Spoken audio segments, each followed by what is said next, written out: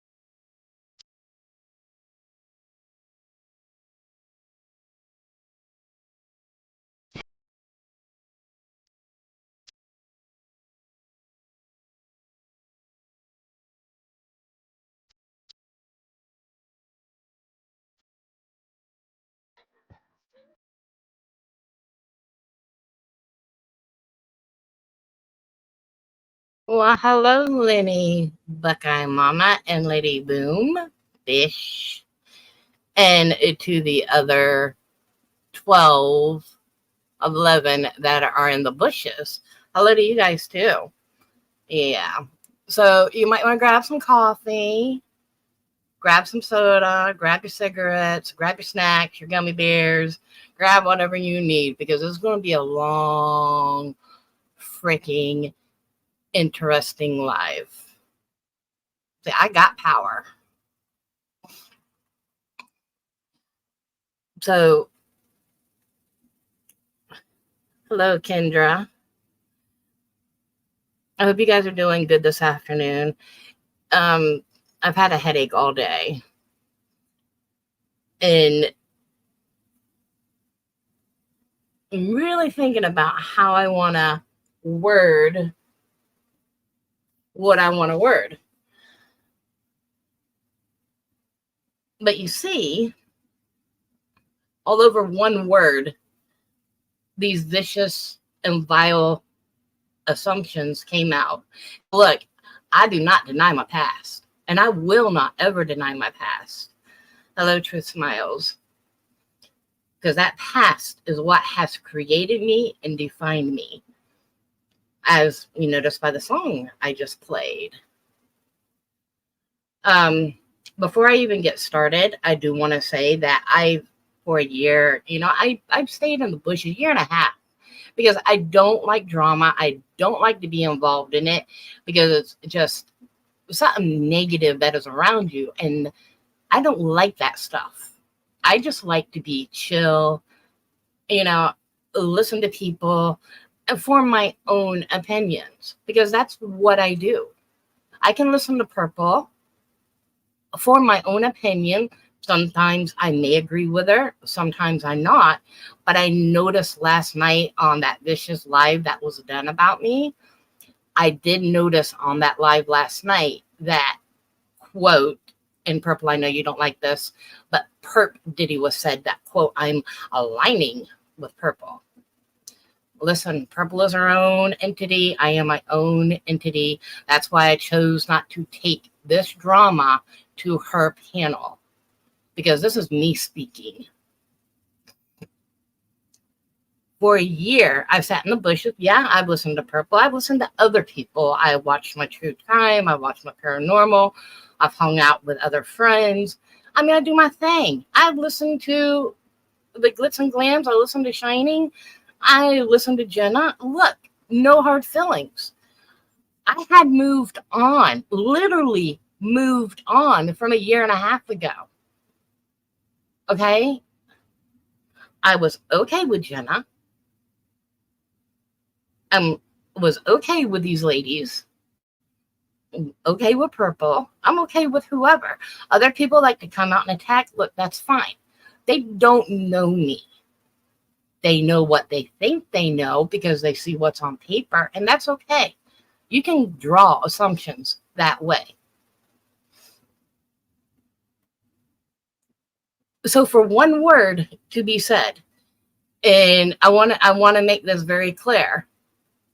Charlie girl, if I physically pointed you out and accused you, solely accused you, no ma'am, I was not accusing you, and I do want to apologize if you feel that I went at attacked you, because that's not what had happened.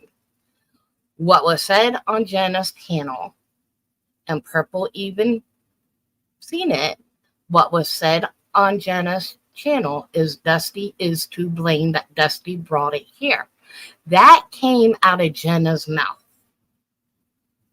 And look, that's sort of what brought me out and said, look, I'm going to defend this because I've been hearing a few other things. Because it's not just Dusty that did it.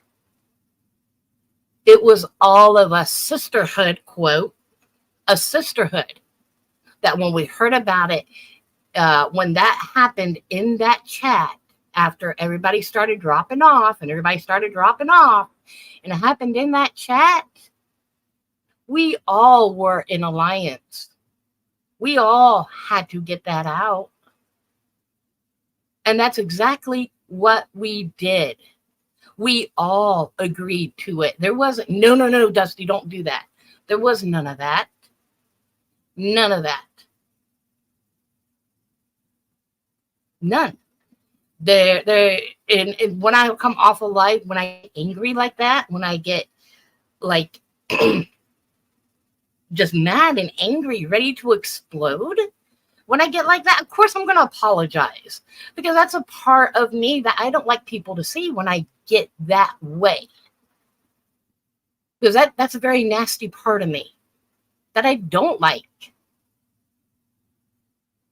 So with that being said, my sincerest apologies, Charlie girl, if I offended you thinking that I was attacking you. But because I was sticking up for myself and saying, no, Dusty is not solely to blame here. It's all of us, this whole sisterhood, because we all are in agreement and accordance to this. And that truth is out there. People have got the text messages where we were trying to get it out there, and people have had it on panel. So it is there. We were all in agreement.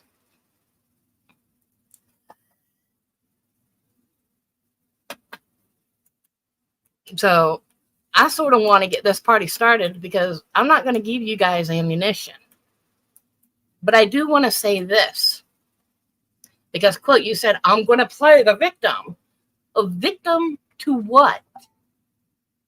And own accountability. Accountability to what? I'm not denying that that's me. That is me. What do I need to take accountability about? Maybe you ladies need to take accountability about what was said in that chat. I don't know any different, because I dropped off when you and Jenna guys got together. I never spoke to Jenna after that. I never had a one-on-one with Jenna. I have not ever spoken to her ever since that. That quote, my emotional rage quit. Yeah, I just don't want to be a part of it no more. After things that were being said and done, everything was working so fast, plus dealing just at a year of losing my child, I had a lot of shit in my head. But wait, let's back up now. Because there were a lot of things that were said last night, and it really disturbed me. And I really hope it will disturb a lot of you other people out there about what I'm going to say, because it is disturbing.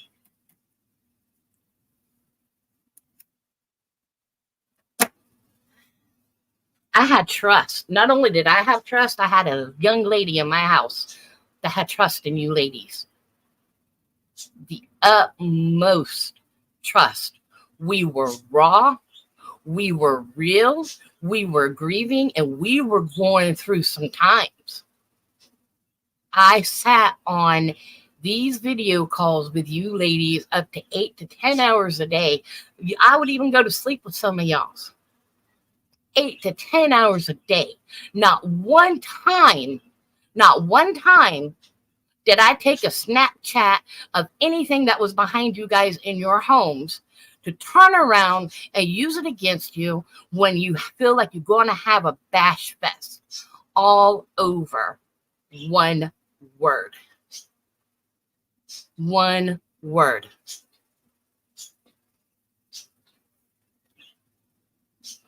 Blame. One word. And someone coming up and coming out of the bushes after a year and a half to say, no, that's not true.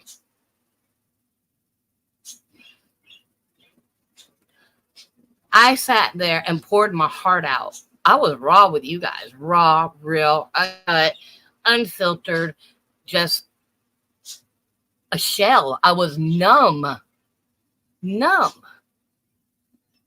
And I really thought that I had a sisterhood with you guys. I did. I thought I had a sisterhood.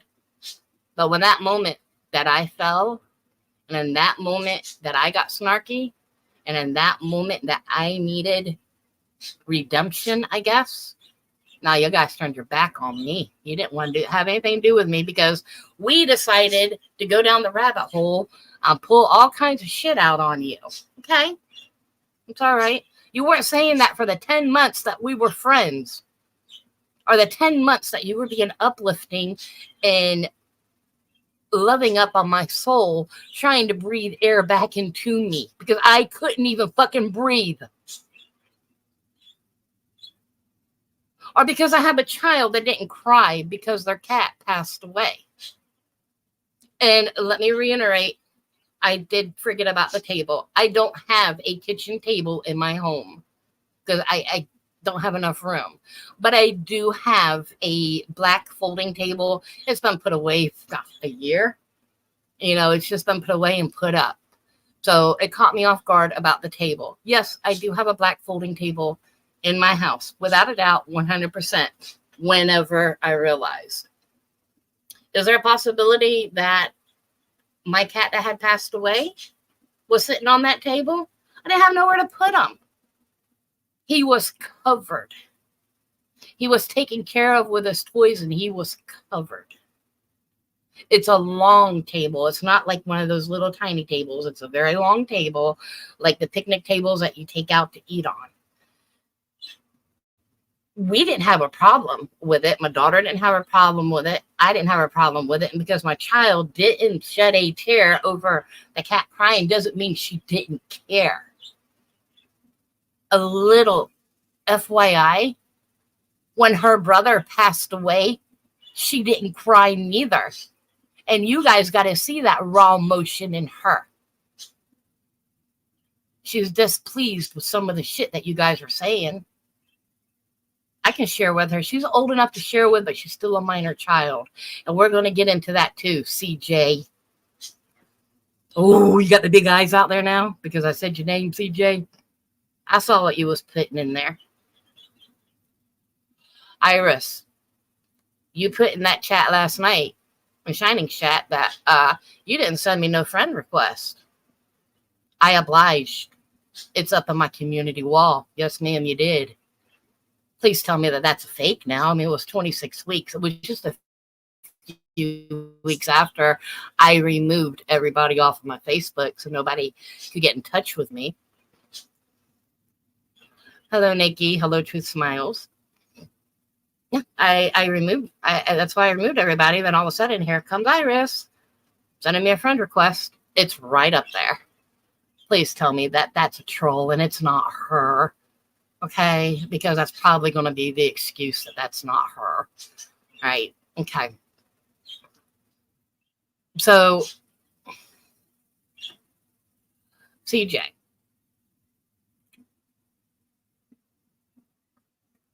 Yeah, I'm not going to try to cry, but you're right, Lenny. It is deep trauma. And there was a lot that she had went through. I mean, Nubby was our baby. He was our boy. We got four of him, but he was our boy. And now we got another boy. But we'll get into all of that because we're going to have to go back to 1992 because the assumption is that whenever I got arrested for child abuse, aggravated felony child abuse, because I told them that I did it to protect. Yeah, they think that I let him take them. I got something for him because they just assumed and spread vile, vicious lies without no evidence. They have paperwork from 32 years ago. 32 years ago. And let me tell you, I will do it again to protect my children.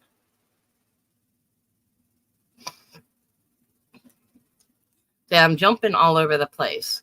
But let's talk about Nubby and her little drop back yesterday.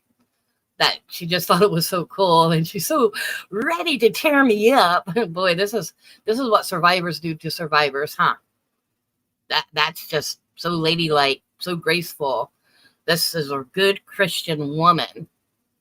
He who has not cast sin shall not throw stones.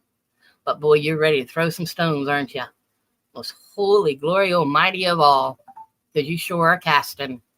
Don't worry, I caught a couple of them pebbles. So the day of the passing of my cat, and I don't know if the ladies remember, I caught my boy Nubby. His name is Nubby. He's 30-pound Russian blue Manx. He was a bobtail. I caught him with a, I don't know if it was a spider, if it was a lizard. I don't know what it was. It was something that he ate. I was not able to get to him in time to get it away from him or to get it out of his mouth. He had already ate it. I had went out, I had did something, I had came home, and he was sick. Whatever it was had poisoned him. So they put up last night. I do live in the state of Florida. Everybody knows that by now. I live in a very old mobile home because it's what I can afford. Hello, Toxified. I live in a mobile home. It's what I can afford. This is Florida, and it is known for German roaches. And I ended up with a pretty bad infestation. I was doing everything that I could to try to keep it under control. I was using Raid, Diatomaceous Earth. I was using Zevo, another one that stinks real bad, but it is cat healthy. That the Raid was not.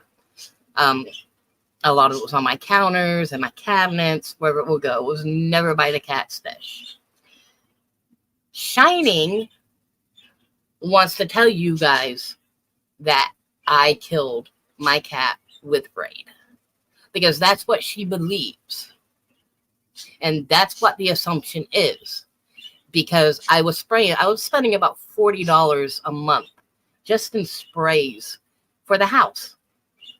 It was not my fault that this was happening, but eventually I did take care of it.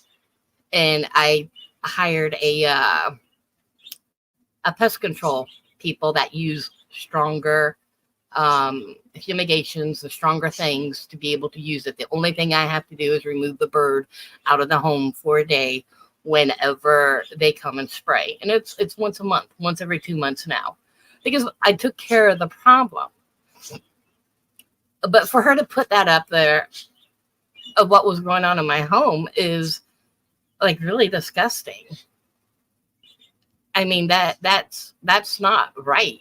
Like, I'm not telling people what happened in your home when all I was doing was asking for you guys to also take accountability that we are all to blame for this. And I'm not covering up my words. This is what was said to me.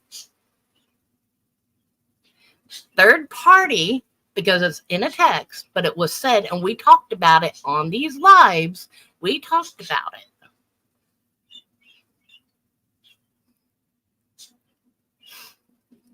it. Yeah, I know, Lenny.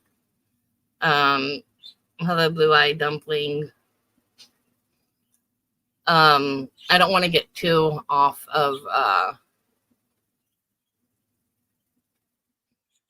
Yep, that's true, Lenny. It was talked about in a Facebook group chat. And I'm glad that you're here because you can verify. I believe that you was there when these things were, these screenshots were being showed that were coming out of the original group that we were all in. Excuse me. And it was all together. We all together said this. I don't think coming up and saying, hey, it's not just me, it's all of us, that it warranted what happened last night on Chinese. It didn't warrant it. But apparently she said that she's so angry at me. Why are you angry at me? Why? Because of a $300 chair? I didn't even know the price of the chair until you said it last night. So that shows me that you look more than what I look. Who cares about a freaking Amazon wish list? I didn't realize that bugged you that much.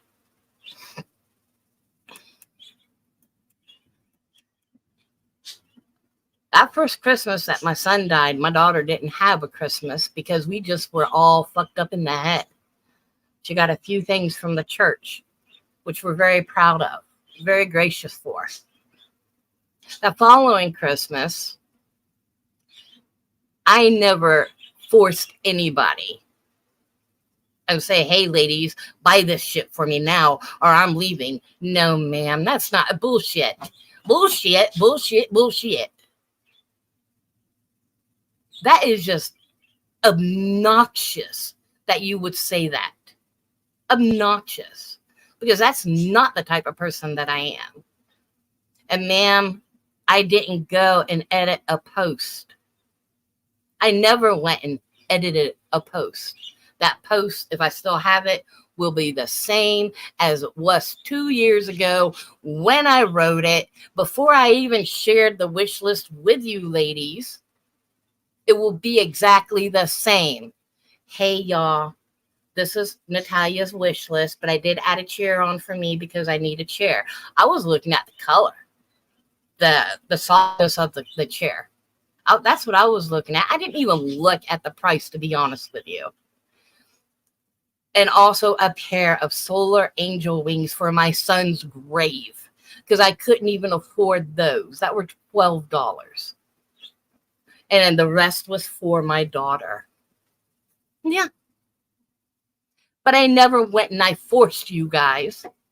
Never did I force anybody on a wish list and say, hey, I want you guys to buy this for me. That is completely obnoxious and fake that you said that. False. And bullshit. Now you guys know that I suffer with my legs. I have lymphedema in my legs that leak. I have neuropathy in my legs. I live on a fixed income. CJ, this is going to be for you too, because you're forcing me to go out there and get a job. Well, when you're in the United States of America, you live on a fixed income, and you get Social Security. That means you are what? You are disabled.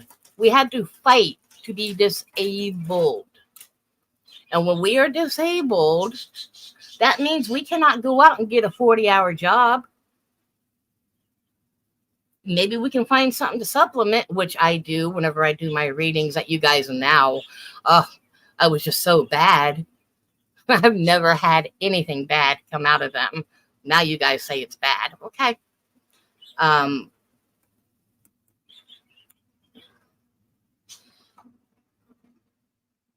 You can't really work. You might be able to do a little bit.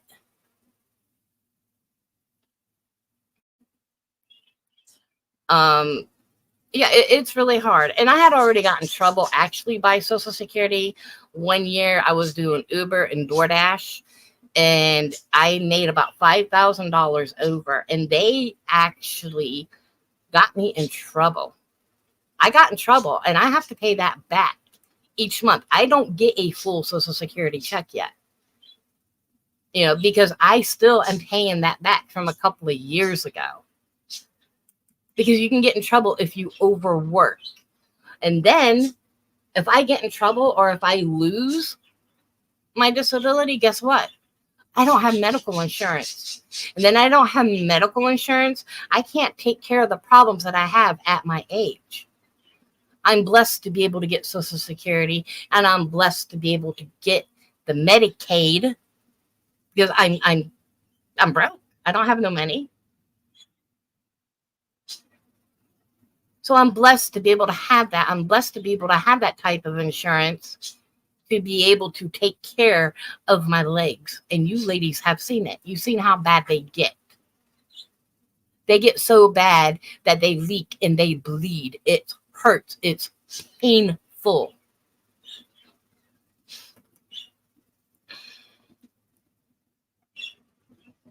You're right, Blue Eyes Dumpling. You don't have enough.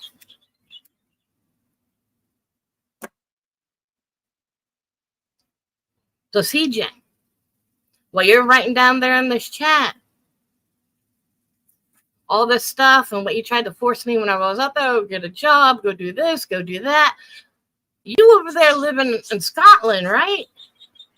Bruh, you have everything handed to you. Every fucking thing. You live off the fucking government over there. Everything is fucking handed to you. You don't have to work.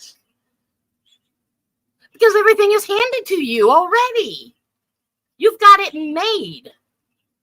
You literally got it made over there. So obviously you don't understand the physical financial struggle of us Americans. Because you got the government over there giving you every fucking thing. And don't say that that's not true, because you already told us how to get the government help, government housing, and government checks, and government this, because you get it all. You sit down all day on your bed, smoking your 420, having a big old party, worrying about everybody. Put your eyes back in your head, because I'm not done. Shining says I'm attacking. Well, I'm the one that actually got attacked. And I'm not playing victim. Shining, you went after me, and the people decided to attack me. But you guys had already started to attack me in my own chat the other day. So, let me say this. In that chat that we're so blatant about, right? That putting the blame on me, that wasn't said, that Jenna didn't say, it's how the girls dress. Okay. So last night, I'm watching what? Little Miss Sly Snake over here. Oh, fuck. What's her name again? Fuck. What the fuck was I calling her? I want to call her by her real name. I forgot. CJ. Little Miss Sly Snake, CJ over here. And that little chat, she wants to say, yeah, my daughter would come out half naked. Bruh, really? Really? So this is what you guys are now going to use against me, right? But it was okay for Jenna's children and for that to happen. But you guys, because you was on camera looking what was behind me, seeing my daughter in a pair of shorts and one of those like workout bras. She'd always have that on. She's in the comfort of her own freaking home. You guys are female women. There was no men on the thing, and there's no man that lives in my fucking house. Tell me how bad that is. But we gonna get to that CPS report. But you guys decided it was all right to judge that last night and judge my child because she loved you guys.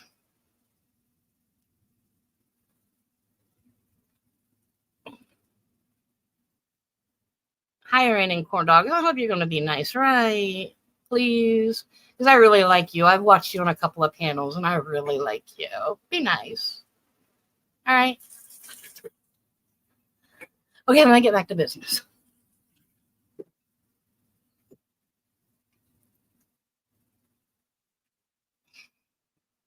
No, I just asked you to be nice. Thank you, Raining Corn Dogs.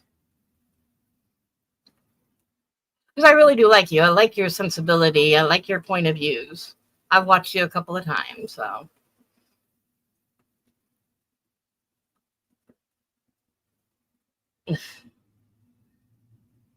Be happy. Be go lucky. So I wanted to put that out there. And look, I will probably switch.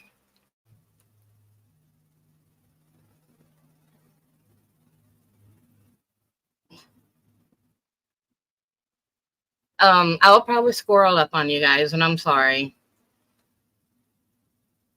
So yeah. So what I was saying, that you girls sat with me 10 months. 10 months in my most vulnerable, my most raw, my most real, my most heartbreaking time trying to breathe over the loss of a child. I really seriously thought that you were all a sisterhood. I never, ever in my wildest dreams until last night thought that you guys would ever come at me like that. Never. And that just shows the vileness. So let me get back. I'm trying to get back. And I gotta get my brain back. So you guys literally just dogged on my child last night in that chat about how she dressed. Literally. About how she would come out. It is. It's very disgusting for what she was wearing in her own home. In her own home. She was covered, whether it was provocative or not. It's just me and her.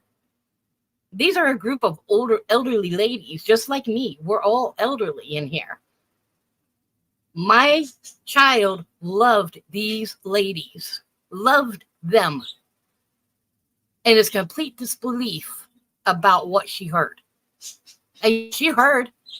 She ain't dumb. I mean, she's not a baby. She's almost an adult. I let her listen. I don't let her get up here and get in my business like I did yesterday about the table. Yeah, by my better judgment, maybe I shouldn't have did it.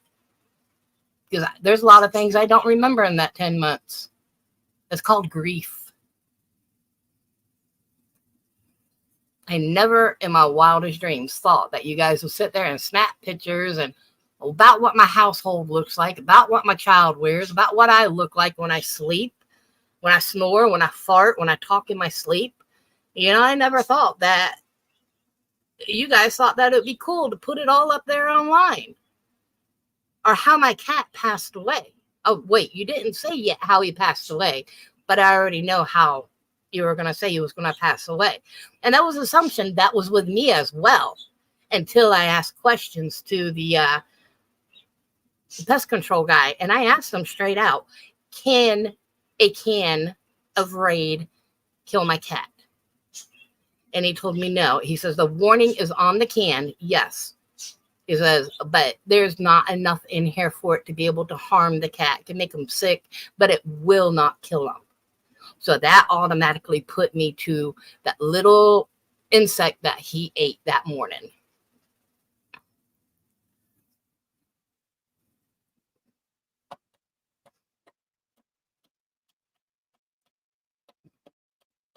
No, I'm not listening.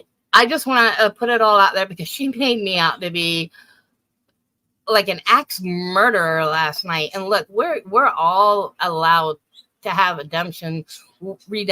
We're all allowed to make mistakes. We grow from those mistakes, and that's called growth over the years. And bringing up my situation that happened with me with my son when he was 3 months old, just drug up some pretty hard emotions that I went through with my ex-husband. I don't think it was ever for her to speak my story, especially being a victim.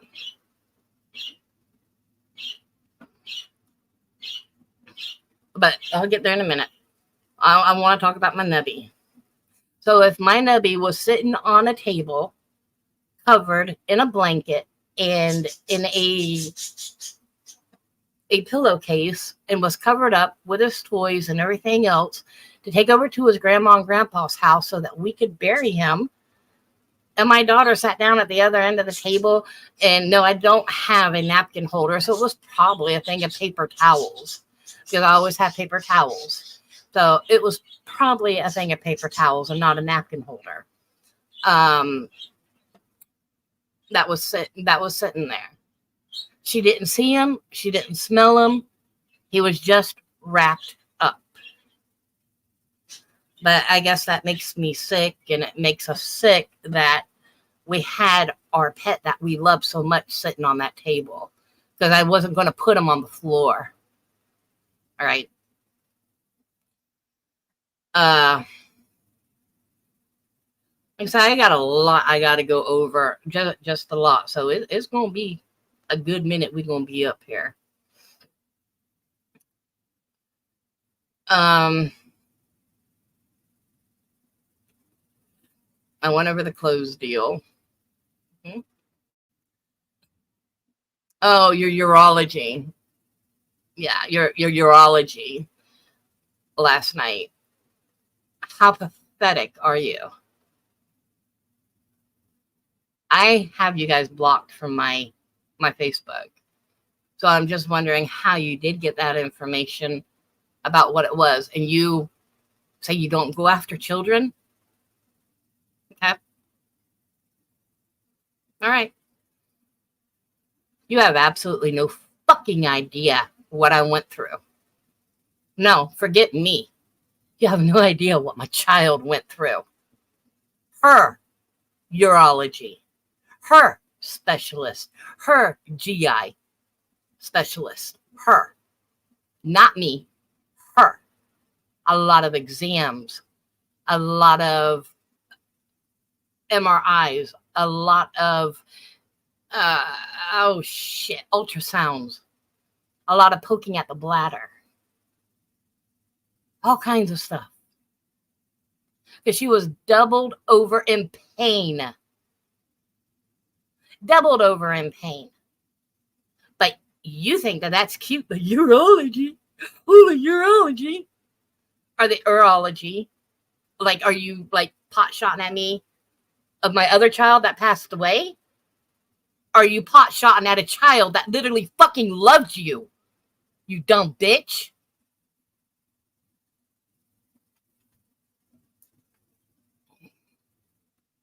Literally, she loved you. And then you want to talk about the shoes that Kim got her. I didn't ask for them. I did not ask for them. She bought them behind my back and said, Dusty, go pick them up. I didn't ask for them. She didn't do that for me. She did that for Nat to give her something for Christmas to put under the tree. I never forced any of you guys to buy anything. But wow. I mean, you made it such a big deal that Charlie Girl bought my daughter a pair of shoes that I had planned on buying. I could have bought them with no problem. I got to do a couple of reads and I would have done them. I would have got them.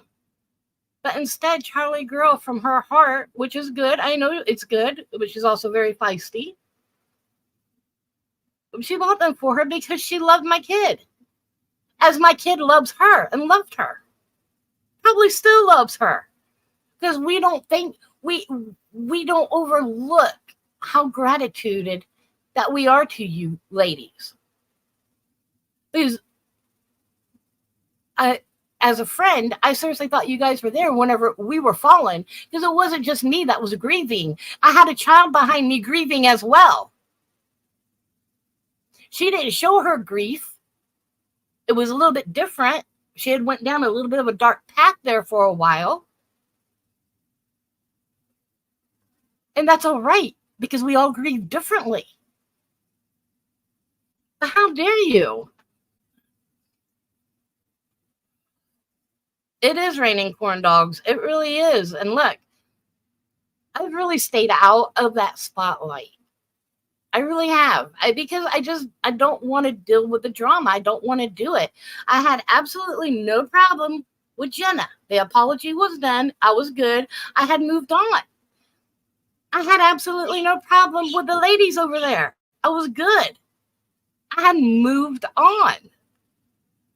The only thing that brought me out is when they tried to say that I brought the stuff about Jenna and her husband, Jamie, touching the girls and bringing it to a panel. It was all of us.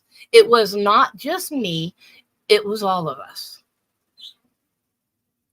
They just tried to throw the blame all on me because I've been gone for like a year. I don't know. I guess maybe they thought it was easier. Jenna said it, not me. Jenna said it. Dusty's to blame. And no, Dusty is not solely to blame. It is a whole sisterhood that we talked about it because we get on those lives and we talk about things. It wasn't a rash decision when it came out of my mouth. It never was rash. It was all 100% known about.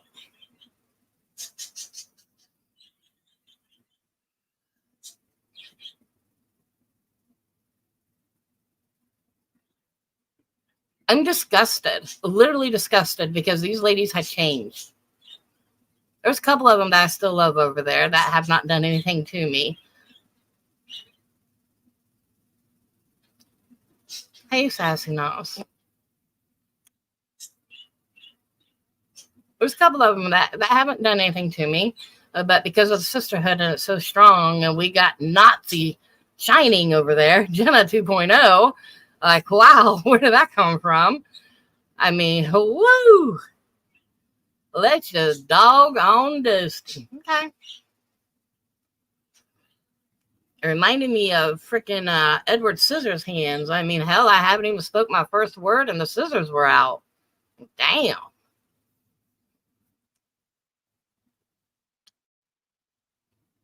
So, let's get started. Yeah,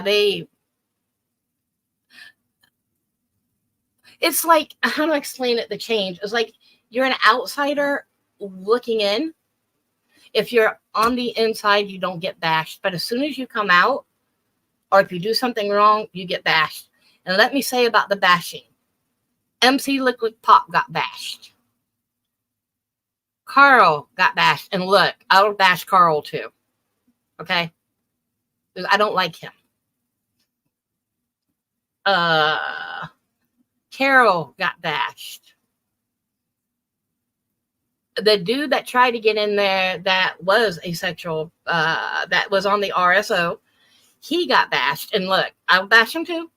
I did. I bashed him too. I'm not innocent and I'll take accountability. A lot of these people that were out, I did bash as well. Judah got bashed. I don't know who else.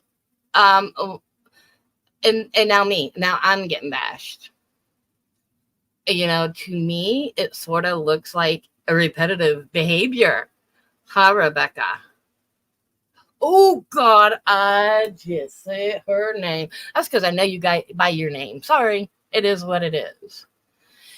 So you want to put my cat out there about how he died? Ha, Dusty Divine. Ha, Dusty Divine.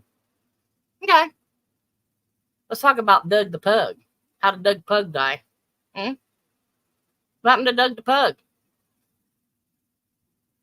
There's a whole saying, don't throw stones at a glass house. Like I said, I caught a couple of those pebbles.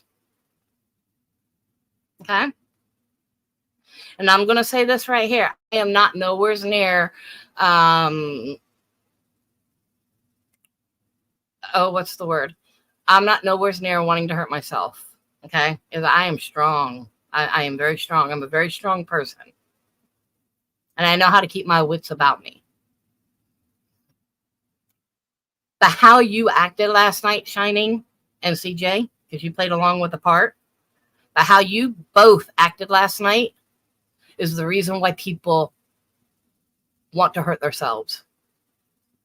I'm not joking. What I saw from you last night was pure vileness, bulliness. And that is exactly how you acted. Just because I come up and state the truth, you decide that you are going to do a whole out on me. Gloria, you are just as much to blame as well, because I saw how your knives came out as well at me.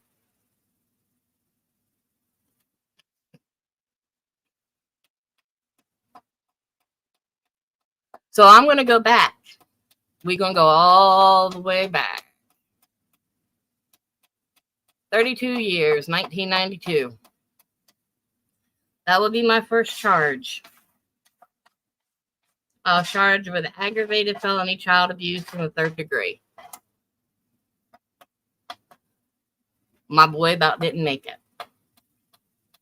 He was 3 months old. And I have told my story over and over again. It's not like I have not ever told my story. I am extremely transparent. I was in a very bad relationship. I was young, dumb, stupid. What, 22? No, 20. Because he's 32. I'm 52. So I was 20. Young, dumb, stupid. Madly in love. Who cares if he hits you? Because I'm going to hit him back, right? Mm-hmm.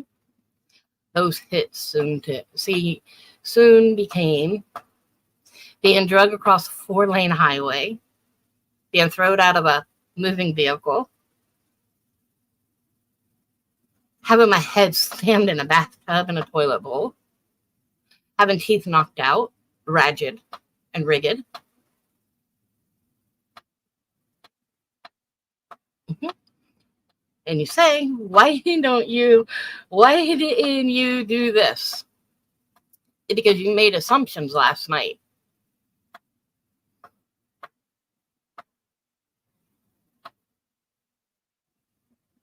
Where did your baby go when you was in jail? Well, he didn't go to his daddy, dumbass. He went with my mom and dad for 18 months. And then 6 months later, when the other baby was born, he also went down there for 9 months, because it was 9 months when he came back, and my other one was 18 months when he came back. Do the math. Do the math. 3 and 6. Do the math.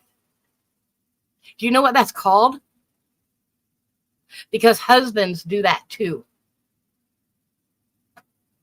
It's called spousal rape. Mm-hmm. So no, he did not have my children.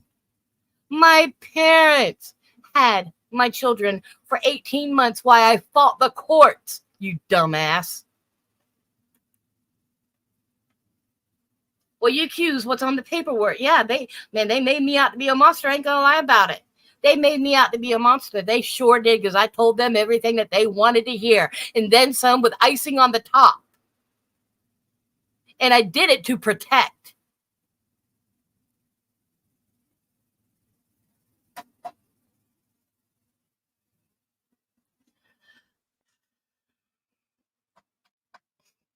But you see, you guys don't know them stories about me. Because you sat and just looked at an empty shelf for 10 months and worried about what was going on in the back of my house instead of getting to really know me.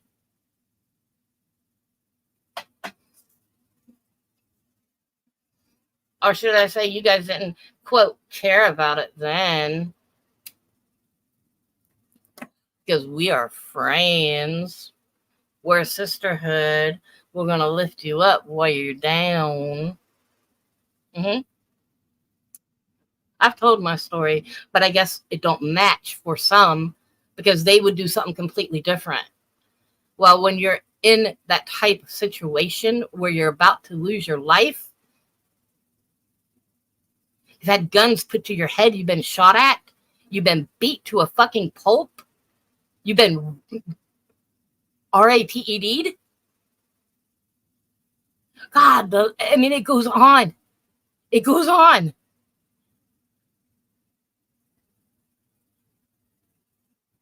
Tell me what you would do. I would lie to a cop to protect, and that's exactly what I did. And I will do it again. And again, and again, and again. It wasn't the best choice that I made, and I don't give a fuck what choice I made. I did to save my children.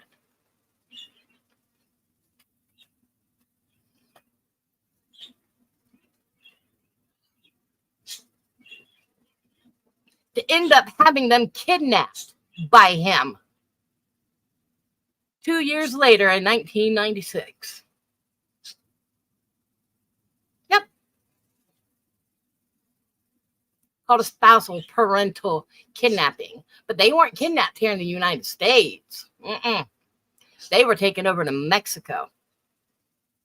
2 of them. 2 of them. I moved heaven and fucking earth, and I found them in 2003, and I brought them home.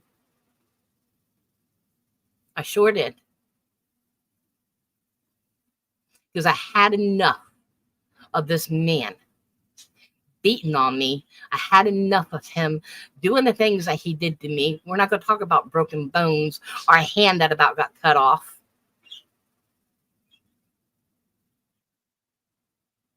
But you want to drudge this all up. And you assume because what's on paper that that's exactly what happened. Of course it is. Because I said that's what happened.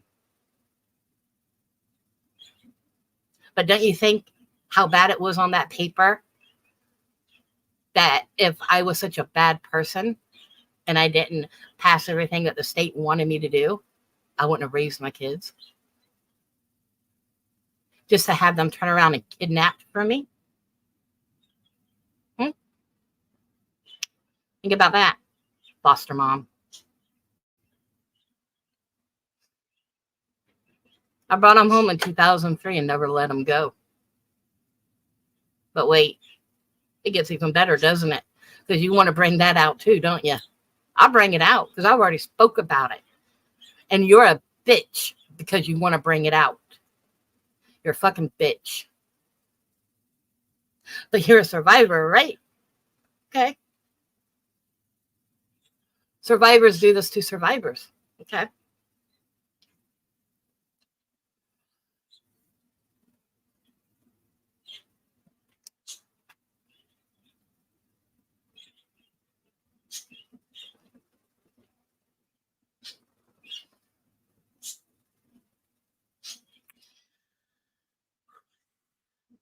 Taking a breath. Gotta calm down. Here's the thing about a real survivor story. Telling truths become their badge. Truth and accountability is a number one and will stand against survivor shamers and blamers. You are correct, 100%. You know, when you told your story, I never, ever doubted you. None of the ladies have I ever doubted their stories of survival, of domestic violence. Never. And for you to put that up there and make assumptions of what's written on paper and not even knowing the fucking truth, it's pathetic. It makes you look weak. And it makes you look extremely vile, because that is what you are, vile.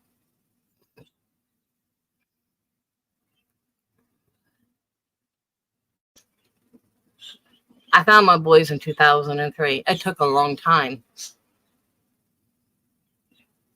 It took some money, took some smuggling, but at that time I did have money. I was married.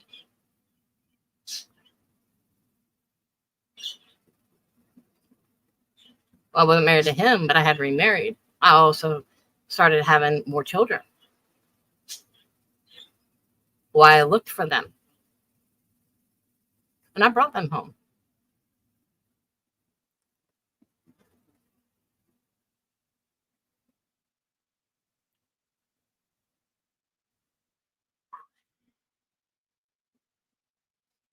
They were damaged when they came home. Damaged. And I had to put one of them right away up in therapy, because that's probably what a good mother would do when they see their child struggling. Put them in therapy.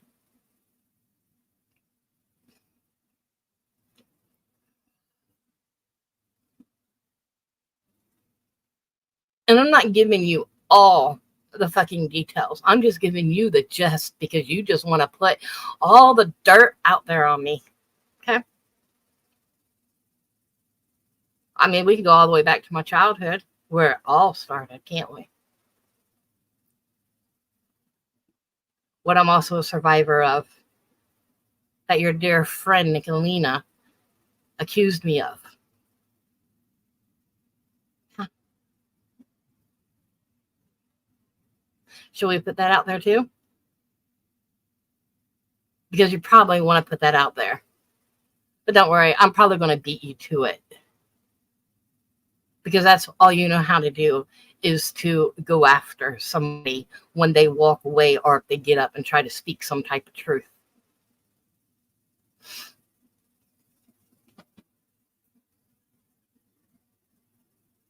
I am a survivor of incest. I've spoken about it. I've created a group about it. And I am a survivor of it. I am a survivor of brutal rape and spousal rape.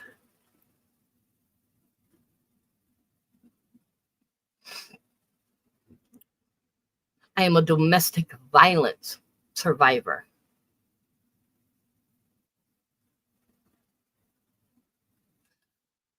Just barely by my life. And there are actually 911 reports on that. You probably want to pull that for you. You know, it's Hillsborough County. You could probably pull it. I believe it was 98 when that happened, 97, 98. So there, you got a little bit of firing power to pull it. He was coming to kill me. Not only was he coming to kill me, he was coming to kill anybody that was in his way.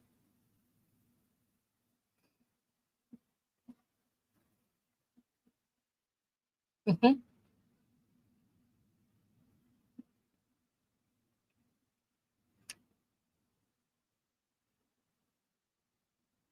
And there's paperwork on that one. Paperwork where he finally went to jail for domestic violence. 6 weeks, attempted murder. That's all I got. 6 weeks.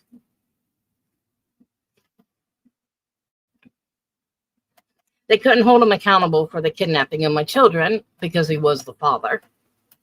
So I had to find them on my own. And I did.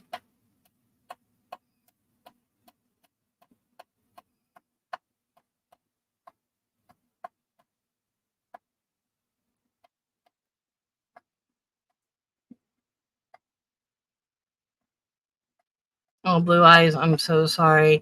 Never be ashamed and scared to tell anybody what has ever happened to you. Somebody will listen.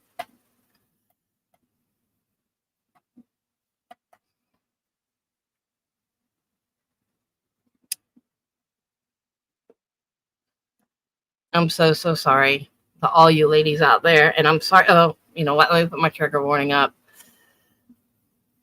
And I even put, because I'm going to get to my begging. So I'm going to put that up too. There you go. Trigger warning. And there's my Cash App. We're going to talk about that here in a bit too. For Shining. Thank you, Blue Eyes. I'm going to make sure that trigger warning is up there. I'm sitting there talking and going all off ways. And going off topic. Yeah, you got to deal with me whenever I squirrel.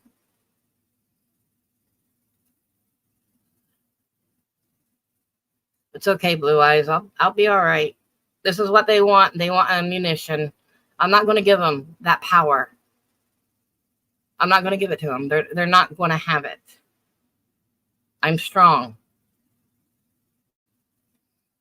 All over because I stood up and said, no, I'm not solely to blame. And that's what I want these ladies to hear. I'm not solely to blame. I did bring it to YouTube, but we were all in compliance with bringing it to YouTube. All of us. All of us. Not just me. All of us. And that's what pissed Shining off. Because I stood up and she said that I attacked Charlie Girl. I didn't attack Charlie Girl. I just said, I'm not to blame. We all are to blame.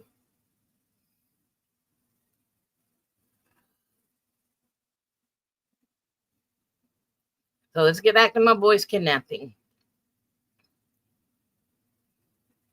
They were dumped over there. They lived with an elderly woman that did the best that she could to take care of 2 young children. Hidden from me. I mean, I was already a monster in the United States eyes because of I would call it a fall or the charge. I took a charge. I did. I took a charge. I was young, dumb, and stupid. It ruined my fucking life. It ruined it. And you know what? I would do it all over again. If that means protecting my children.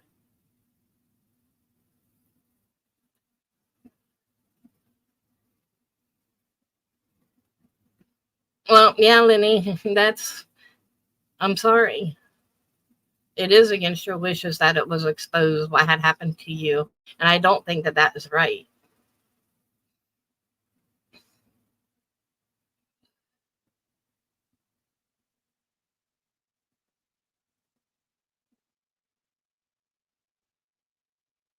And so I brought them home. I got them up in counseling. I was doing what a parent is supposed to do. In the meanwhile, I have a 2-year-old that is on the spectrum. We didn't find out he was on the spectrum till he was 3, but he did have severe ADHD. He was on the spectrum, and I just had a newborn. That was a failure to thrive. Shining, you know about failure to thrive, right? So you understand where I'm coming from when I have a failure to thrive child. And we're not talking about the food. We're talking about a child that died 3 times before his first birthday. And is no longer here because he died on his 19th. Shining? So I'm sure you understand about what a failure to thrive child is. All of a sudden, I have all these rotating doors in my home. It's all these big rotating doors in and out, doctor's appointments, whatnot. Life was okay. No, it was okay. This is a trigger warning. You know what I'm going to say.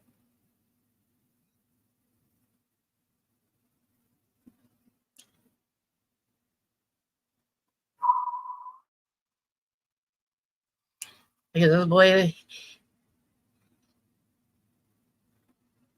is no longer here to tell the story. Only Mama can tell his story.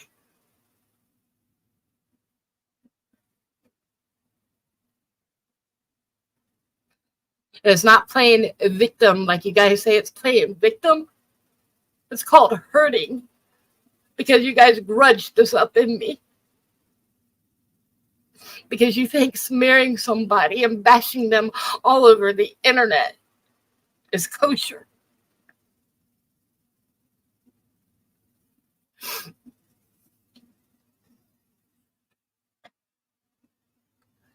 So it's going to get intense.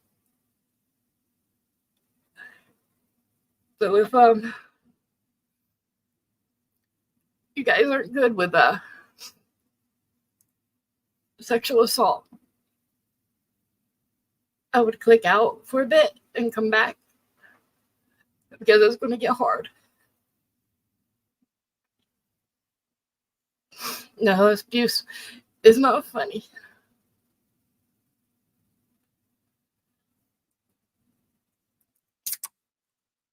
It's a Sprite, y'all. It's a Sprite. Yeah, they think it's funny that they triggered me. Wow, survivor group. And this is what survivors do to survivors to trigger them this way.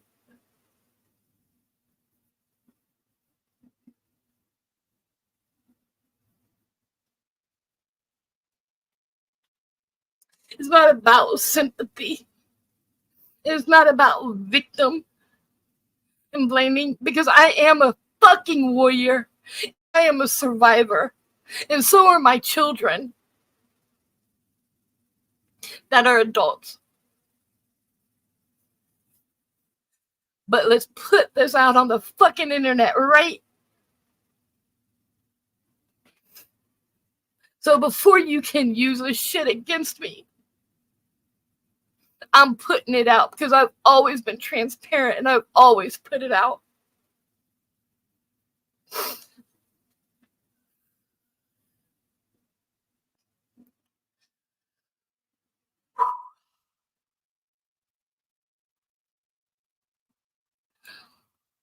March 6th, 2006, one of these children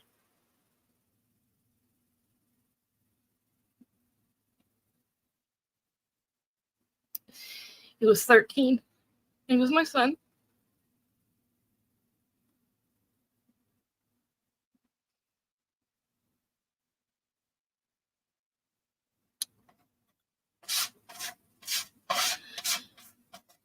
And my baby, because my baby wasn't born yet.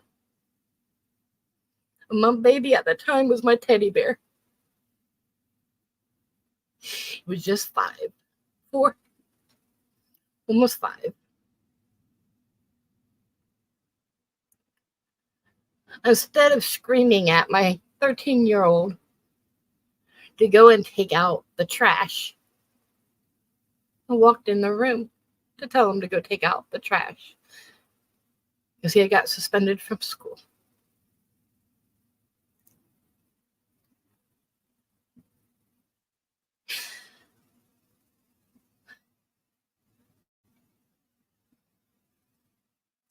Imagine every day you have a CD that plays in your head images that you saw that 13-year-old doing to your 4-year-old that was a mute at the time. Imagine those images. Because I never wish it on any parent. I walked in on my child being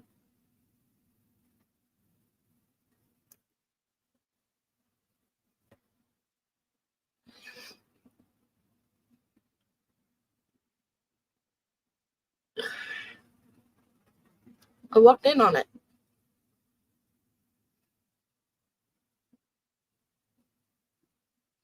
Talk about skeletons coming out of the closet.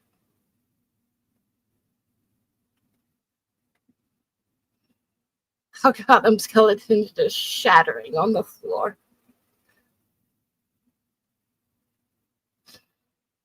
Could have killed him. Could have killed the kid. It was my kid. It was 13.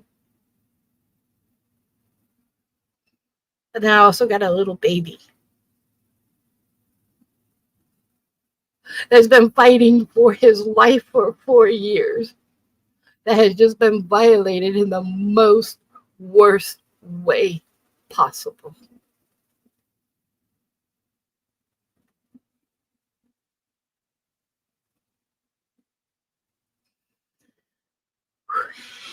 I called the cops, and I did what any parent would do. I did. I had him put in juvenile detention, and I understand that he had a past, and it was explained to me that this boy was in survivor mode, and he didn't have no feelings. He was an empty shell. I put raid in my home. I put alarms all over my doors to protect the kids. I'm pregnant at the time, too.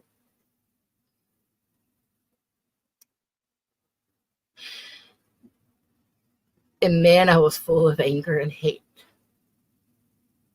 How can a mother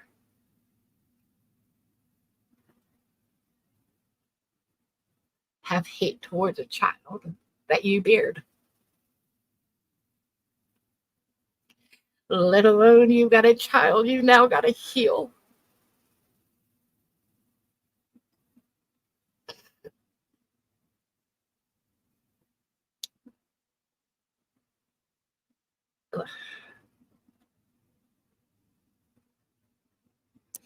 So I did everything.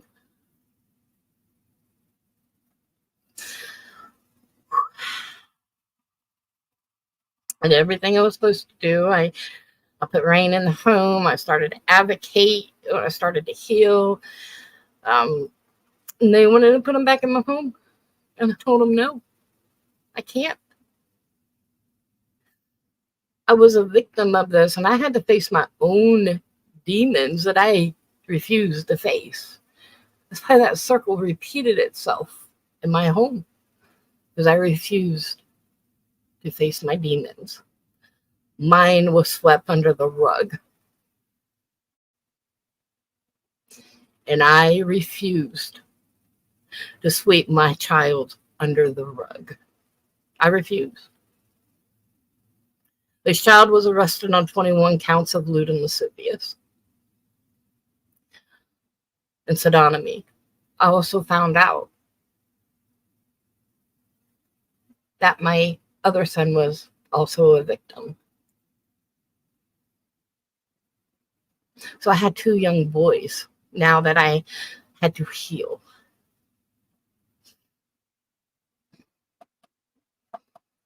Two young boys that were victims. I were 4 and 6 years old. I ended up on TV. Warren Ellie got involved. He was one of the big time stars down there. not movie stars, or news stars. Warren Ellie got involved and moved mountains because I was having a really hard time. They just said it was because I was pregnant. It was those, the pregnancy nerves, the pregnancy anger is what they called it.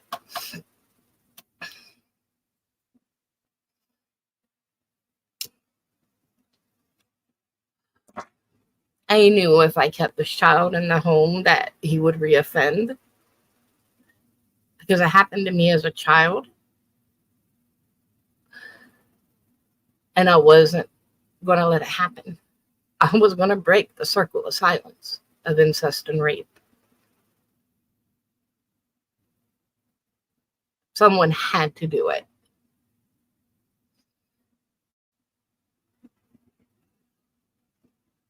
So I did. I started going on the news. I had to show my face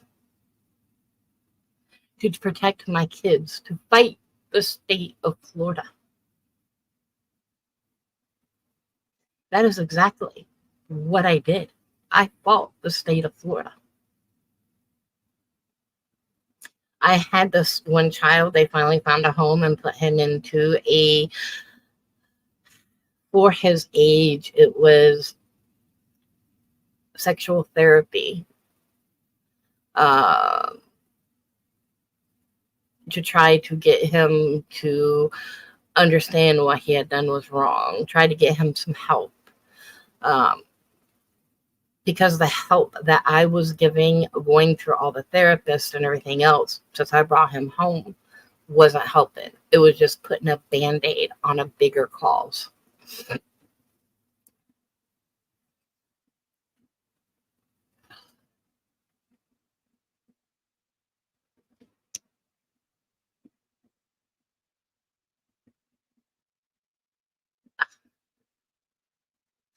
I forgave my son. It took me a minute, but I forgave him. And it took one song that I heard a million times. And it was by Randy Travis, called Mama Prayed. And when you feel the power of God pushing you down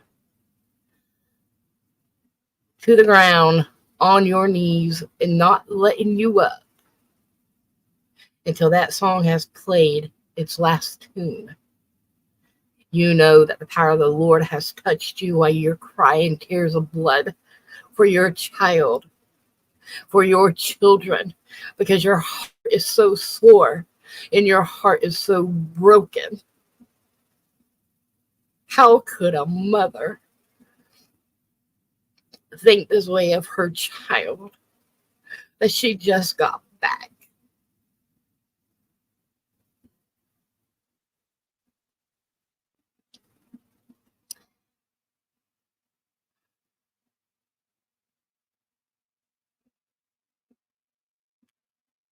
Yeah.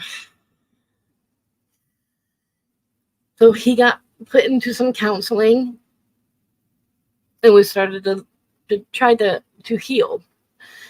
I went to heal.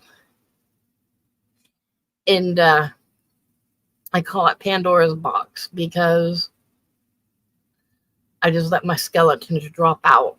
I'm the therapist, very first time ever meeting him, I remember him. So I just remember him because he had one blue eye and one brown eye. And I remember sitting in the chair, scared. And I remember just opening up my heart and letting all the skeletons fall at my feet. And the man was just like, whoa. Like, I just blew them away when I let them skeletons out, because I had to let them out. If I was going to heal my children, I needed to heal myself. So time went on. Everybody was in therapy, crisis center, mental health therapy. The child, the 13-year-old that committed the act, he was in therapy. He was in a secure place. It wasn't jail. It was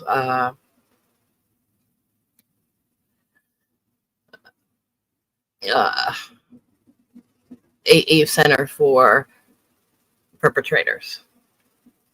And let me tell you, in the center, he built a bomb out of a battery. He blew up a light thing with a battery. He stole a scalpel from the doctor.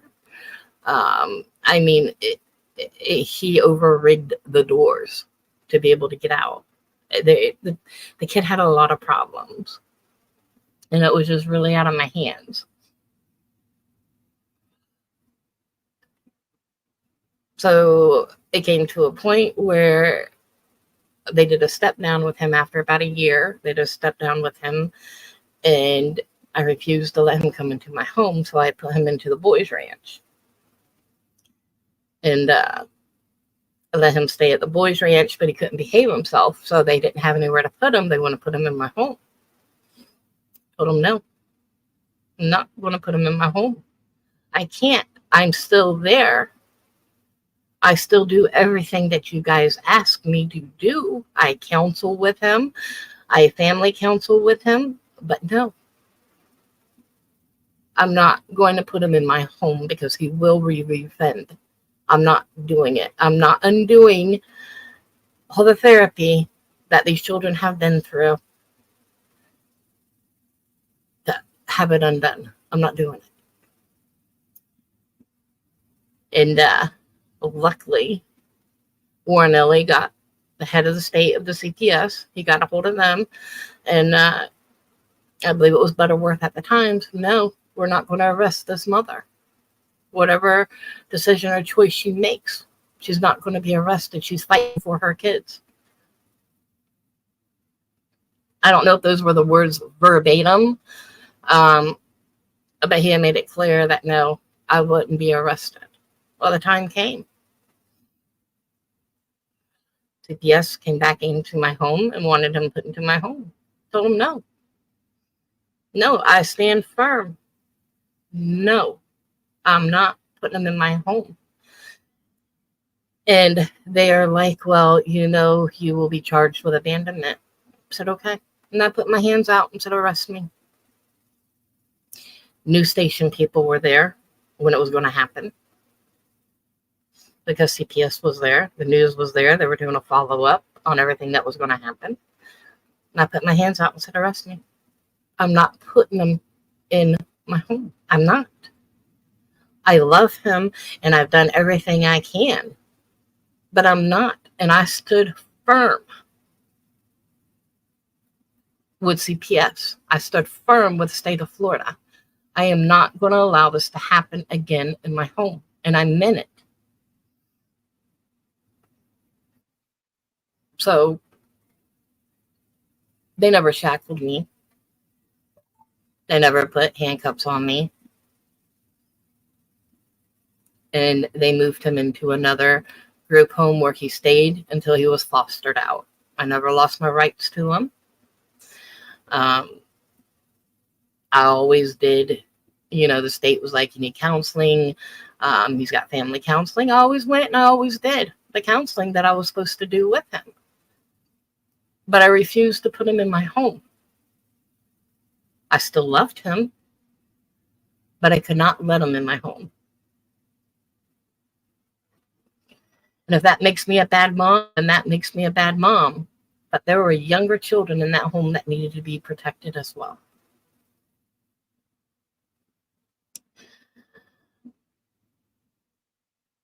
So my next incident will be in 2011.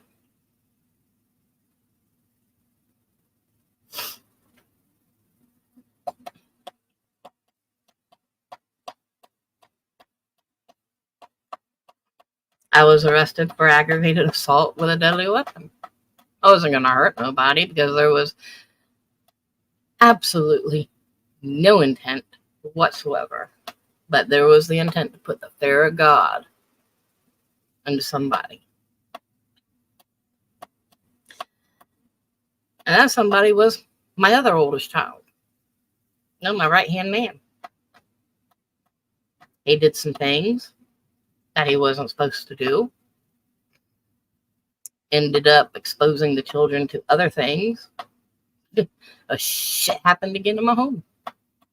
There was no grape or anything done at the time. It was just exposure.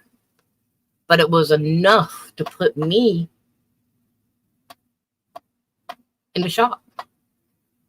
Enough to put me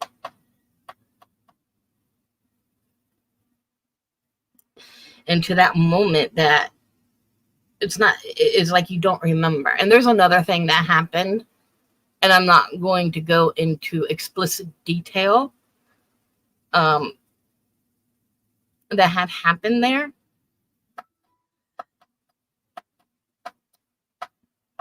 But it was enough learning what had happened that put me into shock. It did. It put me into shock. I don't remember that day. But the part of that day that I do remember is grabbing a porcelain knife, a tomato paring knife.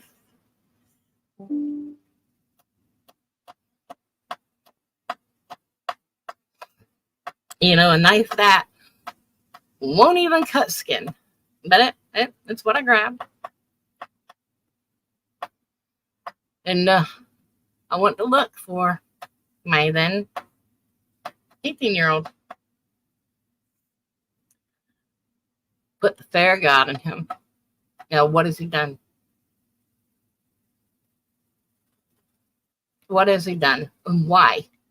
After everything, every fucking thing that I went through with these boys, killing them. Why? It was more pornographic movies that he was showing them on a Blu-ray, and there was a little bit of other stuff that happened. Now my kids had to go in through forensics. Then we had to go in again through... Oh, well, I'm getting ahead of myself. Like I said, this is going to be long, y'all. But we got to get over the hard shit. Because they are not going to use this against me. They're not.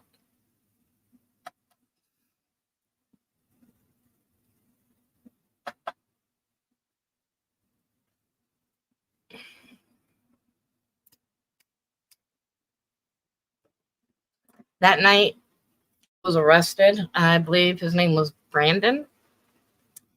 He didn't even want to put handcuffs on me. But he had no other choice. Because I did. I committed a felony. I did. I went down and I put the fear of God. Fear of God. Into my own child.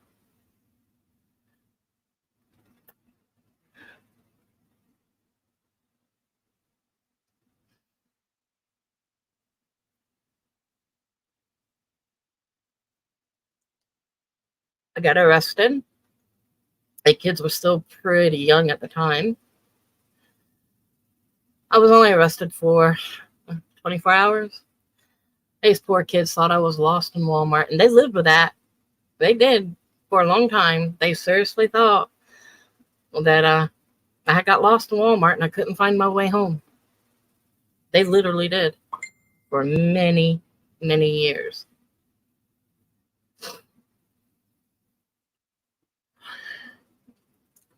Came home and I moved. I sold my home and I moved.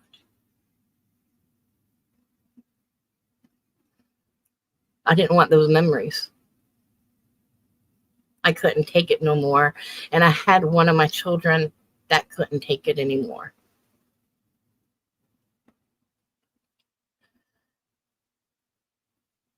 I put them into crisis therapy and crisis counseling. All of them, including me. Well, no, I didn't go into the therapy because I was already in the therapy. Hey, Purple. Sorry, this is going to be very triggering, so it's going to be hard. They went through 8 weeks of therapy. at the crisis center. And I decided to do another 8 weeks with them. I was like, no, let's do another 8 weeks. I want to make sure these kids are powerful fucking warriors. I want them healed once and for all, that this shit does not happen ever again in my home. And I want these kids to stand strong.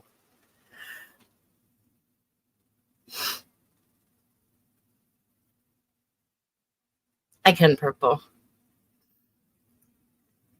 I want these kids healed, and I want them strong. We're going to do this again. And I started to actually volunteer my time for a bit. While the kids were in school, I went and I volunteered my time at the crisis center.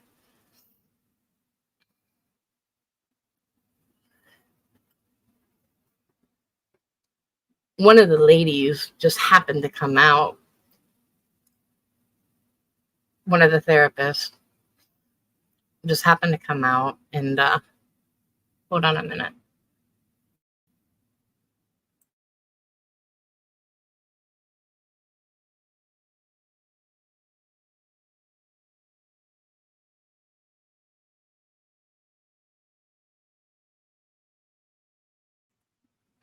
Sorry.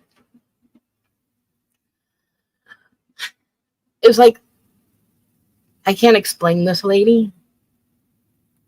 There's like, she saw into my soul and how broken I was. And I had already went through the therapy of throwing my skeletons on the ground. But, you know, bigger organizations, especially when you're in Tampa, the bigger places, they look at you at like a number. They don't really look at you as a person.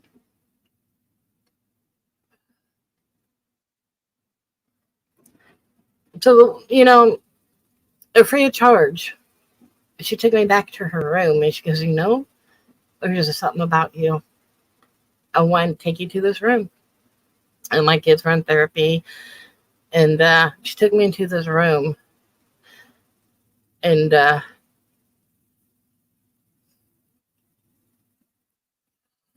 don't know what she did to me.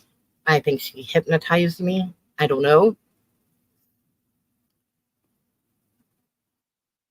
But she did something to me that changed me. It was only one time.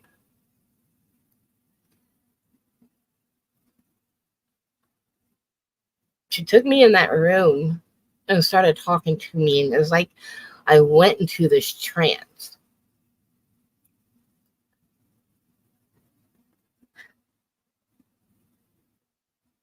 And I think this is where I knew where my brokenness was.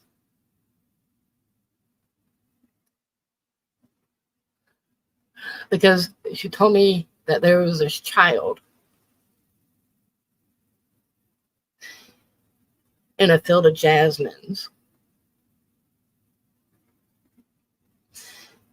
A cherry tree that sat on this little hill.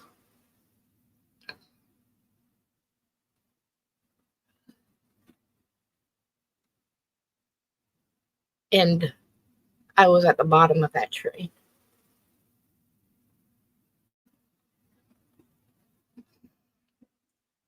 So when I looked up, this little girl reached her hand out to me. That little girl was me. My inner child. 3 years old when I was broke of a brutal rape from a babysitter. 3. No one believed me. That's where I was broken.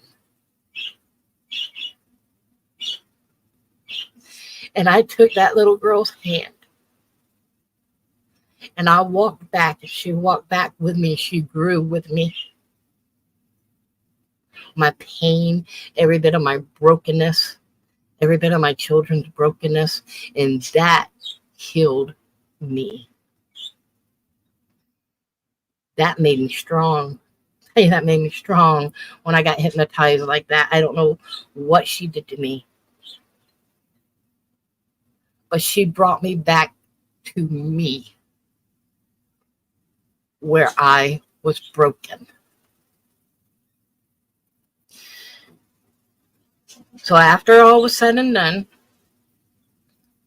he moved out. I moved on with my own, and I really didn't have contact too much with my oldest son. He was my right hand man, and then all of a sudden, there was no contact. That hurt my heart.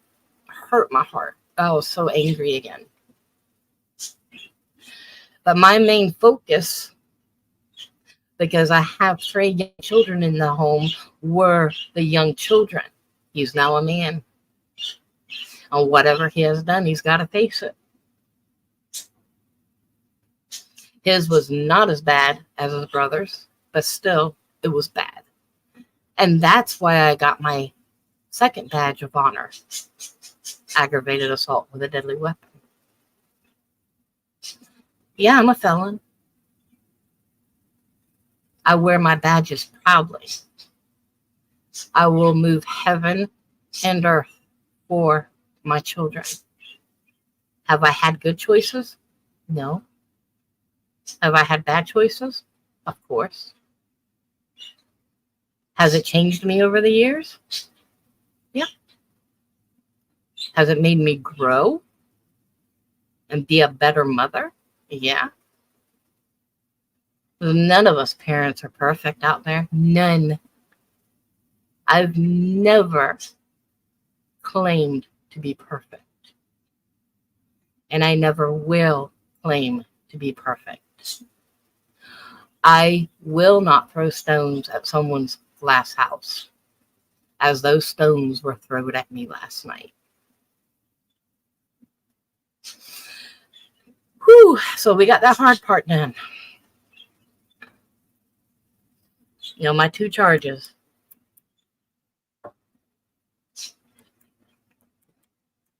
We're going to get to Bart, but first we're going to get to the begging for blessings. That's when my Cash App is down there, okay? That's why I put that down there, because I'm a beggar, as was said last night.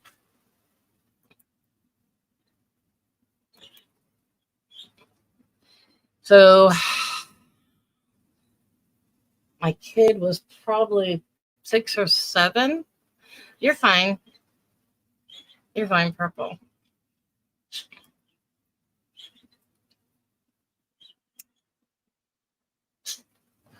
That's exactly what happened, Lenny. And I that's why I stand for truth.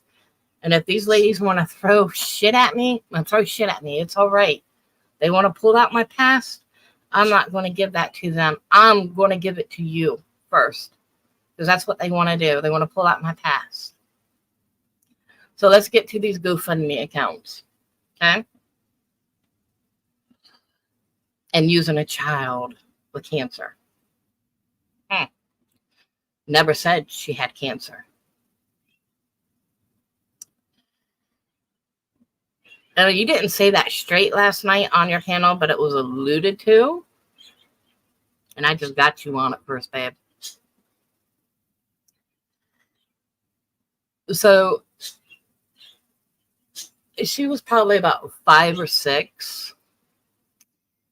And there was this lump that was on her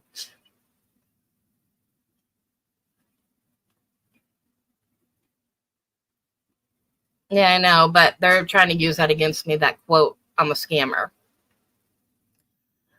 No, yeah, my past is healed, and I do cry, but my past is healed. But when it grudged up last night, I think it was a pathetic attempt to assassinate my character. Because everybody does it, they always automatically assume. So my kid was about 5 or 6. I still have the whole story on my Facebook. Because again, people watched my children grow up. I've always been very transparent with everything that has happened in my life. Everything.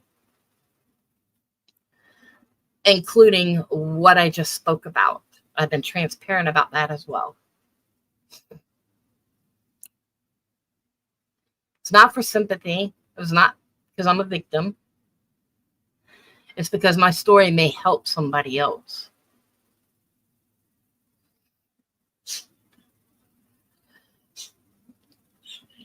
So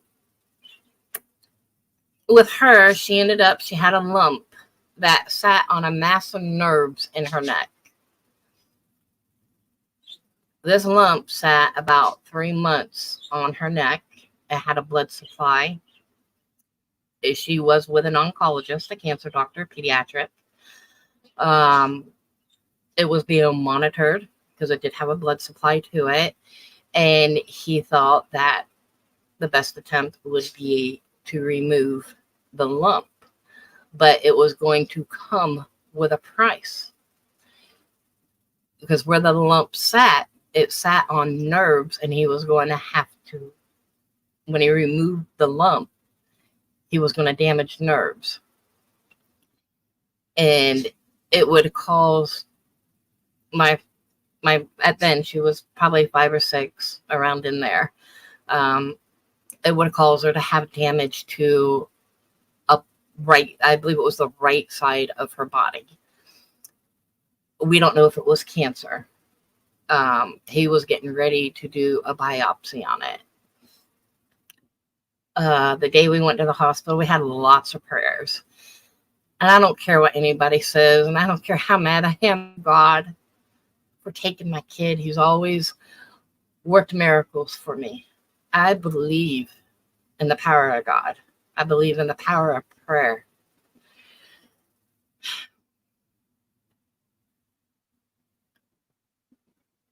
So the morning of her surgery, which I also have photos and the write-up and everything else, I have it all. The morning, it was a really early morning. We had to take her in, got her gas mask because she was going to have to go under. Cotton candy, I believe it was, is what it was cotton candy. She remembers it was cotton candy. Cotton candy. The boys were there. They were playing with stickers and dinosaurs and coloring. And we had to get her set up to go in for the surgery. That lump stayed on this child for 4 months. 3 to 4 months, it stayed on her. Didn't get any bigger, didn't get any smaller. The way to explain the size of it is, you know, the gumballs, the big gumballs that you get out of the big gumball machine back in the day. That's about the size of the lump that sat on her neck. I've got a picture to prove that as well. I've also got the picture in the hospital where they were doing markings on it to where they were going to remove it.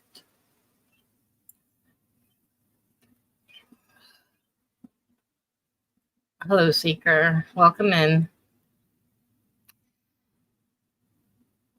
So with all of that operation that was about to happen, it was going to be a big ordeal. It was big.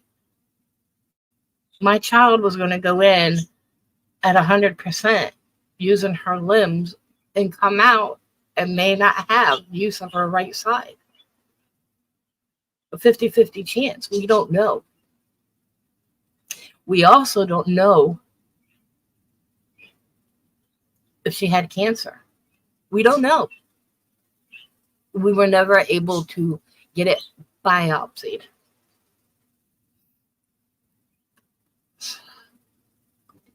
Now, one of my children actually did. He had melanoma. He had melanoma cancer. And that came from all the medications he was on as a baby to keep him alive. It started to come out in his skin. And they ended up having to take spots, dark black spots off of his skin because of the medication that he was on.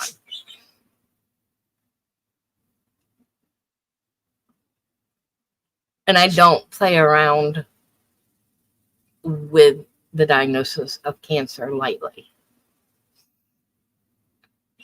So I never said that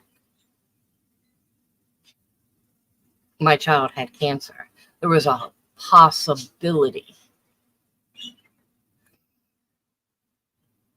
that that lump, that mass that sat on the nerves of her shoulder and her neck was cancerous, a possibility.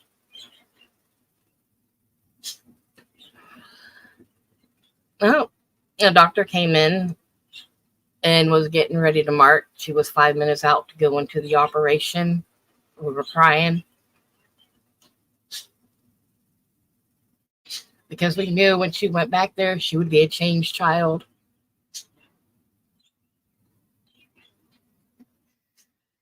And like I said, I believe in the power of prayer. I believe in the power and miracles of God. Because he went to take the marker around her neck to mark where the mass had sat for 3 to 4 months. That mass was there in the morning.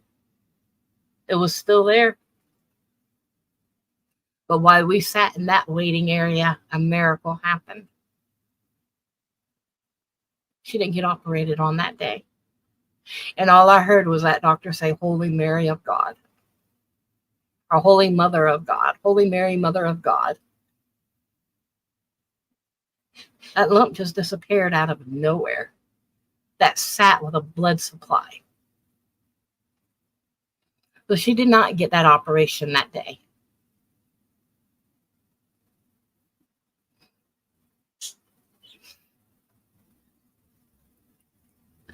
She still had to go in for a few oncology visits, make sure that there was no regrowth. It was some kind of lymphedema, or no, I have lymphedema, so lymphoma.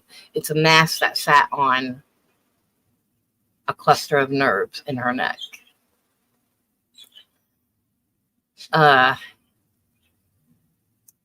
They actually did another ultrasound on her neck, and it was gone. And it happened to be the same ultrasoundist that did her first ultrasound that remembered her, because she was actually scared. And we knew that there was a blood supply that went to this mass, which what I was told whenever I was going through the oncologist and stuff, which gives it a 50-50 chance that with it having a blood supply where it grows, that there's that 50-50 chance that it could be cancerous. That's why they needed to remove it and have it biopsied. But it never happened. She's never had it happen again to her with a lump coming out like that. It was like a one-time deal that it happened. We have watched her, and it's never happened again. But I actually have doctor appointments and all kinds of things that are all over my Facebook back in the day whenever it happened, that if I need to pull out receipts for Shining, I can pull them out. I did make a GoFundMe account for my child because I thought that I was going to be bringing home a child that was going to be changed. There were going to be bandages. There were going to be other things that were going to be needed. I wasn't going to be able to work.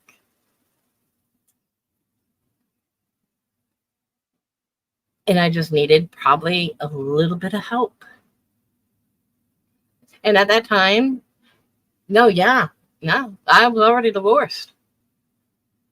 Dad was already out of the home. Yeah, he wasn't he? And my divorce was 2012. Was finalized 2014. So yeah, he wasn't actually in the home no more. So I was actually a single mom going through all of that by myself and doing all of that. So that will be my first GoFundMe account. That quote is a scam to Shining, because I had a GoFundMe for my daughter. And that was more for bandages and whatnots and needs. And again, I actually was a single mother at the time. And And I would take jobs that, because I didn't, at the time, I didn't get Social Security. I would do like small jobs on the side, like cleaning or whatever. And at that time, their dad, we were divorced or going through a divorce, but their dad did help out a lot more too.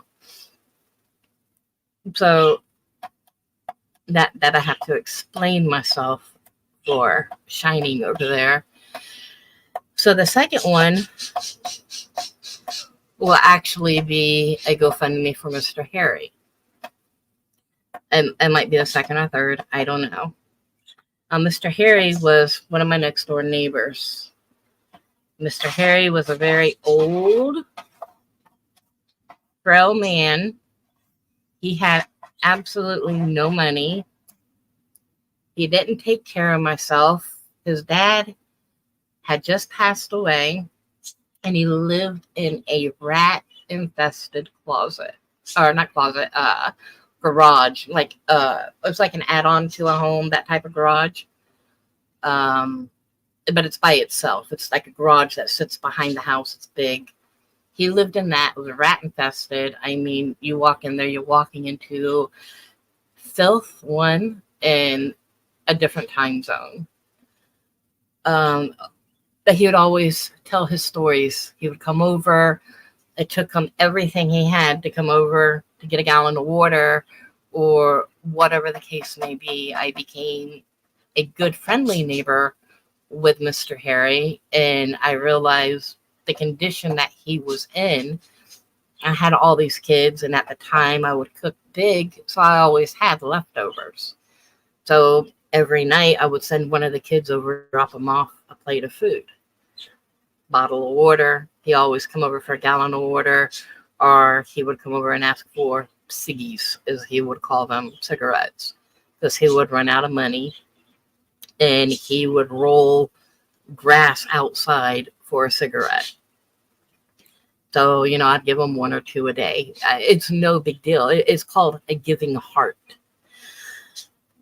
So after his dad passed away, and he stopped getting a Social Security check for his dad, all his money he didn't have anything, absolutely nothing. The man didn't work.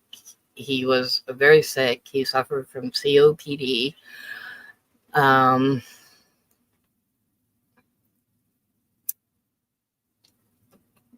He couldn't walk from here to the end of the street without not killing over. He had a hard time. My house sat right across from his garage, and it took him everything he had to walk over to my house, sometimes to get blessings, to get water, to get a soda, to get cigarettes, whatever the case may be. But we made sure, when we would have like big family outings, we would always bring him over so that he could have a plate of food. Another neighbor that was right across from me as well, she was an older lady. I made sure that she also was being fed as well.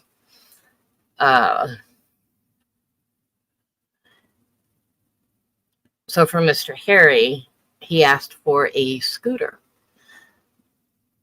That's a lot of money. I really can't afford it. I am, a single mom. I really couldn't afford it. I got good friends on my Facebook. And so I put a GoFundMe up.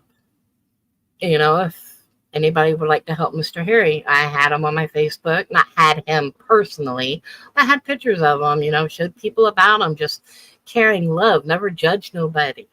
Don't judge anybody for who they are. Give. Just give. Be nice and give. Help people. And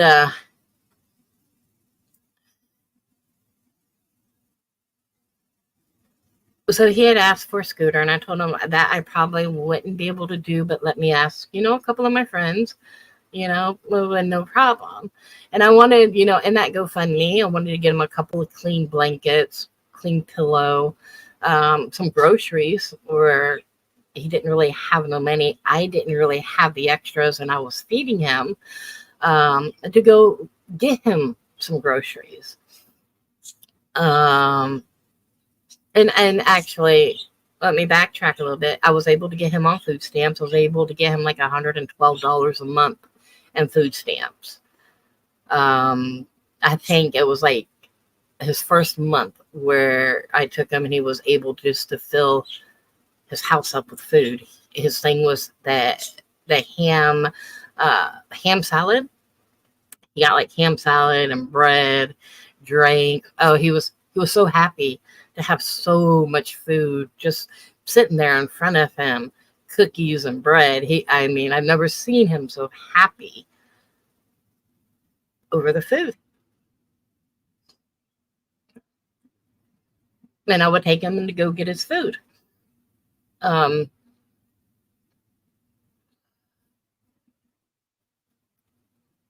After I had put up, when he had asked for the scooter, I told him, I said I would try.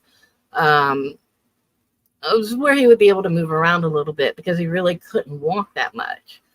So I had put a GoFundMe up for the scooter. Put a picture up of it. Um, and I believe, I don't know if I put the price, it was about $5,000 in case there was anything left over, for blankets. Because I didn't really know how much a scooter was. But to get the guy a good scooter where he would be able to go to the dollar store that was just right up on the corner from us, where he could do things himself, where he didn't have to worry about me asking for a ride. I had a big truck at the time. That truck takes a lot of gas. And sometimes I didn't have that to even put into my truck to take him where he needed to go. So we thought that would be a good idea. We would be able to get him a scooter. So one of my friends sent me a $5,000 check for him. And to get him his scooter. And that's exactly what we were doing. We were getting Mr. Harry his scooter. I let him know that I got the money in for him. I got a $5,000 check. My friend sent $5,000. We're gonna get him a scooter. We're gonna get him other things from Big Lots, blankets and things that he needs. He was so excited. That night he fell. My other neighbor, the one that's dad to Bart, my other neighbor saw him fall and went over to assist and started hollering for me because he knows that I was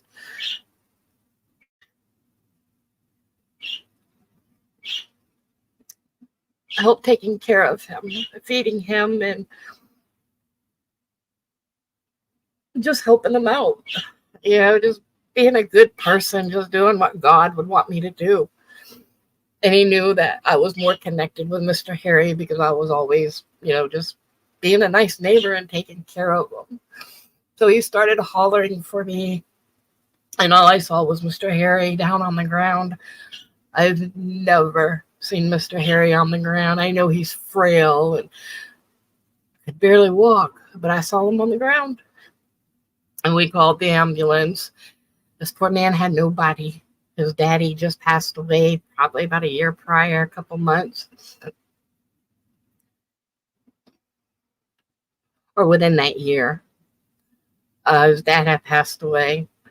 I've called him Flasher because he would like to come out. He had Alzheimer's and flash himself. He was a character. But we took Mr. Harry to the hospital. And imagine you're on your freaking deathbed and you have nobody. Absolutely nobody. You've got a sister that has sort of forgotten about you, but you've got nobody and you're on your deathbed. I sat with him.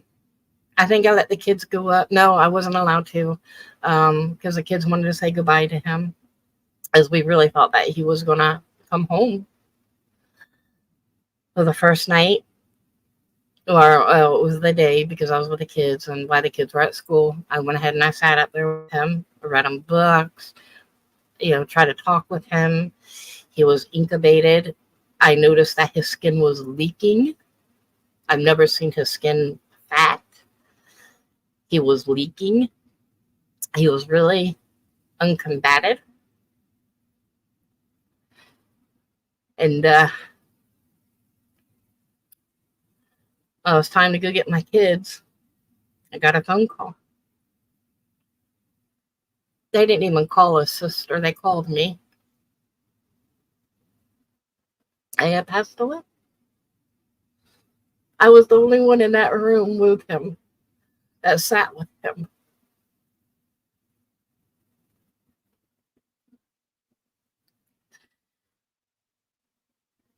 I wasn't connected to him like at a love fest or anything like that. It was just, he was a human being.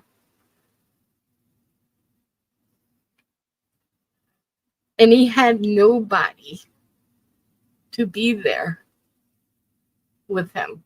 His sister was called. His sister knew because I let her know. But the money that we were going to use for his scooter, I gave it to his sister. And the blanket that I had got for him that was an eagle. And I gave that to his sister when she finally came up to claim him. I gave her the money and a blanket that belonged to Mr. Harry for the scooter. So that's where that GoFundMe money went. It was never for me. I never scammed anybody. So true. Lenny, that's so true. Human souls are so dark. It's like they forget where they come from. I believe the third GoFundMe, down in Tampa, whenever I lived in Tampa, a lot of homeless people, lots and lots of homeless people. And my passion has always been homeless people. If I make a plate for one, I make a plate for all. That's just the way I am. That's the way I sort of grew up. So once a month, me and the kids, we would make something, whether it be spaghetti, hot dogs, bologna sandwiches, peanut butter jelly sandwiches. We'll make lunch bags, whatever the case may be. I think my biggest feed was 173. That was my biggest feed. And I actually did, that was actually a Thanksgiving dinner for Thanksgiving. So I believe I did a GoFundMe for that. Asking for help if people wanted to help with things that I needed to get to help with feeding. I'm a single mom. Yeah, I did have a little bit of money back then. I wasn't struggling as much as I struggle now.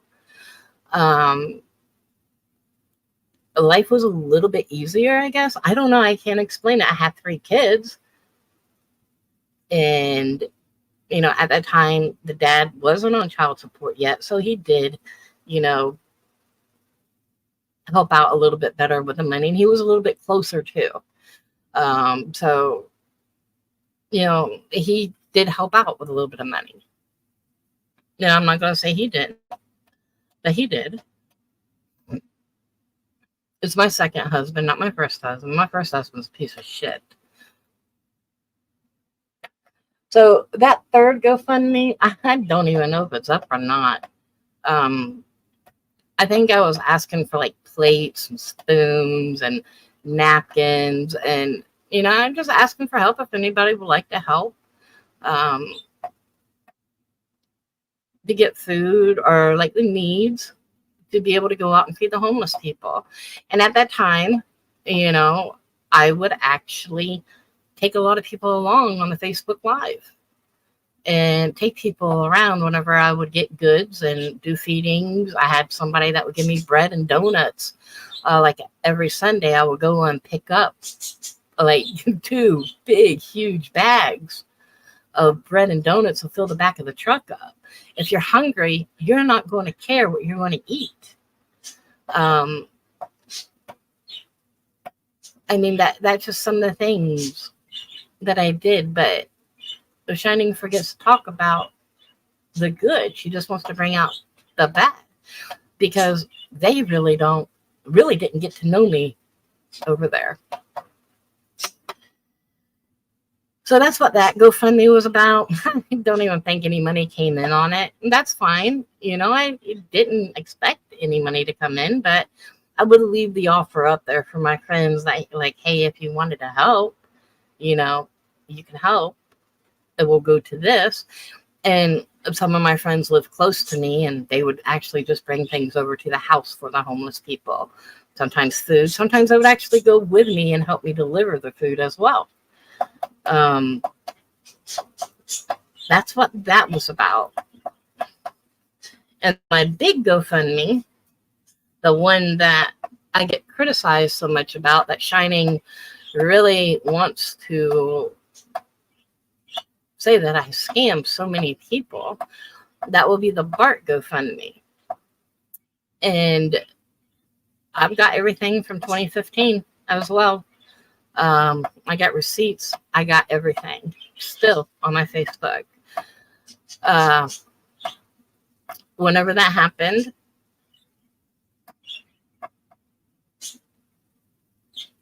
see, I never got in trouble or arrested because Bart was not my cat. It belonged to my neighbor. It was not my cat. I never got arrested for animal abuse because it wasn't my cat, nor did my next door neighbor get arrested for animal abuse. And she's claiming that there are court papers out there. I never went to court, so I do not know where there are any court papers. Now, the only thing that I did do is I went with an attorney and I had to give a statement. So I don't know if that quote makes up for a judge. I don't know, because we did serve a cease and desist because an animal is considered property. So we did serve a cease and desist. That GoFundMe, I believe it raised about $7,000. We only needed $1,700 for the operation. We ended up with about $7,000 in the GoFundMe. That's when I found out that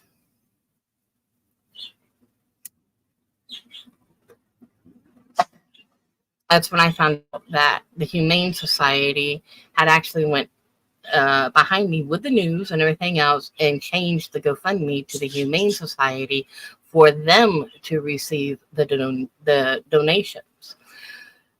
So let me spell this out for you, Shining. When you are the owner of an animal and you take that animal in, I'm not the owner, but when you take that animal in and that condition that Bart was in, yeah, he was in bad fucking shape. Very bad shape. If a person did not lay claim to that animal, quote, stray cat, as it was being said that he was, they would have taken him back and euthanized him because of the damage that was done to him. See where I'm going with this? But because Mr. Ellis decided to say, that is my cat, this is what happened, it's a miracle that he got out of the ground and came to us. He was hit by a car 5 days prior. He's not my cat. Not mine. This is a story that he was given. I'm just following along with him. He was my next door neighbor. He had no reason to lie to me. Instead of them taking the cat back to the back and euthanizing him because Mr. Ellis laid claim that that is his animal, it would only cost him $1,700, $700 to fix him. That's it. $1,700.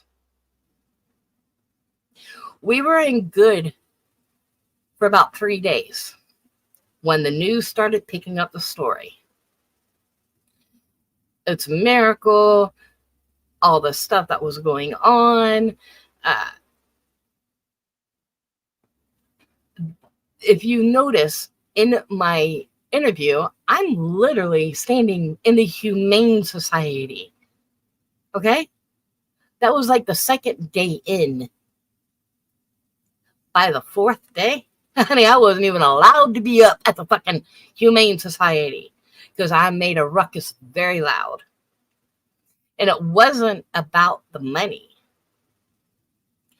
It was about she went behind my back and switched the account over for the Humane Society to get money off of Bart. That is called extortion and exploiting this owner's animal. How would you feel if that happened to you when the animal became a cash cow? And that is exactly what happened. I stood up for this man because they wanted the $7,000 that happened over 48 hours, plus the $200,000 that they were collecting because people were sending to Bart. All it was supposed to go to Bart. That $200,000 was supposed to be for Bart and his recovery. It wasn't for the Humane Society to say, okay, this cat is a cash cow, and all of a sudden now it's abused because it's famous, like all over the fucking world, famous that something beautiful has happened, and they made it into an evil zombie story. And because I stood up and fought, I became the worst person in the world in 2015 for fighting for the cat. And I was fighting for what was right. They were wrong on what they did. It's called extortion, exploiting.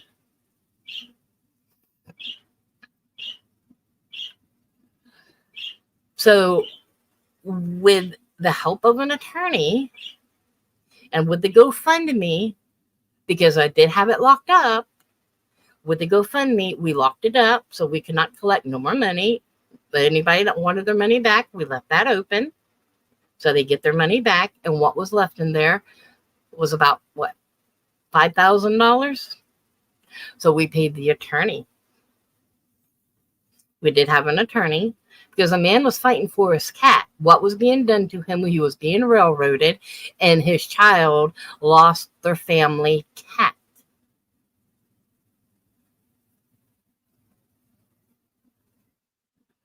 Now, I understand what's all over the news. That's fine. Let it be all over the news. Because, boy, they ripped me to fucking shreds. I ain't going to lie. I'm still standing, though.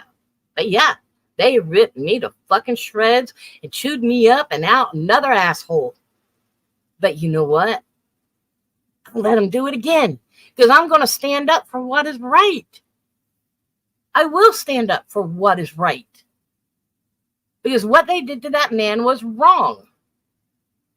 And that's between that man and the Humane Society. I didn't scam nobody. Money was given to the attorney. Now, maybe going in for the statement, I don't know if that has anything to do with the court. I don't know. I didn't ever go in front of a judge, so I don't know how there's any judge papers. But I did go in with the attorney and gave a statement. Okay. He also went in. We were actually together that day. He went in that day and gave a statement. So did the Hillsborough. So did the Humane Society. They went in and they gave a statement. What transpired between the owner and the Humane Society is between them, and they came up with a settlement. That didn't happen with me. I didn't get a dime out of it. That was between them because it was not my animal. I never laid claim to it being my animal. And there was still $1,700 left in the GoFundMe account after the attorney. The settlement was, I don't know how much money was given to Mr. Ellis. That's between them. But he had to relinquish rights to the cat, to Bart. And they kept the $200,000 that came in for Bart. That's between them. I was not involved in any of that. I never went in front of a judge. I just went and gave a statement. I never released that video, but whenever you ladies told me, I guess after my emotional rage quit, because I just didn't want to hear about it. After that emotional rage quit, I was told, I had to chill out. I thought I was entitled to a second chance. You give everybody else a second chance. But instead, you guys decide to go down a rabbit hole and let's pull every damn dirty thing out on Dusty that we can. Okay? If that's what makes you happy, all right. But it's not like we sat 10 months for 8 to 10 hours a day on a freaking live stream, joking around with each other, talking with each other, lifting up each other for 10 months. But now all of a sudden, because Dusty has had enough and is literally right at a year of my first of losing my son. And then all the stuff that was going on with Jenna, the bickering, the fighting, and everything else. Now you guys getting good. Yeah, I wasn't ready to hear Jenna. I respected the apology. I was good. But honey, I'm still at my firsts. I'm still at my fucking first. So please excuse me if I was emotional when I raged quit, because I didn't want y'all telling me what I needed to do. I already know what I needed to do. But damn it, I was so deep and lost in grief. Who were you to tell me what I needed to do? So when I was told, oh, we cannot be associated with you because of Bart. Okay. I gave you guys the video that I never dropped. And that was me releasing the money to Mr. Ellis. The rest of the GoFundMe. I never received a dime. Never asked for a dime neither. Because I was only standing up for what was right. And if that meant that I got spit up and chewed out, guess what? I'll do it again. And obviously that's what I'm doing right now. Gotta take a drink, y'all. Gotta breathe. Because we still moving on. We still got a lot to get to. Told you it's gonna be a long ass live. Y'all still with me? And my chat hasn't moved. Or have I bored you?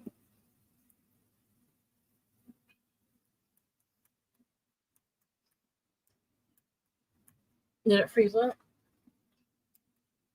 Oh, yeah, we're still. Oh, thank you, Lady Boom.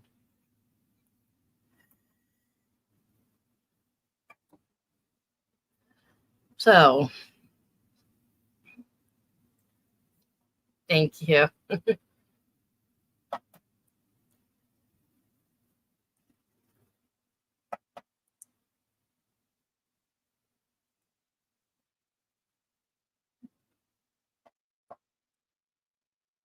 One of them said the judge didn't agree, as that was the gold standard in determining what happened. There's variables that judges go on, like the law, which may not support what we think is right. Which, our affair, which is completely true. Like I said, I never went in front of a judge. I had absolutely no idea that if there's court paper, well, I guess there's a court paper.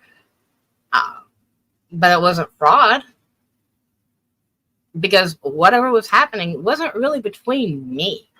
It was between the owner and the Humane Society. I just was holding on to the money.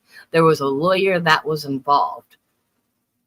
These people were too big for me.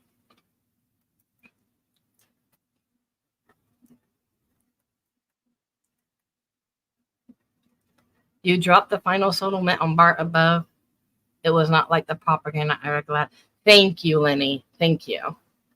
I don't even know, to be honest with you.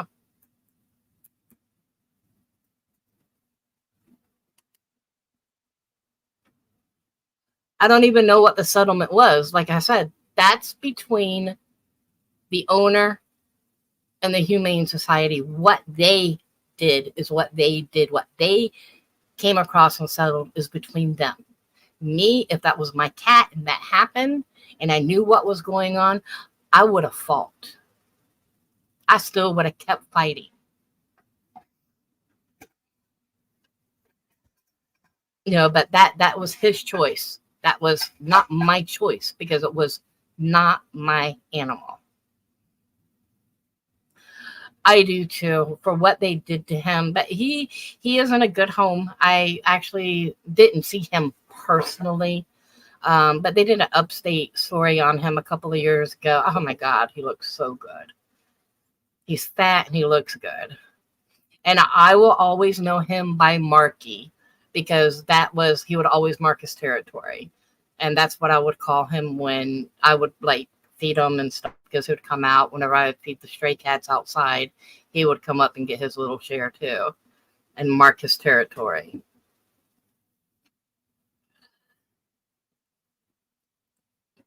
But his name is actually Bart. And yeah, you can do that if you want to. But yeah, I mean, I got myself mixed up in it, and what I thought was doing a good thing was a bad thing. Now, the cat that they're talking about with convulsions. Yeah, you cut it a little bit, and yeah, and you can put it in the pan. What was her name? Do you remember? Calico that got bit by the spider. Callie, yeah. That cat's name was Callie. And let me tell you, she died a hero. Did I think crystals could bring her back and heal her back in the day? Yeah, probably. Because I would do anything to not have to tell my child that her kitty has passed away. Yeah, I walked in, I'm probably putting it down. Yeah, I know.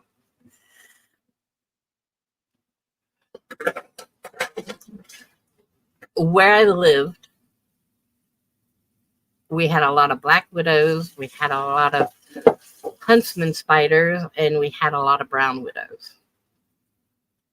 There was a lot of traffic in and out of my house. Thank you, Shining, because you say I live behind doors and I don't ever let my child out. Because I don't have rotating doors. It's just me and her now. Hey, Chaos Queen.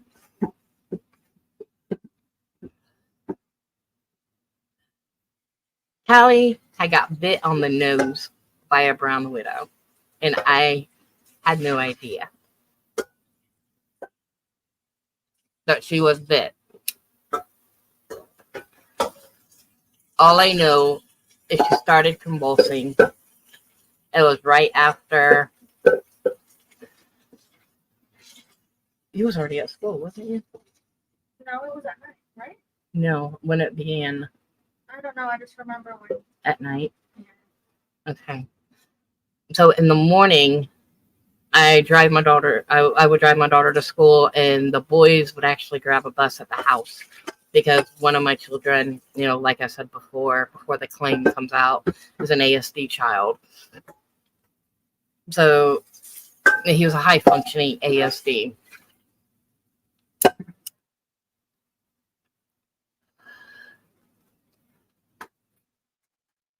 So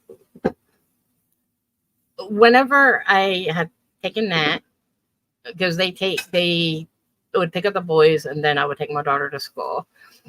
And when I had got back, Callie was acting strange.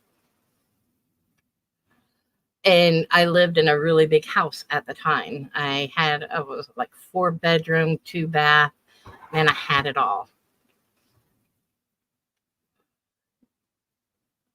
Not right now, Charlie girl. I'm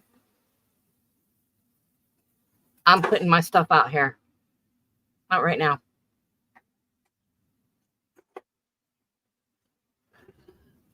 I'm sorry, I cannot give no more power to you guys. Shining did a lot last night that was uncalled for.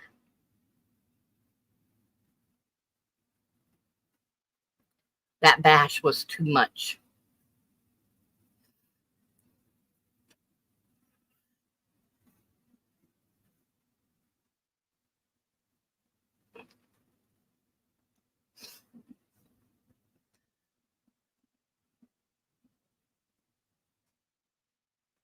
So Callie that morning, after I got home, started acting weird. She started convulsing. She was not acting right. I thought it was epileptic. I didn't know what was going on.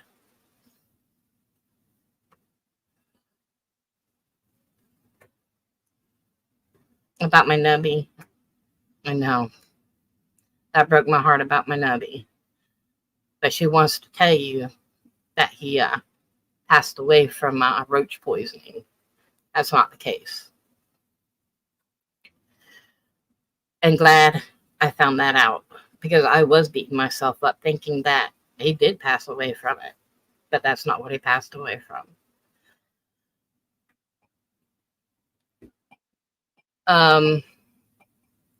That morning she was acting weird. I was getting ready to take her to the vet. She passed. She couldn't walk straight. She stopped breathing. And she was a little tiny thing. And I had put her in a box with a toy, with a blanket, as this was my daughter's baby. And I had put her in there and cried and went about my day. Now at the time, my daughter, she was tiny, petite.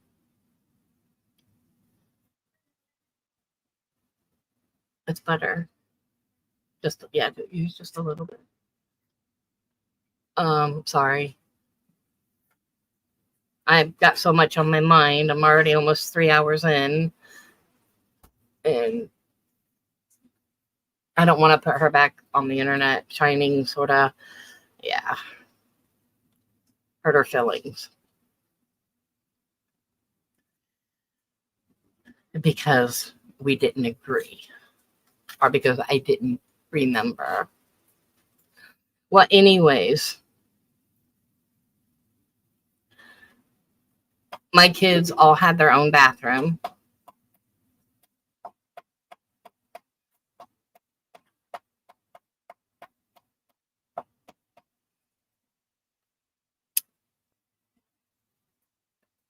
Yeah, I had absolutely no idea. I thought that the cat had passed. Yes, she actually was an indoor. She was a baby. She was an indoor. And she would follow my child around, all the kids. She would follow them around everywhere. She loved to chase they had like helicopter lights that they would play with them, and the fidget spinners and everything. This kitten cat, she just followed him around with her tail everywhere, just all up in your business. So The following day after everything occurred is I know what had happened to her, because Nat, or my daughter, she would go into the bathroom, and it's the bathroom, and right where her foot would go, right under, is where Callie happened to be at, where she would hang out at. So Callie, to me, she died a hero. I would have never known that there was a brown widow in my bathroom.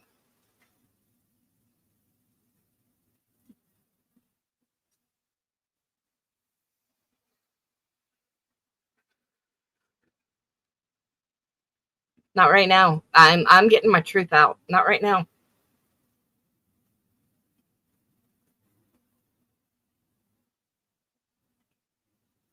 Not right now.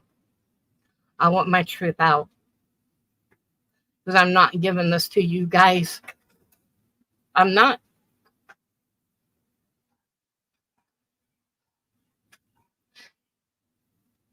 If anything, you guys should have stood behind me and said, even though we didn't talk for a year, because I never had any animosity towards you, Jenna, the girls, or Purple. Never was there any animosity. I was in my own little corner, my own little world.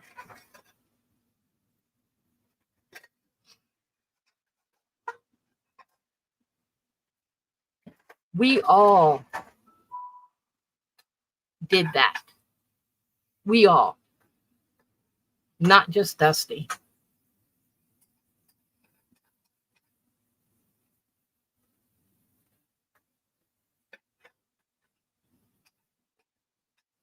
So come to find out, Callie was bit by a brown widow. Brown widows are more vicious than a black widow.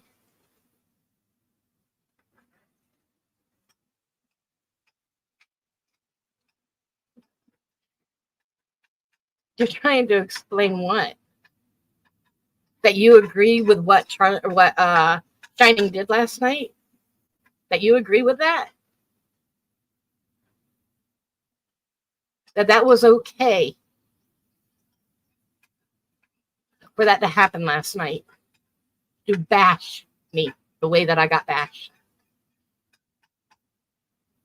Just like I haven't been in y'all's lives for a year, you haven't been in my life for a year and a half neither. You don't know what's going on in my life.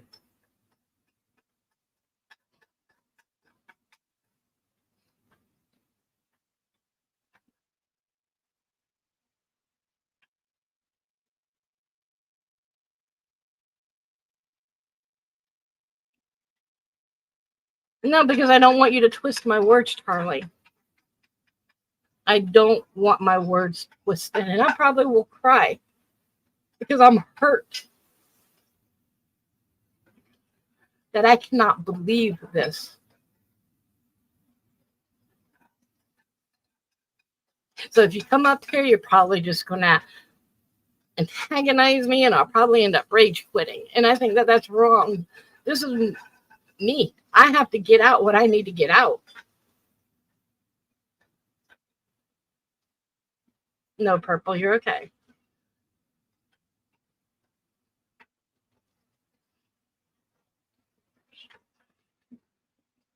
I still got a whole bunch more I need to get out. I don't want to be detoured.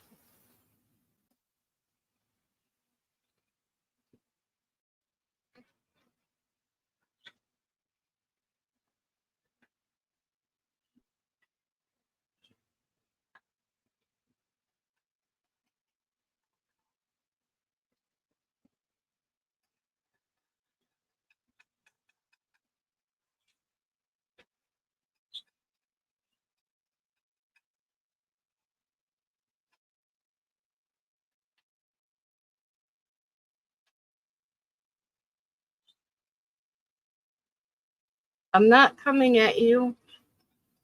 I'm just hurt.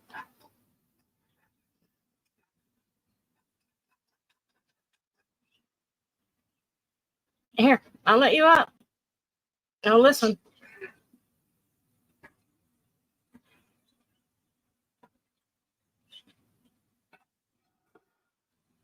Please be respectful in my chat, please. Not everybody. I would like everybody to be respectful.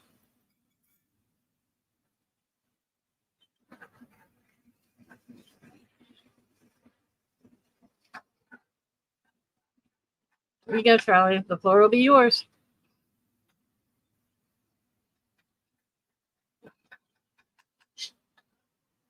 Oh, it didn't. There it goes. I'm having trouble to connect to the internet.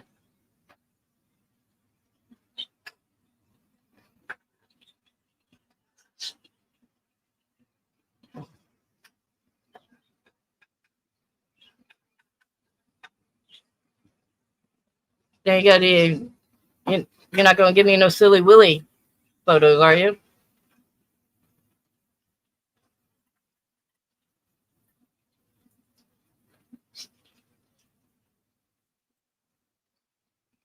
I don't do silly Willy.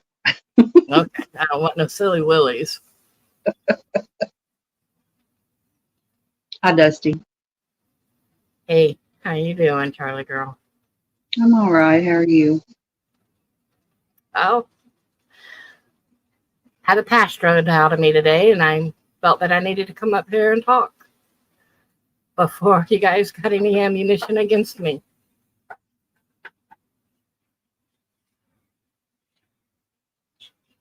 So that's why I came up here. Well,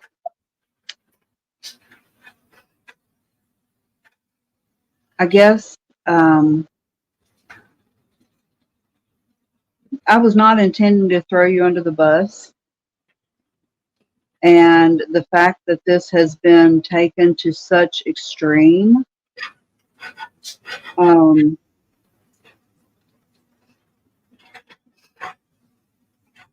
all I said was, Purple asked me who brought it to YouTube. I said, Dusty, because you were the first one that spoke about it on YouTube.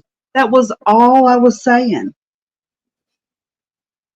I never said none of us spoke about it. We did speak about it, but you were the first one to speak about it on YouTube. Do you agree with that? We were all in agreement, though. It wasn't that it just came out of my mouth on round one. Dusty. We were all in agreement because we would sit there in those chats for 8-10 hours on end, and we would talk about it. About I'm what not we saying need to that do. we didn't. I'm not saying that we didn't agree at all. You're missing the point. And I think that's the point that is also being miscommunicated as well. It's not just Dusty that brought it to YouTube. We all brought it to YouTube. Dusty, All who did it. who spoke about it first on YouTube? We all did. How can we all speak at the same time? Because the things, the screenshots, they were being sent to everybody. They were sent to Purple. They were sent to Tony. Other people, the Circle Jerks had them. A lot of people had them. Had We what? were I'm sorry. My son was talking to me. You're still missing the point. I'm not denying that we discussed it hours on end. I'm not denying that we discussed it on online. I simply said you were the first one to speak about it. That's all I'm saying. Is that not right? I was the first one to speak about it, but you guys co-signed it the whole year with me. Okay. No. Yes, You ma'am. just said it. You just admitted it, Dusty. You were the first one to speak about it. That's all I was saying yesterday. That is all I was I'm saying. not the one to blame. I'm not blaming you. I'm not blaming you for anything. I wasn't We're blaming you all for anything to blame. yesterday. I may have been the first one to speak about it, but we were all in compliance about it. We all I knew asked, about it. Purple asked me a question. Who brought it to YouTube? I We all said, brought Dusty, because she was the first one to speak about it. That's all I said. I never said we didn't discuss it. I never said that we weren't in agreement. You guys are taking that and running with it. I didn't say that. When she asked me that question, no, but it was as simple as that. When she asked me that question, who brought it to YouTube? I said, Dusty, because you were the first one to speak about it online. That's all I was answering. But it's been twisted to be something that it's not. We all were. That's what I'm trying to say. Hold on a minute. Hold on. I gotta put myself on mute real quick.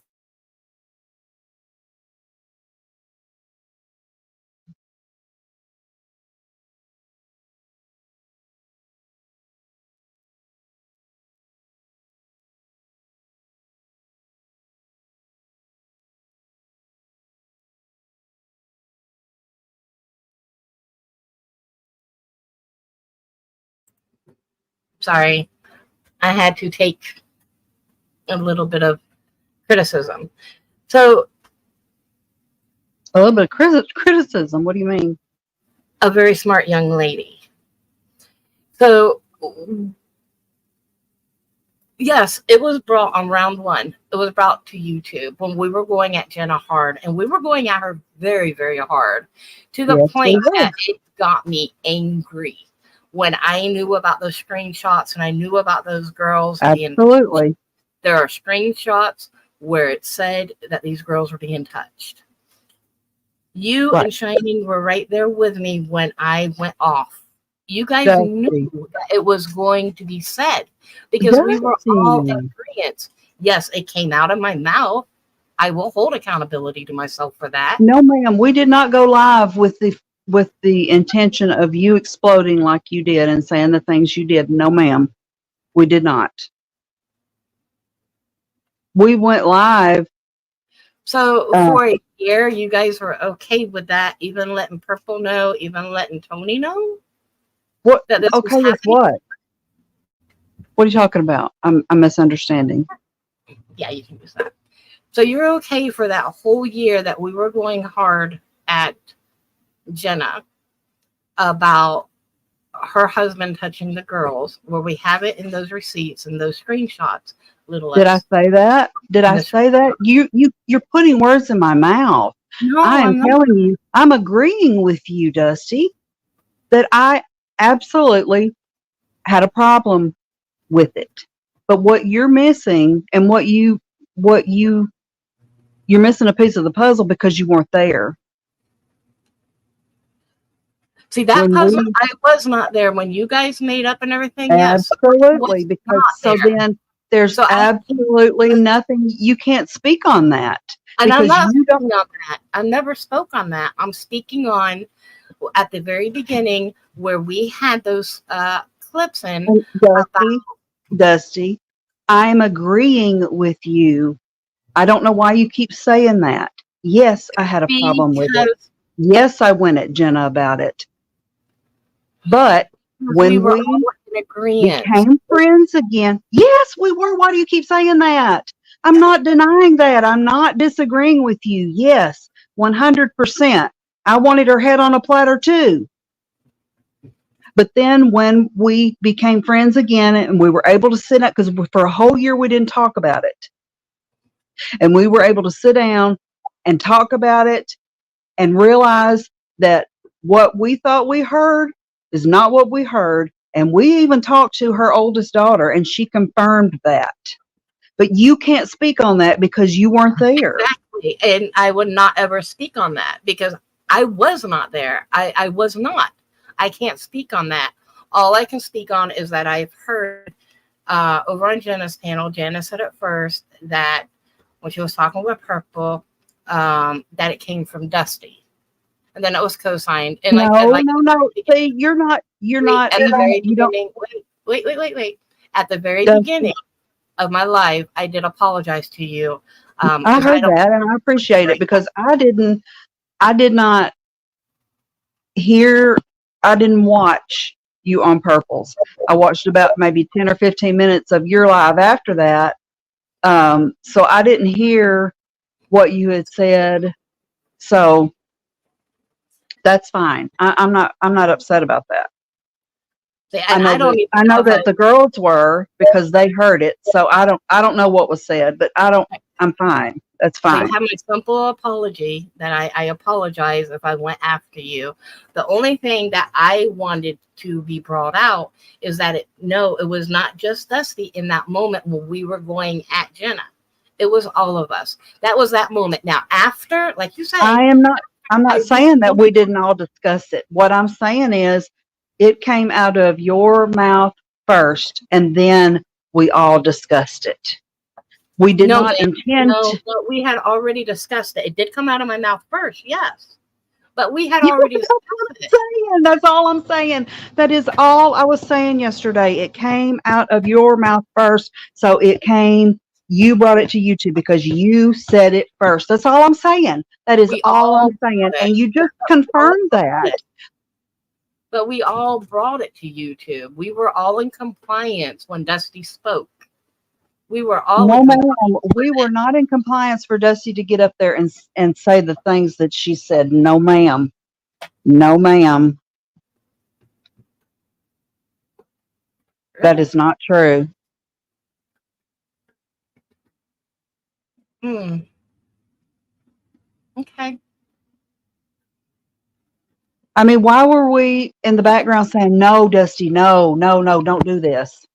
Why were we saying that? If we were all in agreement for you to get up there and do that. The thing is for that whole year,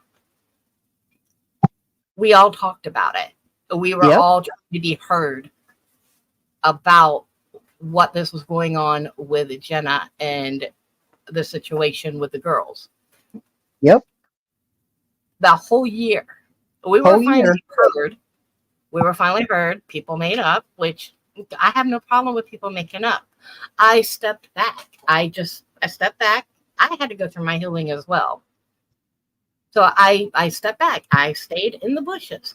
So like you're saying, I cannot attest to what you ladies have talked about in that year and a half. I don't know. And what you guys have come to agreement with, and if it was made up, that's not a part of me because I do not know. I'm not privy to that information. 100%. The 100%. information that I'm privy to and that we all talked about, all of us, that we all talked about even before I went up on round 1 and round 2, you guys already knew I was going to go hard. Even Shining was going to go hard. You guys already knew I was going to go hard. Okay. Let's just say this. Because you keep arguing with something that I'm agreeing with you about. I'm not saying that we didn't agree with it. All I'm saying is it came out of your mouth first online. Will you agree? And you've already agreed with that a couple times in this conversation, right? Yes, because I did speak on Yes. it. It did come out of my That's mouth. okay. So that is Purple asked that question, and that was my answer. So what has happened now? I hope you realize that Purple, well, I can't say that for sure, but however, you became aware of what I said. How did you become aware of that? Listening. I just happened to be listening to Jenna's. I'd woke up and I was just happened to listening. Okay.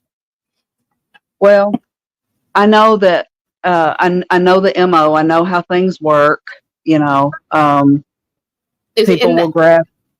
That was said last night that I was going back and forth to Perps and being a good friend.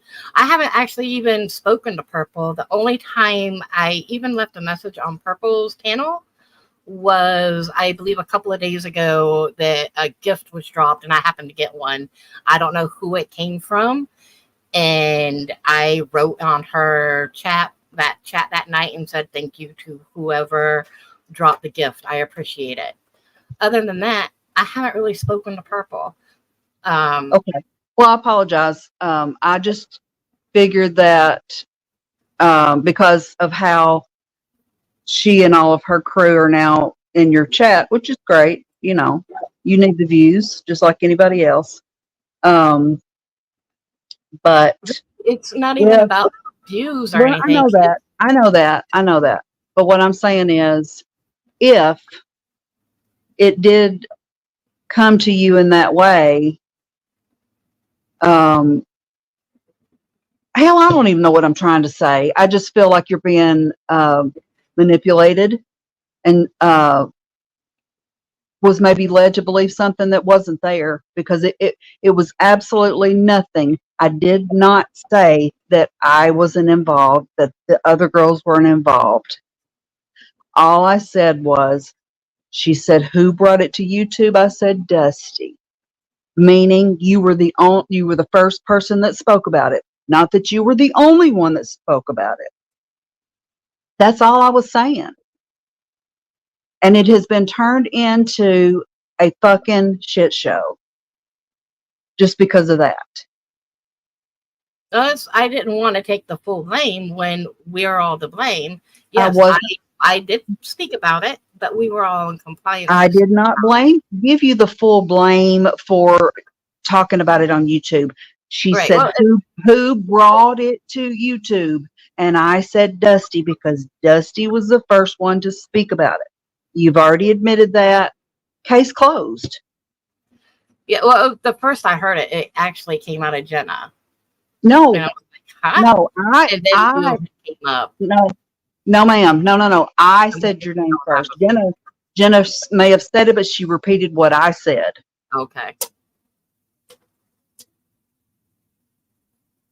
So all of this has been blown out of proportion because Zap that person, please, whoever is a mod. People don't need to come in here and be rude. I'm not looking at chat. I have no idea what anybody's saying. So It's somebody was just being rude, saying Purple is not a nice person, calling her not a nice name. So could someone please ban that person? I would appreciate it. James Albini. all I'm saying is, if you were contacted by anyone in that group, Actually, not. I'm just saying, if you were, I'm not saying that you were, but this has been turned into something that it's not. And here's another thing. If you had a question about that, or if you, why don't you just message me and ask me, what do you mean by that? I literally blocked everybody. I was in complete dismay. As I know what I heard. It wasn't because of Purple. It wasn't because of whoever was in Jenna's chat. It's what I heard. And I'm like, whoa, wait a minute. That's not fair. You know, whenever, okay, you guys want to say I brought it to YouTube? Yeah, I did, but we all brought it to YouTube. I was the first to speak on it. Yes. That's what I'm saying. You were the first to speak on it. That's all I said. And it has turned into a major, major production. That's all I said. And you just agreed with it. Let me ask this question. Did it warrant last night's live against me? Dusty? Did it warrant? It was not my live. It's not my channel. I cannot control what anybody else says. But you was okay with what was said in that chat about my child and about I'm not me. going to speak on it. I'm not going to speak on it. If I was going to speak on it, I would have already done it. So, in other words, it was sort of co-signed that you agreed with what was said up there last night. You're putting words in my mouth. I'm not saying one way or the other what my thoughts are. It doesn't really matter what my thoughts are. My perception is my perception. Somebody else's is their perception, you know. I'm not saying that they're not the same, but I'm not saying that they are. But all of this is because what I said was taken and made into something totally different. Whether you did that or somebody else contacted you and said, "Oh, they're throwing you under the bus," that's the cause of all this. Is because it's being It's- made into a big production. It's the cause that Dusty is to blame. Dusty isn't to blame. And that's what it was made out to be, that I did blame. not say. Did you hear me say Dusty is to blame? No, That's ma'am. took it. That is literally how I took it. Like, whoa, it's not just me. Okay, but those were not my words. My words were, Purple said, "Who brought it to YouTube?" And I said, "Dusty." Meaning that you were the first one to But speak on it. The screenshots were being shared. Yeah, Purple, hold on a second. The screenshots were being shared to Tony. When finally somebody started listening, they were being shared to Tony and Purple. I'm sorry, but I'm not going to be on panel with Purple because she tries to, yeah. I'll pull the same thing she pulled yesterday. I'm up here talking to you. I'm not going to be on the panel with her, so she can come up when I'm done. Look, at the end of the day, what's got me all rattled, Purple, I'll bring you up in a minute, because I really don't want no more drama, and I know you want to ask questions and stuff. At the end of the day, what was done last night on that live, when I was trying to stand up for myself, is what I heard. Dusty. When it wasn't all just Dusty for that year. It was Okay, all, but do you understand now that that is now. that is, huh? That is now. Right? But I'm clearing the air from what I said. That's all I'm trying to do right now. I can't speak for anybody else. I can't speak on what they've said, what they've done, what they're going to do. I can't speak on that, and nor would I try. The only thing that I'm trying to do is Please be nice in the chat. make you understand that I totally that do when understand. okay, that is all I can speak on. That's it. I think my biggest thing right now, why I come up here to do this live, was to defend myself from last night's live. Not giving no ammunition and no power. Because I have my own power. Okay. And everybody And was I planning on understand that. I understand that, but that has nothing to do with me or why I came up. I'm just trying to clear the air to let you know what my intentions were with what I said. So this has been taken from that to what it is now. No, because I'm still under the understanding that we all were in compliance. We all knew about it. Oh my God, Dusty. Did I say that we weren't? Did I say that? No. That night that I went off and I brought it to YouTube, quote, but it was already brought to YouTube. Period. Stop right there. Because that was Purple's question. Who brought it to YouTube? We all brought it. That's what I'm trying to say and want to get across. We all brought it. We all knew what was going to happen. Even whenever I excluded. No, ma'am. No, ma'am. It was no, ma'am. Right there. No. Totally 100% disagree with you. We did not know that you were going to do what you did. So round one was a fake then? Huh? Was round one a fake then whenever I went off? What do you mean a fake? A fake. Like people have it swirling around where you and Shining are on a panel. Girl, You're scrambling my brains because you're not listening. No, I am I'm listening. not saying that I didn't agree with what you said at the time. All I'm simply saying is it came out of your mouth first. That was the question. Who brought it to YouTube? My answer was Dusty, and you agreed that you were the one that brought it to YouTube. That is all I'm saying. I'm not speaking on whether I believe this or that, or if I was in agreement then, or anything like that. All I'm Okay. trying to do is make you understand that what I said yesterday, huh? I completely understand, and like I said, Okay.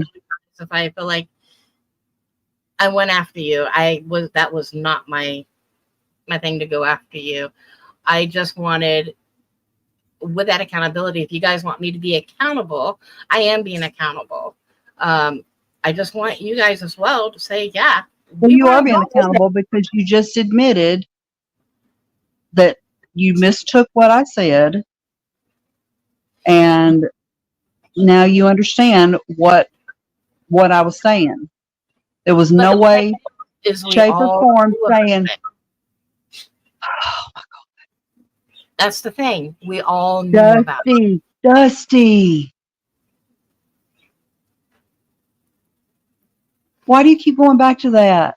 The only thing I am up here to speak on, I'm not disagreeing with you. Okay, well, okay, I agree. I agree with that. So we can move on. So, because I still got a lot I need to get out. I know, and I didn't intend to come to stay up here this long because I knew that you didn't You're want to fine. be I appreciate interrupted. you But coming up. okay, I appreciate you coming up. take Thank you. take care. Thank you.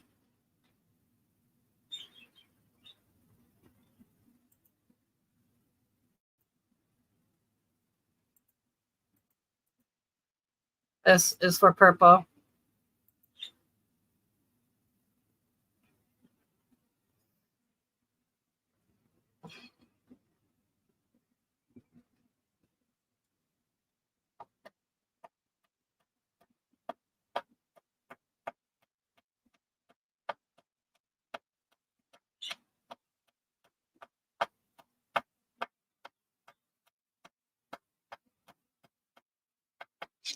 You're welcome.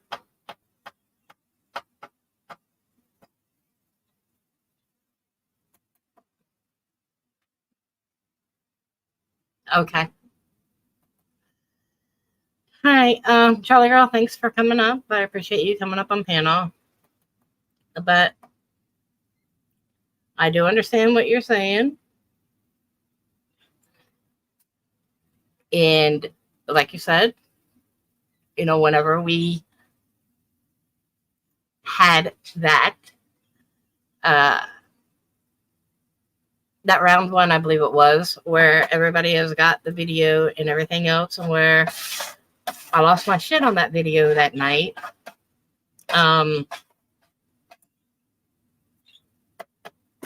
Ooh, almost dropped my computer.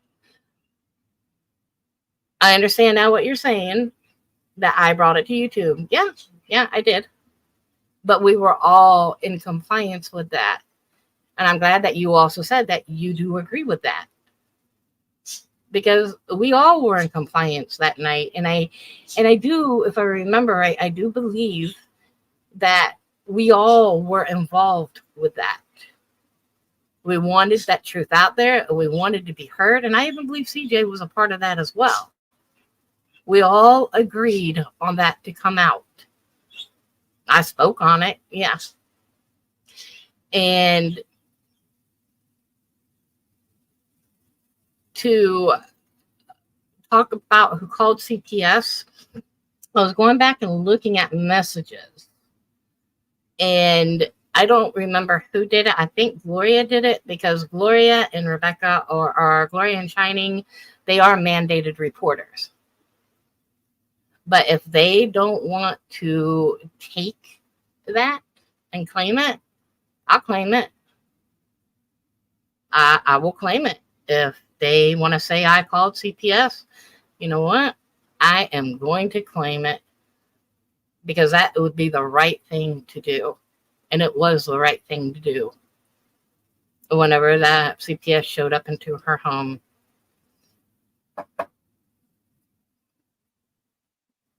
So if the girls don't want to claim that, I'll go ahead and claim it. So where was I at? We were talking about Bart. Bart is halfly off. I think I was on my last GoFundMe account. I believe it was on that last GoFundMe account. Oh, I was talking about Callie. Yes. Oh, with Callie, I had to jump right back up in that. A brown widow. I found out the following day that a brown widow had got a hold of Callie, and it happened to be under the cabinet.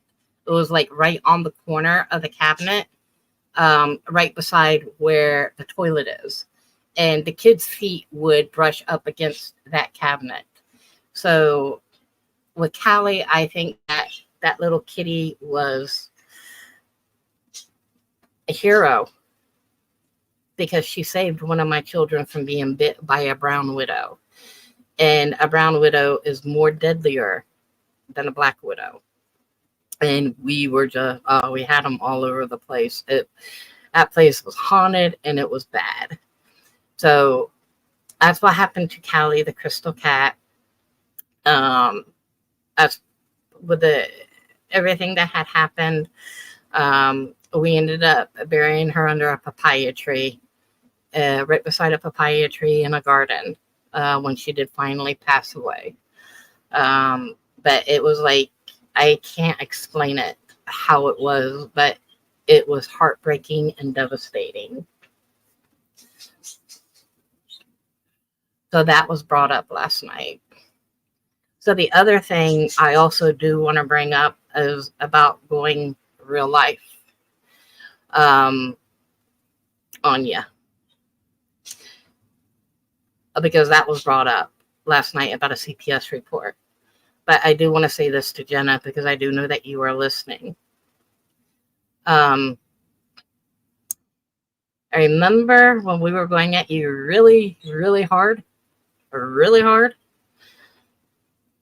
And this is probably going to fuck with your paranoia. And I mean that in a nice way. But it's probably going to fuck with your paranoia and just see how close somebody gets to you. A good old motel room. Somebody had to drive across from Texas to another part of the state, and they had to cross right through Georgia. Right where your motel room's at. Shining. Room 115. Nice picture. I believe the door was red or brown. And I believe, or blue. I don't know. I can't remember the color of it. And there was a nice pink little carpet that sat out there at the front of that door. Now imagine somebody going real life on you. She went real life on you. She even sent us a picture and thought it was funny that she pulled up right on you. Within 100 feet, you had absolutely no idea that somebody was there. But there was a picture sent from it. So I don't know if you knew about that. That might be something you might want to discuss with Shining. But that really did happen. That's the truth.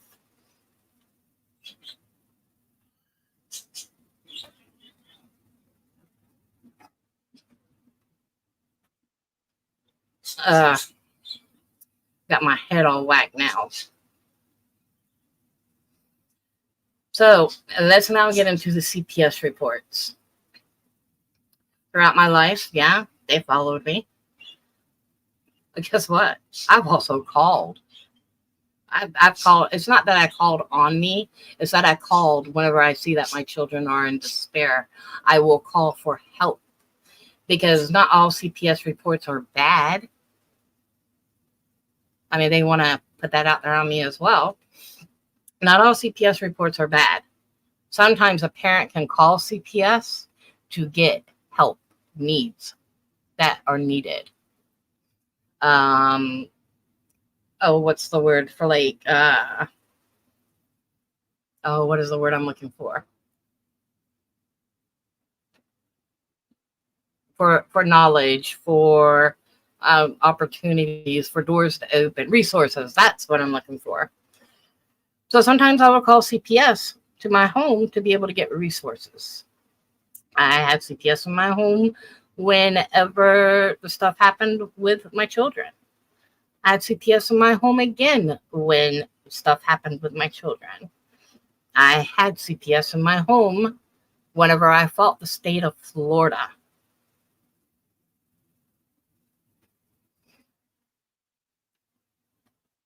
Okay. I just thought I would let you know that that happened.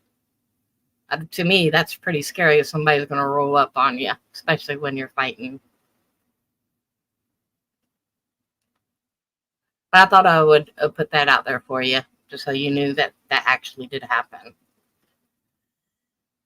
I had that CPS whenever they were trying to put my son back in the home, and that's when I fought the state of Florida. I won. Also, there's a CPS report that my daughter had scratches on her back. We were living in a haunted home. There was some paranormal stuff going on. This is a place that my daughter had scratches down her back. She couldn't do it because she didn't have fingernails. She's a nail biter. I didn't do it. And she even told the CPS worker I didn't do it. And they happened to come in the time that we were doing a cleanse in my home. They were in and out within 60 days because in the state of Florida, a CPS case, when it's open, they have 60 days to close. Never seen them again since. My natural mother has called all kinds. My natural mother has called all kinds of CPS reports on me. Natural. I don't get along with her. You hear me say natural. I have nothing to do with her.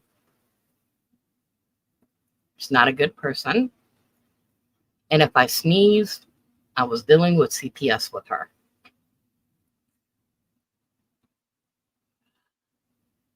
But you want to talk about somebody that has the 3 trait syndrome? That woman right there.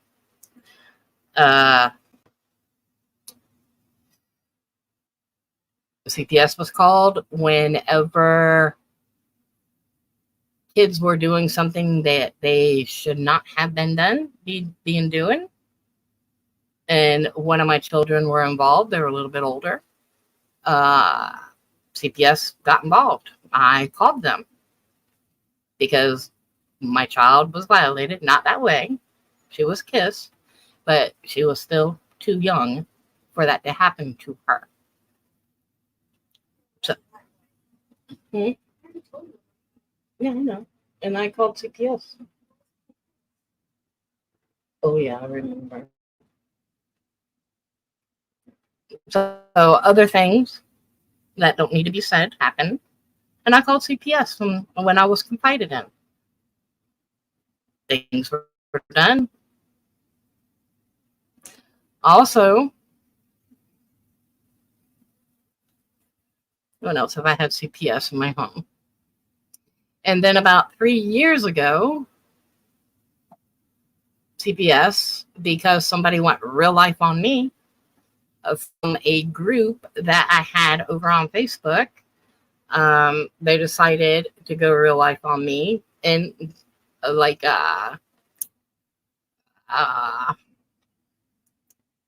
Miss Know-It-All, Nick, CJ, that I don't know how they got a hold of the CPS report, but okay. That my daughter was walking around in her panties. That was not true. My daughter always walks around in a pair of shorts, and she always has a sports bra on when she's in her home, her own home, her home. her home.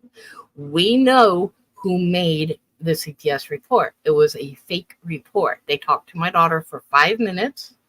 It took 60 days for it to close out, but they did file fraud charges because they did what's the word? It was not criminal mischief, it's another word. They created a Craigslist account, put my phone number on it, and were having weird ass people call me.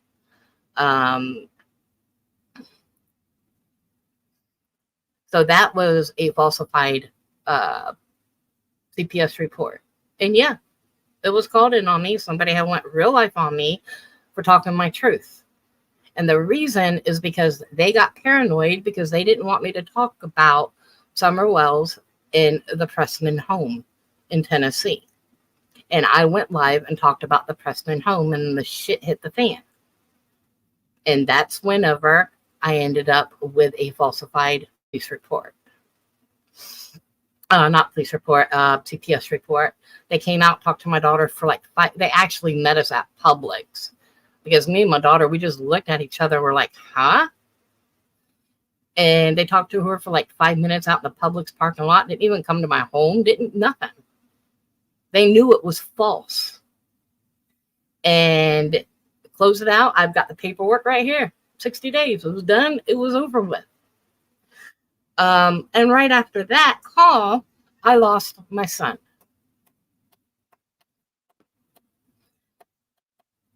So, there's a few other things that I want to get to. That's a long ass live, I'm telling you.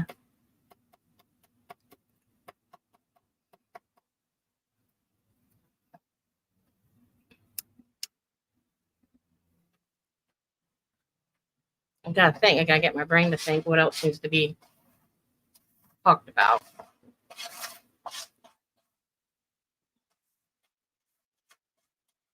Miss Iris. I don't know if I have said it before. It's been, 3 hours? You stated in Shining's chat last night that you never friend requested me and nobody stalked me. I put that on my community wall as a truth that, yes, indeed, you did friend request me, and I did not accept it. It's sitting up there. Oh, it's okay, Ray Ray. Hello. Thank you for coming in. Oh, I know there's more that I need to get on. I mean, I have literally poured my heart out up here. Just like I did for these ladies. Poured my heart out.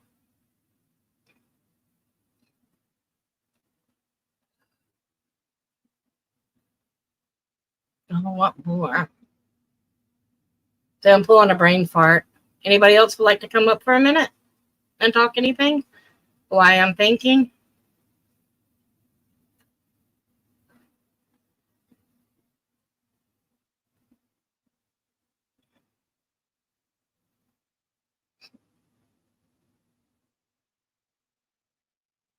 No, I'm pulling a brain fart. I've been doing this for 3 hours. I plan to be on here for 10 hours if I have to be, to get everything out that I need to get out. But I know that there's a lot more.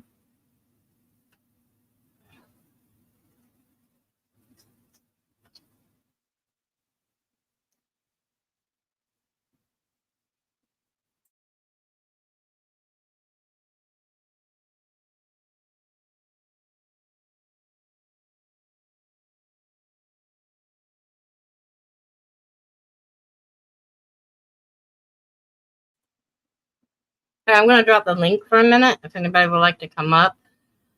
Actually, I hope you guys are having a good day. My brain has farted on me.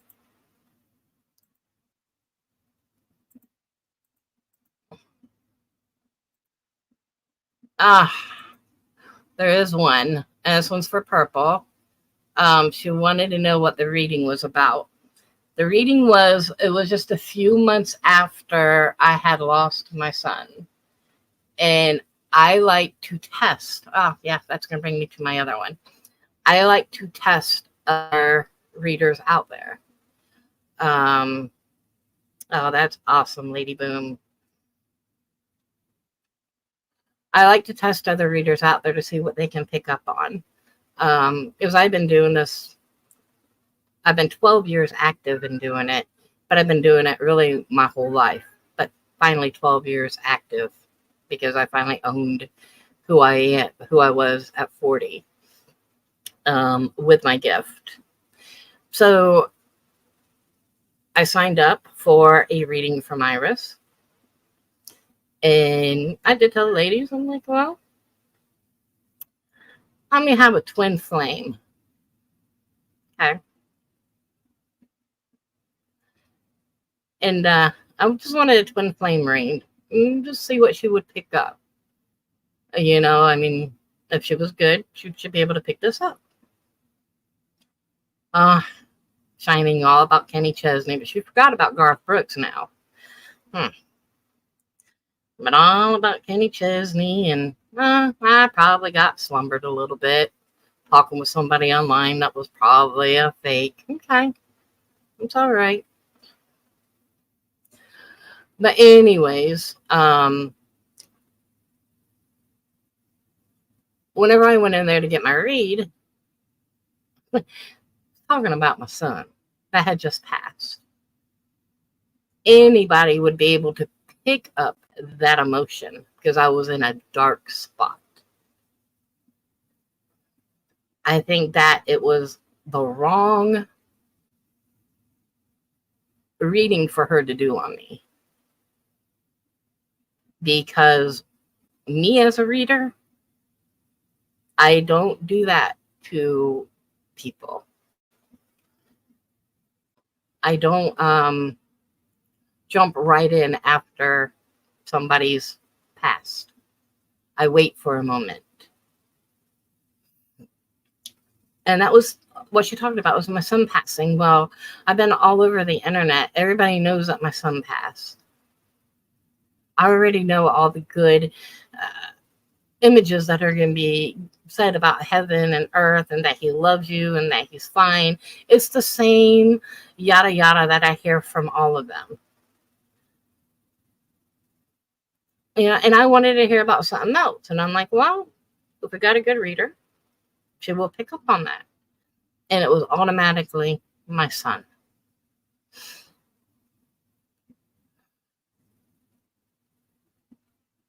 Do I knock other who do what they do? No. Because they have their own way of doing it. And now these ladies say that I sucked with my gift. Out of all the years that I have done it, I have got high approval rates. I never had a complaint in my life. But now all these ladies are complaining about it, which that's fine. What I do sometimes isn't somebody's cup of tea. All they got to do is leave. They ask me for it, and if it distracts me or whatever, I will do it. And if I'm thinking about the one that they want to say I did, it was never put out in public. It was on one of our lives that we were like 8 or 10 hours. And I don't think I was around at the time that he had went missing. I want to say it might have been Monkey, and I'm sorry, Purple. It might have been Monkey. But it was never done anything public. It was all done behind personal, behind the screen. There was never anything put out there public about it. I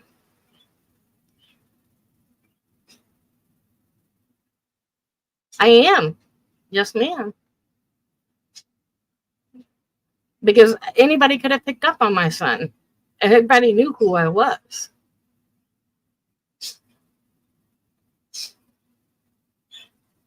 So yeah, I am. I'm glad you guys are listening back there. I can call you all out at one time.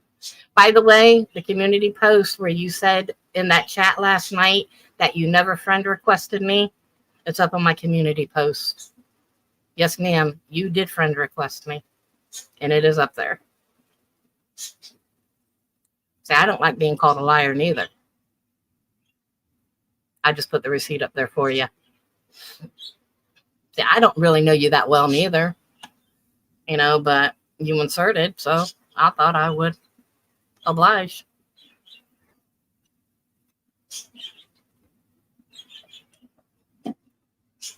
You're welcome.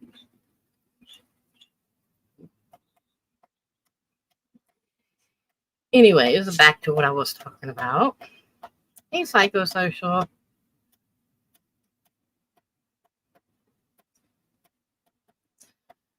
What was I talking about? I forgot what I was talking about. Like my brain totally farts on me.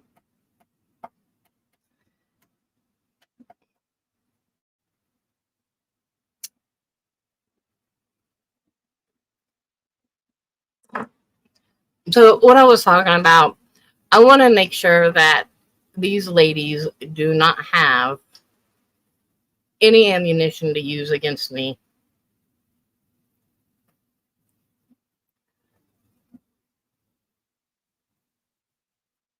I don't think did I just call you a psychic? I said gift. Didn't I say gift?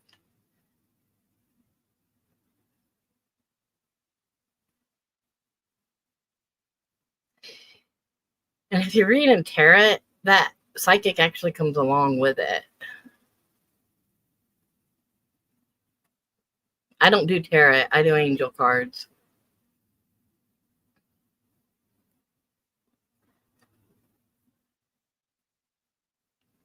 And it was so easy to pick up on my son. Everybody knew. I mean, it was all over the internet. Literally everybody knew that I had lost my son.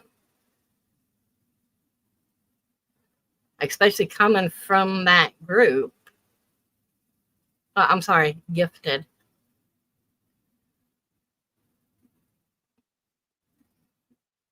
I don't really use the latent term psychic neither. So gifted. My apologies.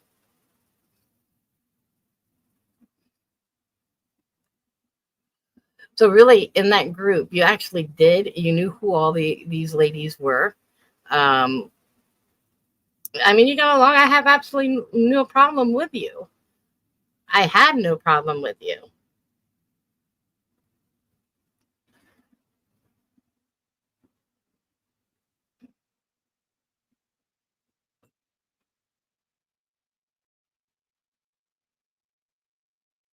Who's Rosa Cat?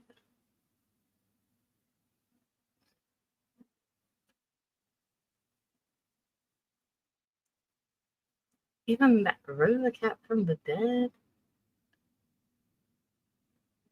Like, I didn't know who you were. I didn't know you. The lady even that Rosa Cat from the dead or some shit at that time. What? See, now you're just reading about Bart from last night.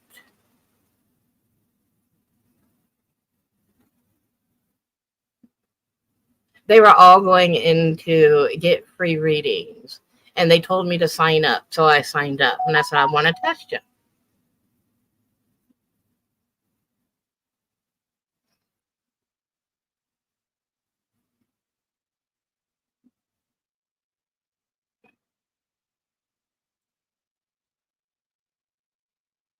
Who's Rose the cat from the dead? Are we talking about Bart?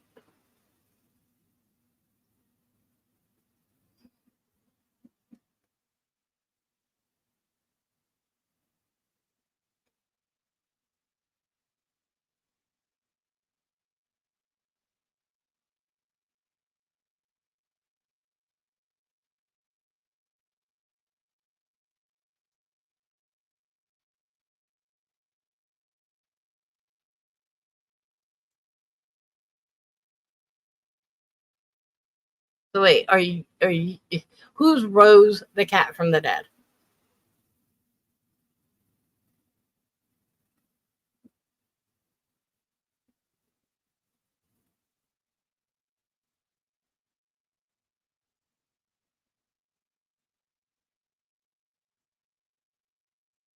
Because honestly, and like, I don't really know you, but honestly,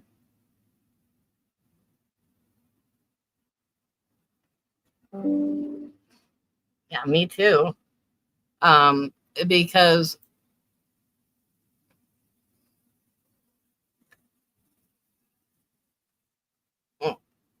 yeah, but I'm trying to figure out this Rose the cat. I was doing talk to text. Rose the cat from the dead. Though, who are you trying to like? Are your cards telling you that I rose the cat from the dead? Or is it just because of the news articles that are out there on Bart? And that I believe in God's miracles.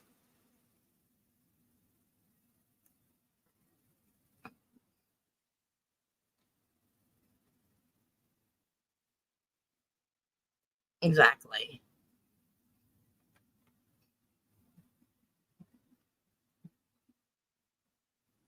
What, you just recently heard about me? How recently?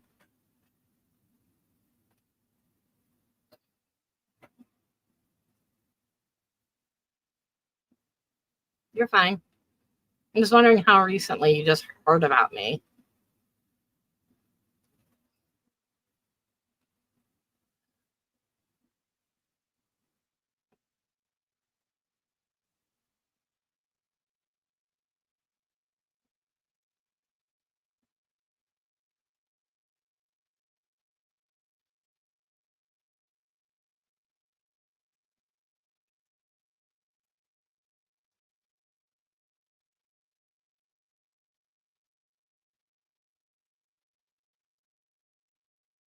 About 9 months ago. Okay. So, I mean, that will coincide with the 23 weeks or 26 weeks. 4, 8, 12, 16, 24, 36, about 6. Okay. And that's about the time that you heard about me and the woman that rose the cat from the dead. It wasn't me that rose any cat from the dead.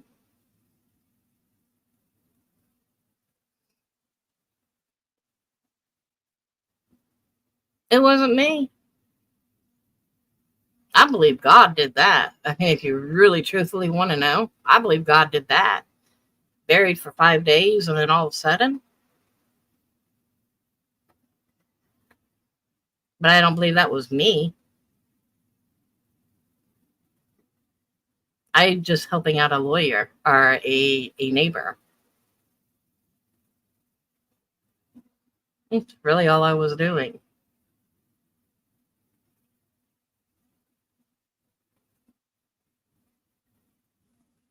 Okay, the only problem that I had to know.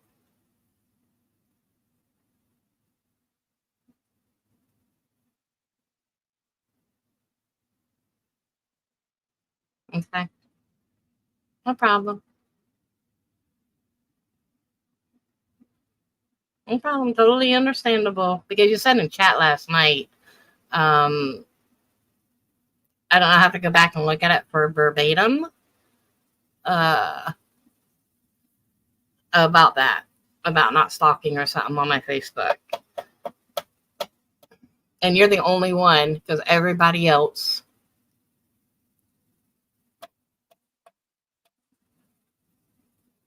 Thank you, Seeker. Everybody else I have blocked, so they don't have access. So that's why I'm trying to figure out, how did Shining know about the urology?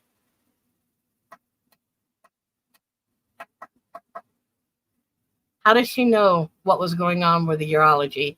And if you did, you said prove it, and I put it up there to prove it.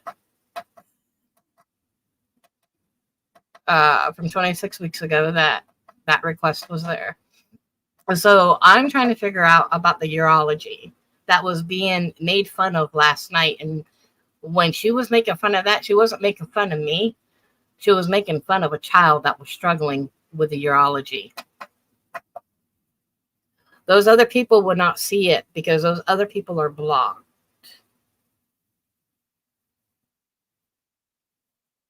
No, so I'm sure that there might be other people, but I'm not really friends with anybody else on YouTube, on my Facebook. That's the thing.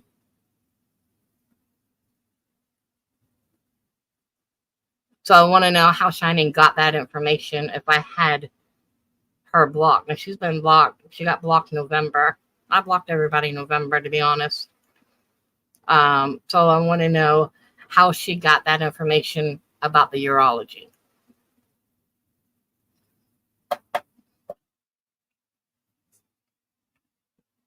Who gave her that information? Because when she was making fun of that shit last night, thinking it was funny, talking about it, urology, she wasn't making fun of me or anything about me. She was making fun of my child. That's what she was making fun of, a child that was suffering.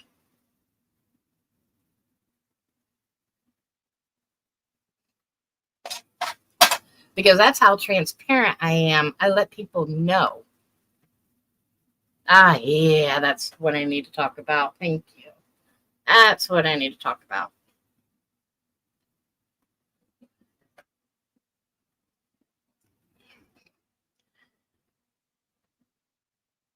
I don't even remember if I talked about it. Yeah, that was said quite a few times last night on her Bash Live about urology. Oology or urology. Oology is about my son. The uology is about my son. Urology is about somebody's bladder and other things that are going on. Oh, thank you for coming by and visiting. Thank you.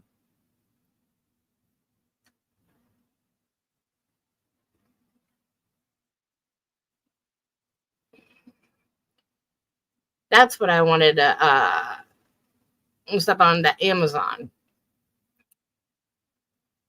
I don't know if I said it before or not. Please remind me if I did. And a statement was made about that that Christmas that I was forcing everybody to buy Christmas presents for my daughter. That is so untrue. Untrue. I never force anybody for anything. If you feel obliged, fine. If you don't, fine. I'm not begging. And I guess Shining decided to say that I was begging for it because apparently I put an expensive chair on there. Look, I don't know how much the chair was. I just thought it was pretty. It would be comfortable for my legs. It was a computer chair where I'd be able to relax my back, put my legs up, because I am on my computer a lot. So that's why I thought that it would be good. Was my expectations high? Sure. Do I think I would ever get it? No. But it was nice to put it on there for me. Yeah, and I never did I edit anything after she, quote, called me out about it and got snippy. I never went back and edited anything because it was already there in the first place. It was literally there in the first place. That was the first thing that I said. The chair is for me, and solar angels are for my son's grave. The rest is for my daughter. And I've got a lot of people that are over there that do love me and that do respect me, that do care about me, and they understand, and they understand what I'm going through.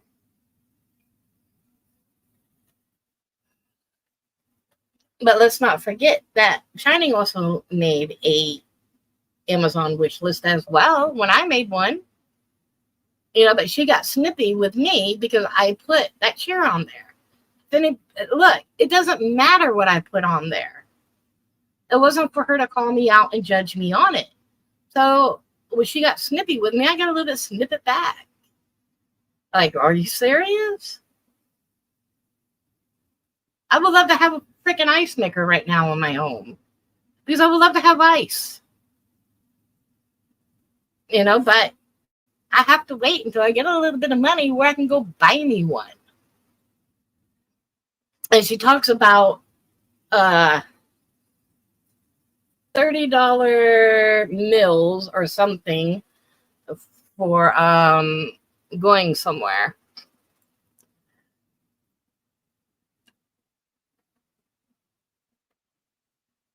Sorry, Phoebe, don't know you, but you can go. Because I haven't spoken on summer in a long while.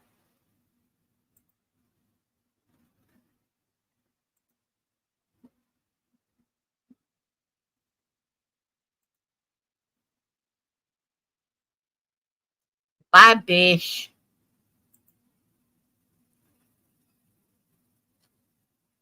What was I talking about?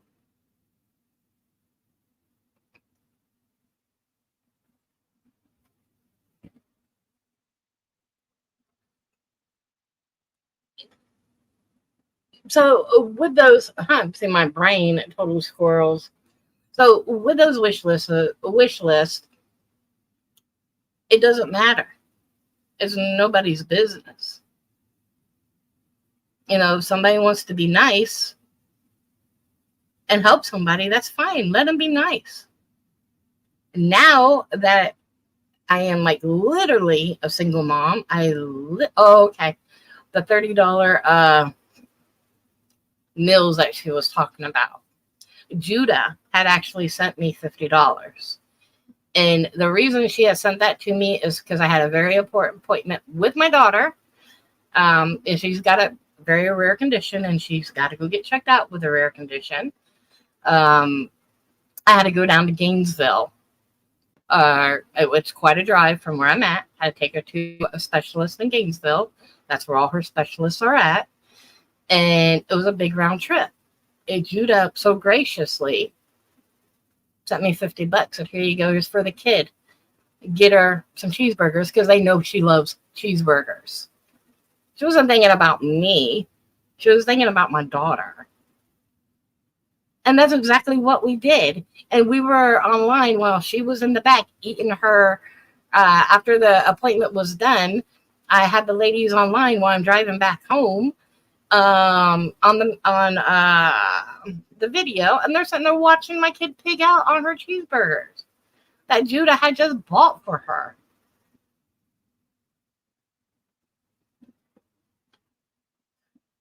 And yes, Charlie Girl did with her last $7 that was in her Cash App. She did. She bought my daughter a cheeseburger. It was called kind-heartedness because I thought we were sisters. I always paid it forward. Always. I always gave back.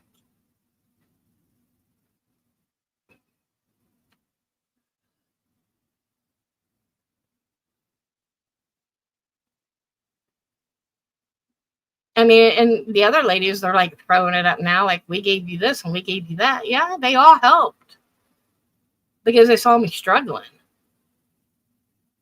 I do. I struggle. I struggle. There's absolutely no lie about it because they know that I live on Social Security. Inflation is at its worst right now in this country. I barely keep my nose alive. Sometimes I cannot keep gas in my car, or sometimes I can barely even throw credit on my electricity. Sometimes I do have to ask my friends for a blessing.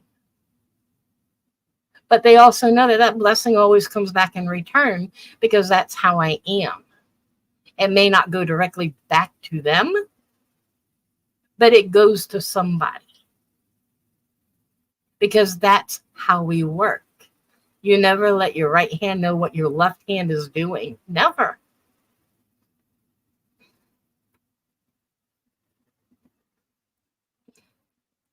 Yeah, and thank you, Lenny. That is so true.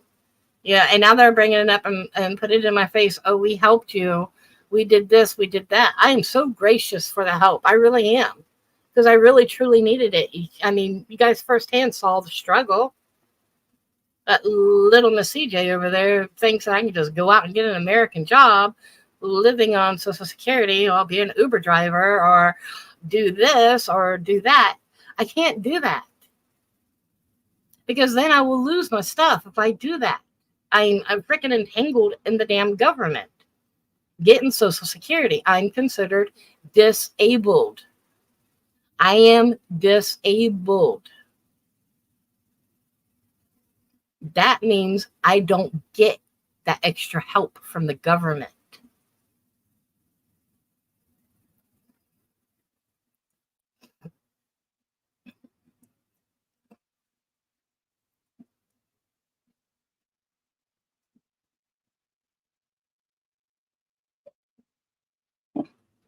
Thank you, Secret. And that's true. It was just the stab. And I'm going to tell you tonight, she's going to come on. She's going to be raging.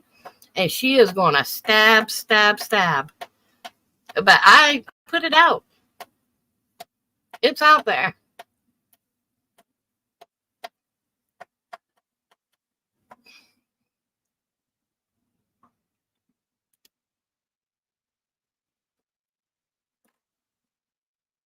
I'm not giving absolutely no ammunition to them. Absolutely none. But I will be the bash fest because this is how they are. Now, because I've came out and I've spoken and I've said this, and now it's going to be, let's do all these things on me, on Dusty. Oh, thank you.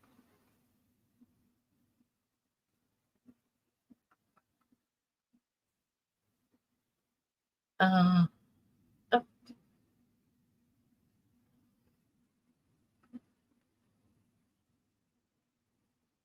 I don't know who Fibro Queen Warrior is, but thank you. You didn't have to do that. I literally put my Cash App up there to be a smart ass. But thank you.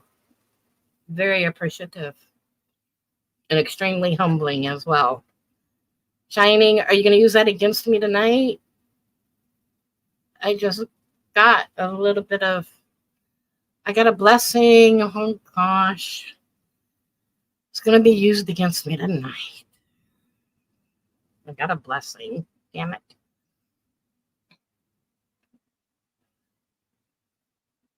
And Fibro Queen, I feel you. I have fibro as well. And, oh, God, it's so painful.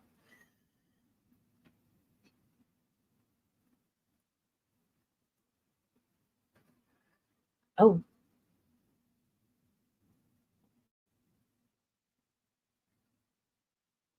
Oh.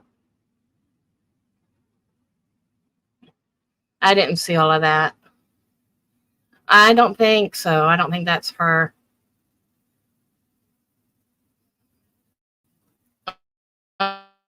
Whoever it is. I don't know. It doesn't say.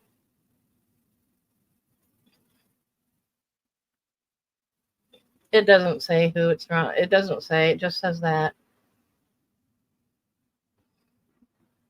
There could be a lot of fibro queens out there. I'm a fibro queen, so it could be anybody. Thank you, whoever it was.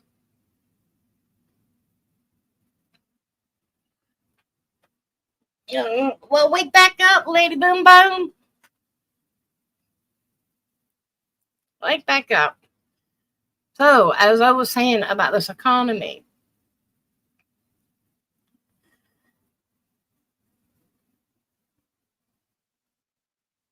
I do have it very hard. And I do struggle.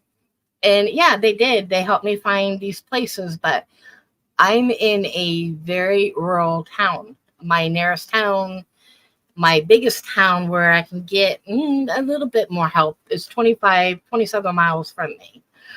My little town is about 13 miles from me. There's not really much help in our towns. I literally live in the boondocks. So once a month, you can go to the pantry and get some food. Guess what? I go to the pantry once a month to get some food to put in my house. My child literally looks up to it. She gets some candy and she gets all kinds of goodies when we go. She loves it. I know, I was guessing too. It doesn't say, it just says that. And there's a lot of fibro queens out there. I've never heard of fibro queen, so I don't know. But I know I'm a fibro queen too. I'm sure there's a lot of other people out there that are fibro queens.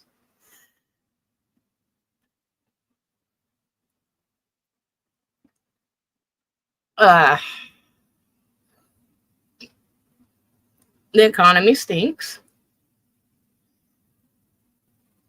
Rent went up, electric goes up, gas goes up. Luckily, though, I ended up, my parents feel like, well, they didn't really, but I had a nice vehicle and I ended up trading it in, and it's in my parents' name, but I still have to pay the bill on it. And I ended up getting a Prius. Oh my God. It's so little. It's like this little Power Wheels car. Right? But let me tell you, I get good ass gas mileage on it. I have 54 miles a gallon on it. So that really helps me out with gas.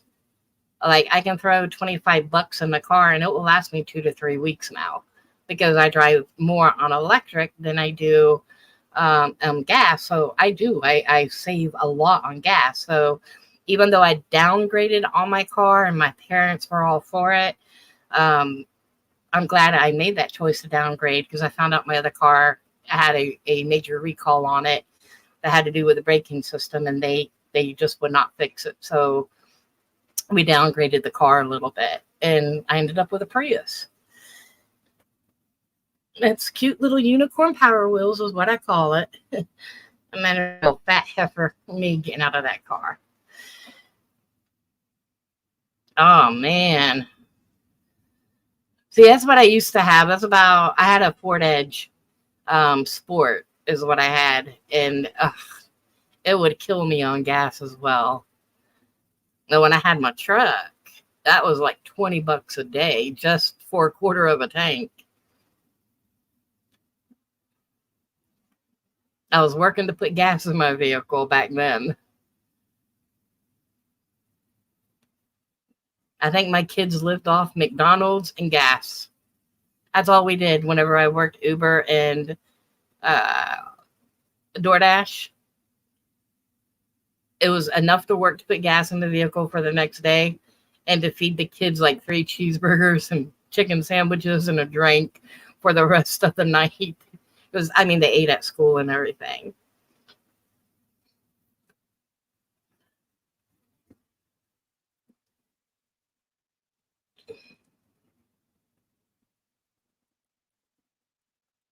That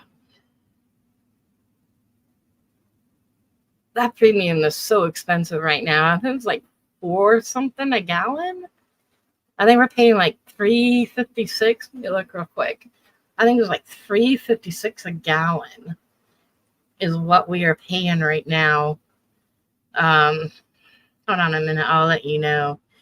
Gas is just unbelievable. I pull up my thing of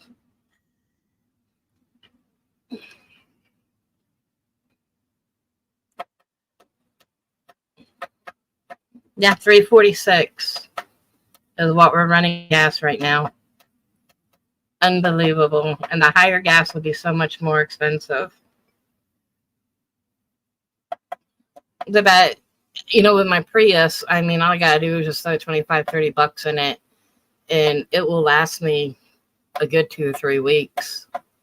And that's running between both parts of towns. Because like I said, I literally live out in the boondocks. So I don't really have nothing close to me whatsoever. The only thing close to me I have is a McDonald's and a gas station.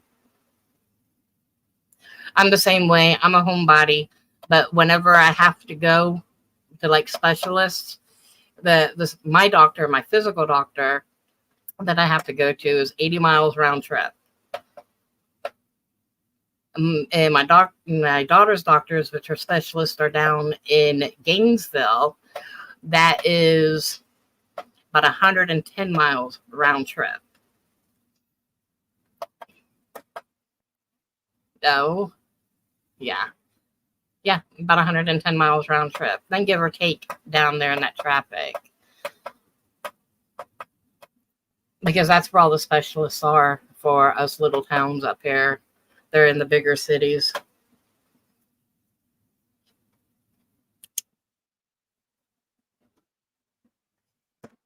Yeah, that's why I'm a homebody. I'd rather have chickens on my farm and be happy. I don't have a farm. I don't have a pot to freaking piss in. But you know what I'm saying.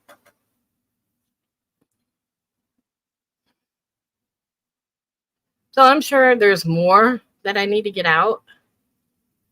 Yes. Okay, the blessings. Because she was talking about my blessings on my page.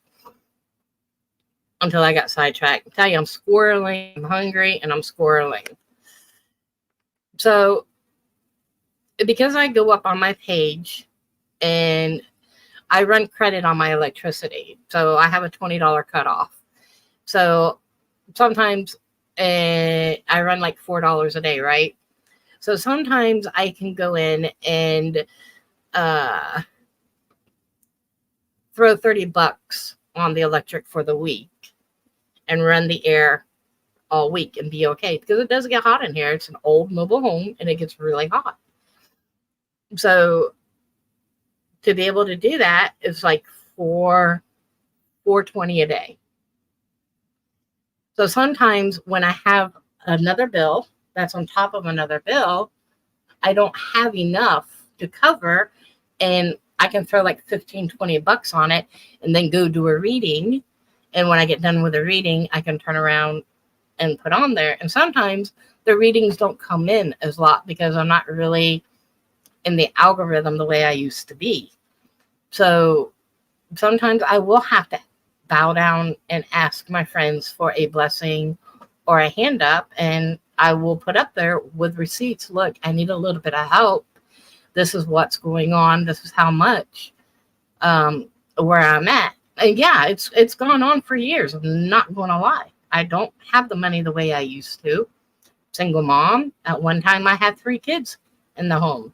Now it's just 1. A statement was made a couple of years ago that how I keep my daughter hidden, or I don't let her do things because we're so far out. A child has free will. She can do what she wants to do when she wants to do it. I just expect it to be age appropriate. She can make friends how she wants to make friends. She can do as she pleases. A comment was made, and mind you, we're still in that 10-month ratio of grieving, and she's doing her own little grieving. And like I said, this child went into a dark spot. She was actually in a dark spot as well. That's what I wanted to put up there. She was in a dark spot as well. So Shining is like, well, we have open doors, like rotating doors in our home, like in and out, in and out. Well, one of my children is a father. He's down in Tampa taking care of my grandbabies. The other one is halfway across the country fighting for our freedoms. The other one is in heaven. And my little one, it's just me and her. The doors don't open up and close the way they used to. It's not revolving the way it used to. No, she does have her friends. She does make her friends with the church parties, and when we go places or whatever we do, she will make a friend or two.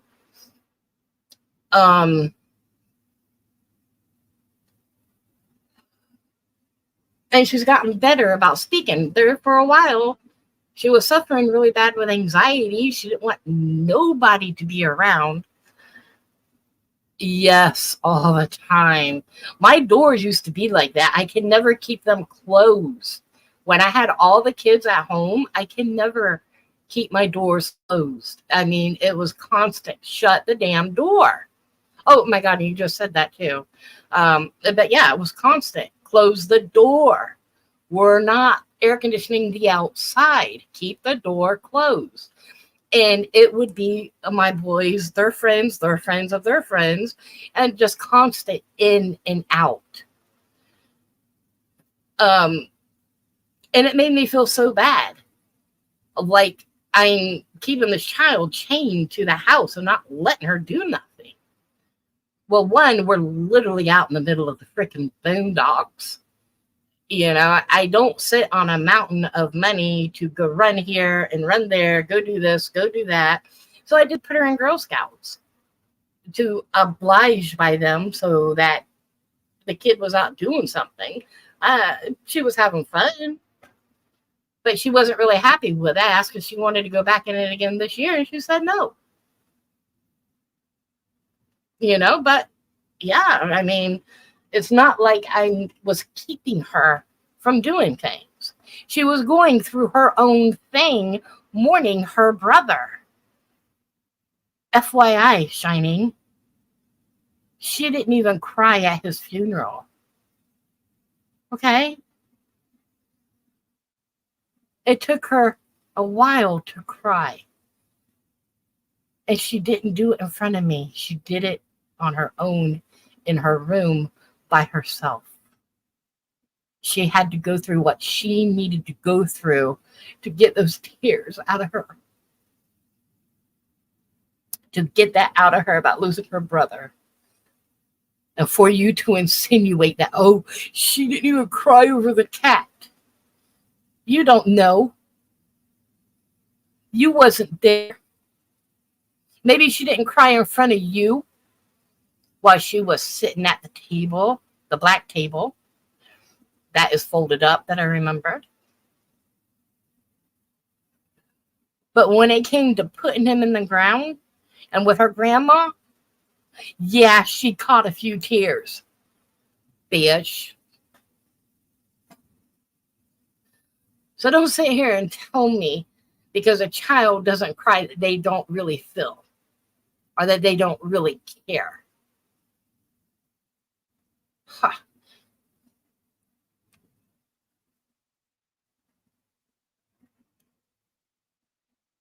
So yeah. Okay, on her birthday, they're like, because I put up a blessing or asking for a blessing for her birthday, for her to go up. That was for her, not for me. These people have watched my child grow up. Good people. They've literally watched her grow up and been really a big part of her life. My Facebook friends have really raised my child more than her own father has raised these children. Because they've been more in with their lives than anybody. So when her time to come for her first to meet her boyfriend, a lot of people were excited about it. And it was her birthday. Her birthday. Her 16th. Was it your 16th or your 15th? Yeah, it was your 16th. Not like I was asking for a car for her. Thank you, Seeker, for coming in. Wasn't asking for a car, was I? No, I left it open and let them know that my kiddo wants to go meet her boyfriend. He's up in Georgia. She will be escorted. She wants to go to, I think it was the Atlanta Zoo. You know, and I put that up there for my friends. Who cares? Who gave? Who supported it and who gave? These are people that love my child, that love her. It wasn't about me. It was about her doing one of her firsts. And they were all involved in it. They all got live streamed. Hey, Purple, welcome back. They all got live streamed. They all enjoyed it because it was about her and her enjoying herself and them watching her grow up the way that she has grown up.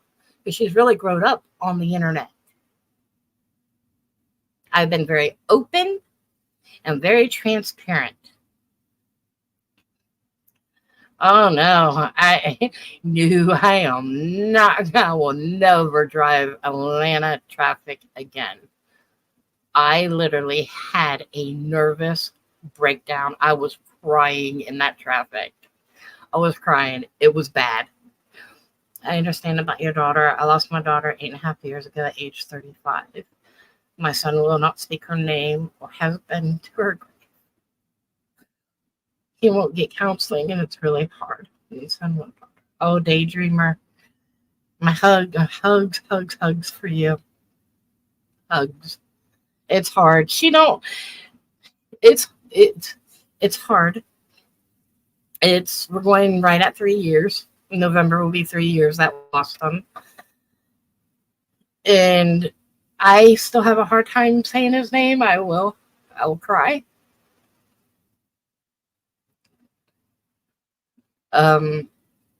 She's still not really talk much about him. She does, and she does talk with her boyfriend about him and stuff. And her older brother came in on leave for a little bit. And that's true. Some people don't show emotions to others. I agree, Sassy Nos, 100%. And to claim that a minor child, because she doesn't cry,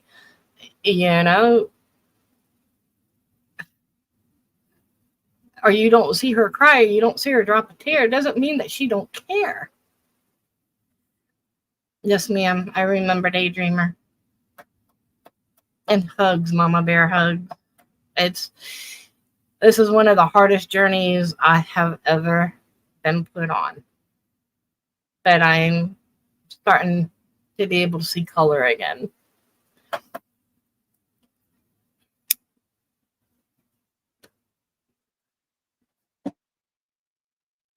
So let me get back to that one story. Because I know I've been going on, 4 hours. Oh, man, I'm going to hit that. But I'm trying to get all up in here and get all my watch hours and shit. I'm going to hit it now. 4 hours.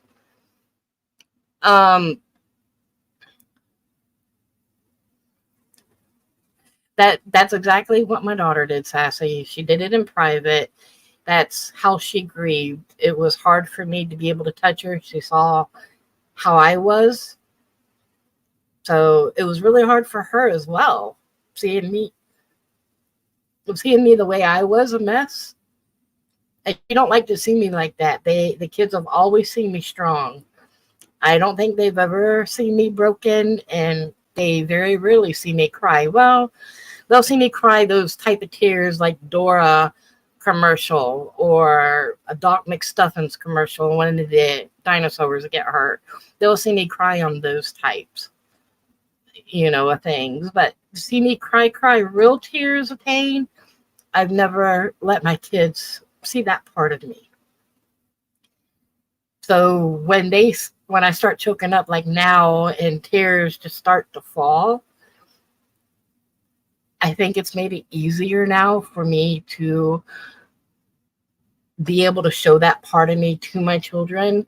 But I think it also makes them feel a little bit uncomfortable as well. They know I hurt. They know I miss them. I'm sure they miss them too. But anyways, so we're talking about those blessings on my Facebook that just bother Shining so much. It just bugs her that I have these people that help me because I guess I'm scamming them. I didn't realize I was scamming them when I'm asking for a blessing, because it goes where I say it's going to go. It's not like I just get it and go party and go dance on a pole and just go pass out money, to whoever. I put it where I say I'm going to put it. So for her birthday, yeah, people donated. They donated to her so she could have her little trip. It was a 4-hour trip. They donated to her. They donated to her to have a good time, to enjoy herself, with a chauffeur, of course. But it was for her. It was her birthday, not mine. It was for her.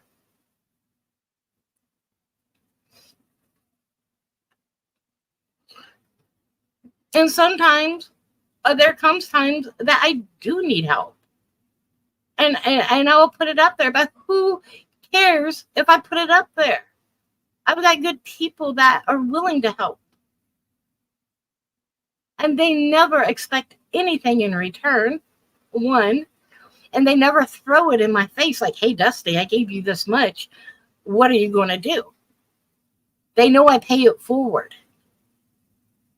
They know I put my money where the mouth is. When I say I'm going to pay it forward, I always pay it forward because that's what I do. And that's what I'm supposed to do. And I know you ladies are the same way, but you're sitting here questioning me on what I do and then have the reason to call me a scam when that's not true.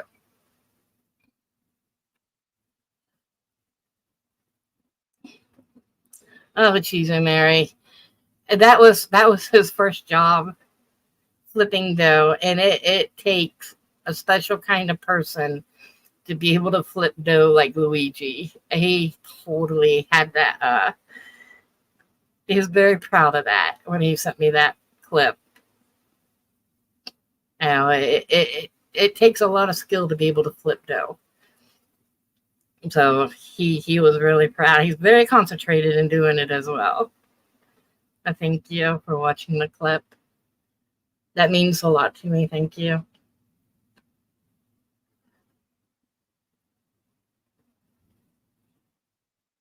So, you know, I've always been taught never bite the hand that feeds you, right? You know, if blessings fall on your lap, they fall on your lap. You never question it. And you never throw it up at somebody like, oh my God, I just gave you $20 and this is what she's doing with it. You're not supposed to question that. Because it's supposed to be coming from your heart. When you give to somebody, it comes from your heart. It's not about scamming.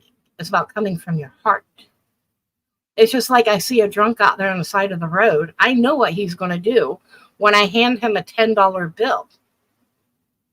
It's not for me to look at him and say, hey, don't go out and buy $10 worth of booze now.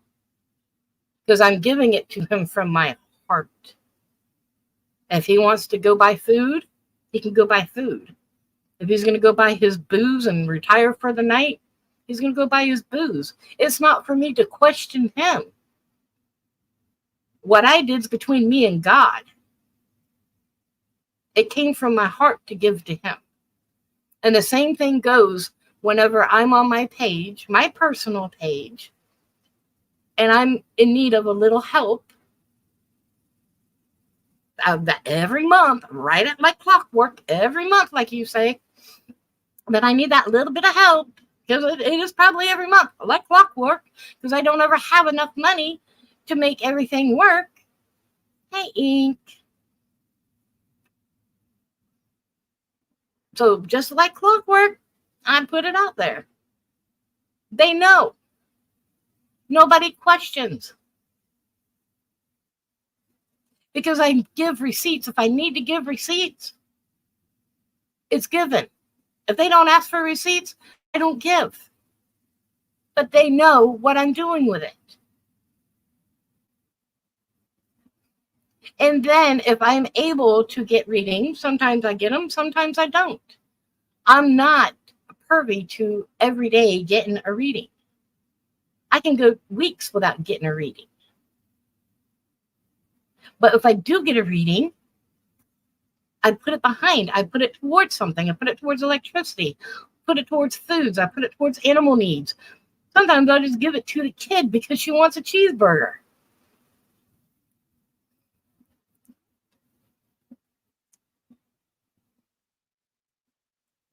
Yes, Cheesy Mary, you are right. And it was thrown up in my face last night. Too many worry about money on here. Everyone needs help at times. Give if you can, but hate it when someone uses it against the person. It's true. Give what you can. If you don't want to give, that's fine. I'm not everybody's cup of tea, but a lot of them know my heart, and they know what I'm about. And if they will give. It's not that I'm using them. It's not that I'm scamming them. It's not that I'm spamming them. Because sometimes I might not even have to ask. It just sort of automatically falls into place. Because that's God willing up above that knows I'm struggling and I'm biting my tongue, not wanting to ask. And lo and behold, hey, Dusty, I'm thinking about you. There's a couple of bucks. I know you're struggling. There's a couple of bucks. Get the kid a cheeseburger. Because that's what people do.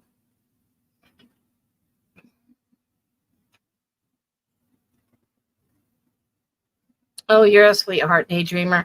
I just put my Cash App up there to be a smart ass today.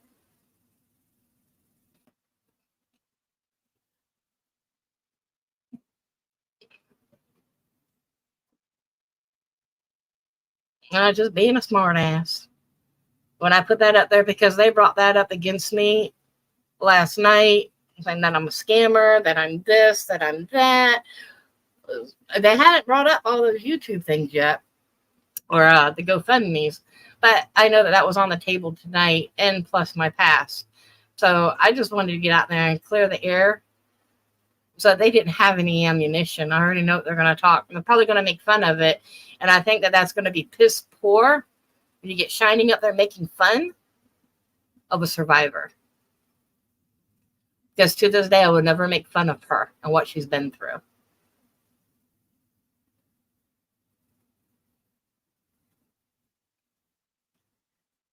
So if that's what she's going to want to do, I mean, more power to her. I can't stop her for what she's going to do. There's going to be a bash fest.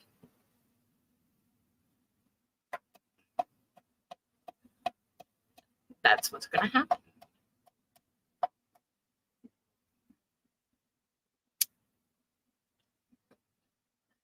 Yeah, even if Daydreamer, even if I drop it, Shining will use that against me. And they're going to say that I'm over here on this live that's not even monetized, scamming y'all. You know, so no, I'm good. Thank you, though. You are a sweetheart. You really are.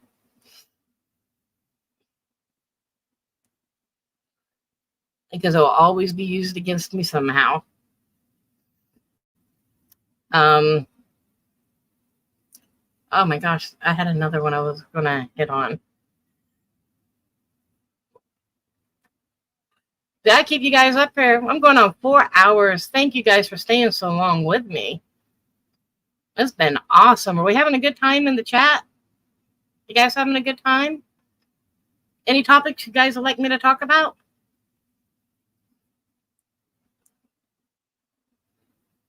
Oh, Ink, I'm so sorry.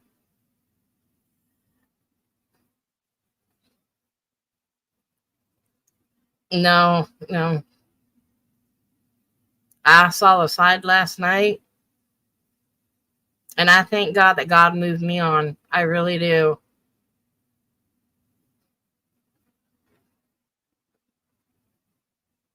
That's exactly right, Sassy Nos. It's only okay for some to have a GoFundMe and ask for money. But it's not all right for me because they're saying I'm scamming. I remember what I wanted to talk about. They wanted to bring up the Ernie Shell shit with me. So I have made it clear and very clear. I have absolutely nothing to do with him. Never have. The only thing that I ever did with Ernie is whenever I had my crew, when I worked on Facebook before I came here to YouTube with it, I had a group over there. We were called the Angels, Summer's Angels, because we were looking for her. A lot of shit. You know, we were pulling up a lot of shit. And there was an area, it was a dog track, or not dog track? I think it was a dog track or dirt track, something.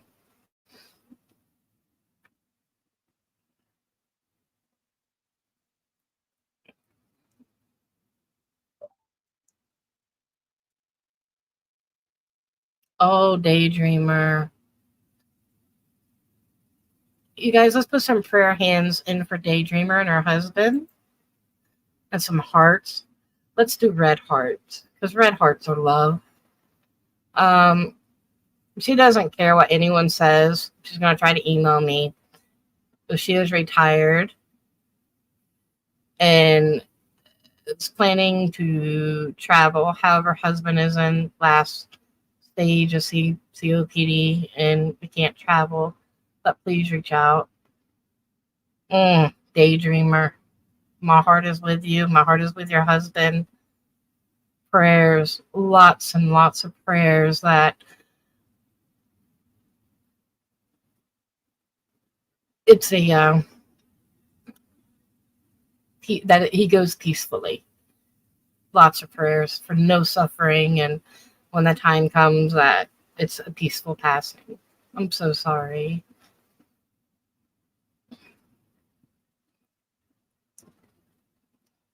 You're right, Cheesy Mary. If someone wants to donate and it's being used for a certain purpose, I don't see a problem with it. It shouldn't matter at all, especially if it isn't their money. I agree. And sometimes it takes a lot. Thank you for the prayers and love for Daydreamer. That would be fine, Daydreamer.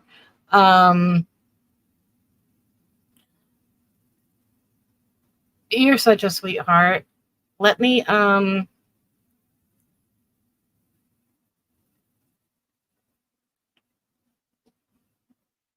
trying to think.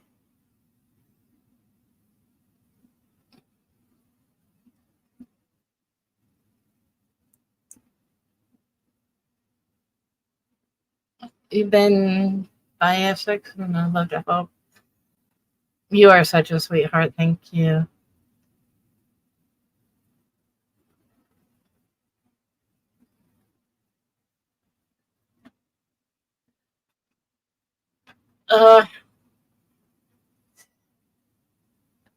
The email. I guess it's okay to put an email in the chat.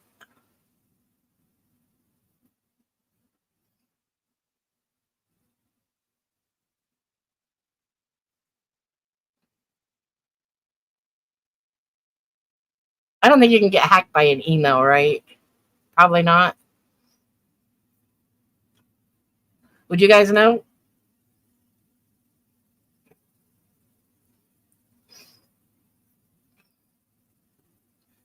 And Daydreamer, I will actually do the same.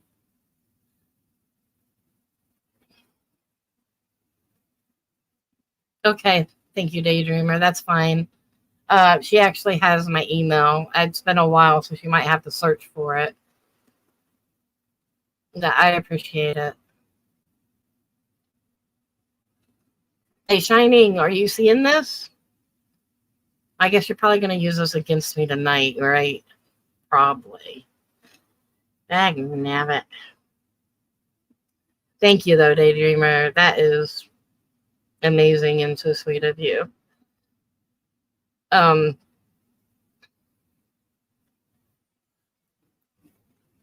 When it came with Ernie, yeah, I agree. I think you're right, Ink. I think that would probably get scary.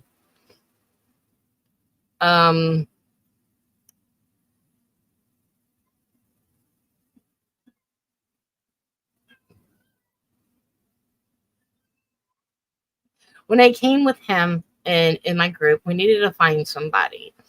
I did not know really nothing about him at the time. The people that reached out to him knew him, apparently. So he had made it out that he was worked with special forces and he was a cop and TBI, and he knew all these people, and all. He gave us all the shebang. So I trusted in him. I didn't know him. I'm not from Tennessee, but he gave us the good. He gave us the good talk, like he gives everybody that fall for it. So he went ahead, and I gave him some paperwork where I wanted searched. And mind you, people that were actually on my team were actually people that come from very prominent backgrounds, such as the military, such as cops. So it's not like they were just some random boots on the ground. These were people that were very prominent. And then, of course, I had my random people as well. There was a mix of them. There was about 8 of us as well. When I brought him in, it was to search the park. I was under the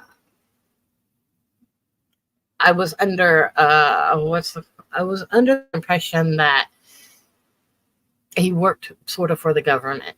That was the impression that I was under. And when he went out there and made a mockery of doing the things that he was doing, we silently tried to pull away from him. Not just me, but all of us. We're like, oh, hell no. And we silently tried to pull away. And when we silently tried to pull away, it triggered because he would text us like, hey, I need money for a motel. Bitch, I ain't got money for a motel. You know, I don't have that type of money. And he would ask us for things. And I'm like, no, that's no. So we started to pull away. And then that's when we started learning about who he really was. I didn't know who he was at the time. That's the only affiliation that I had with him. And that got me scrapped with the Summer Wells case. I still worked it, but I totally distanced myself, literally distanced myself from him. Like, we did not want to be affiliated with him or his crew, because whenever we said no, bam, they started doing exactly what Shining is doing in her crew, bashing and pulling out all this information. So I want to touch on what CJ said last night about the Summer Wells doll. Somebody was nice enough to make me a Summer Wells doll, because I was invested in it every day up until the day I lost my son. Invested in it. I lost him 11, 16, 21 is when I lost my son. Every day I worked on it. Every day we were in, before even YouTube, I worked on it. It was not with Mr. Ernie. Ernie was just that one time, and that was like, whoa. So that's where all that came in about scamming and everything else. I never once made any money off of Summer Wells' case. I actually gave. I literally gave. I would do lives for donations, and I would donate them out to the facilities.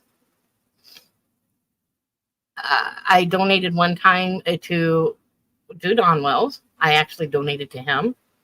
And I donated the other one to,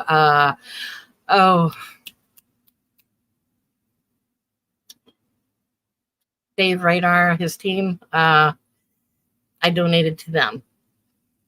And I only did 2 lives of donations, but I never got any money from that, because it was, no, I'm not going to do that on any missing child. I've never received any money off a missing child. Never. And so I guess they want to try to use that against me as well. Cheesy Mary, this one particular son, he did, at the very beginning of his life, he had health issues. But through, he sort of grew out of them when he hit a certain age. He sort of grew out of them, and he was actually a happy, healthy 19-year-old. Um, he made a choice, you know. He made one of those choices of going to try something, an illegal substance. Don't know. And that choice ended up costing his life. He died of fentanyl poisoning. Thanks to all these open borders, maybe my son would be alive today. Don't know. But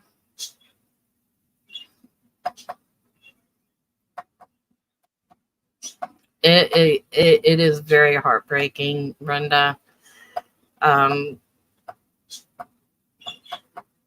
She could be any of our little girl, blonde hair, blue eyed.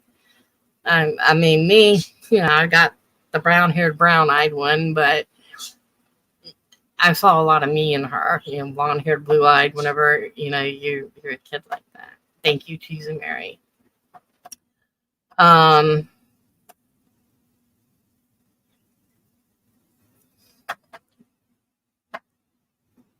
doll.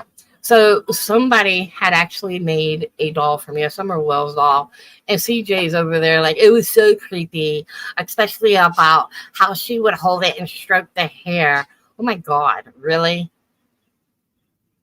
Are you fucking serious? You're a woman. This is a missing child, and you really had the audacity to say that in a chat?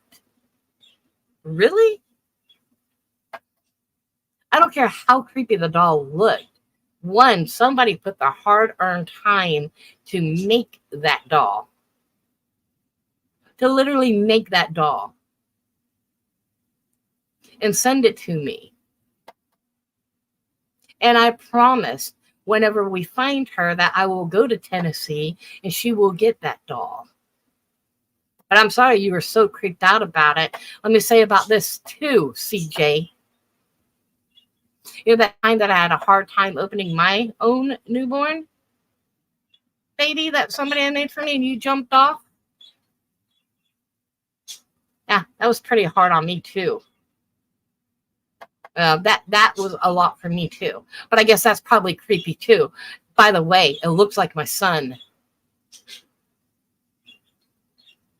But you guys talk that you're so nice, right? That you're so good. Wow. I mean, just very snaky. Really snaky. Don't think that I didn't see some of those chats. I did see some of those chats. And to me, that's a slithery snake. Because if I'm guessing, I could tell purple. I know that you're the snapshot queen. That's why Jenna didn't want to give that person away. I'm only assuming, like I was assuming last night, that you are the snapshot queen. Mm-hmm. You grab everything. You hold on to everything. You make a book on everything. So it might be you that they didn't want to give away out of that Discord. Mm-hmm. Well, Jenna was protecting somebody, and it's somebody in that circle that she's protecting. I can almost guarantee you that. Now, I heard about that, and I know that's the fallout. And when I heard that had happened, I was like, oh no, somebody in that circle. But I'm going to put my money on you, CJ. Money I ain't got. I'm not going to put it on you.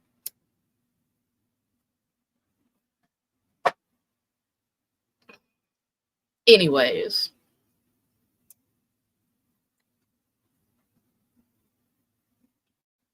Well, you guys have hung out with me for 4 hours and 33 minutes.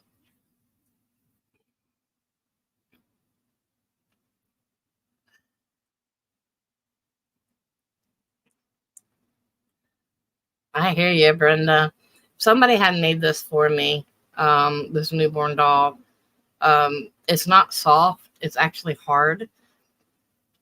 But I'm very blessed.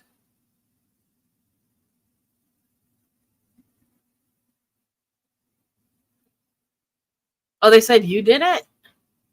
Oh, really?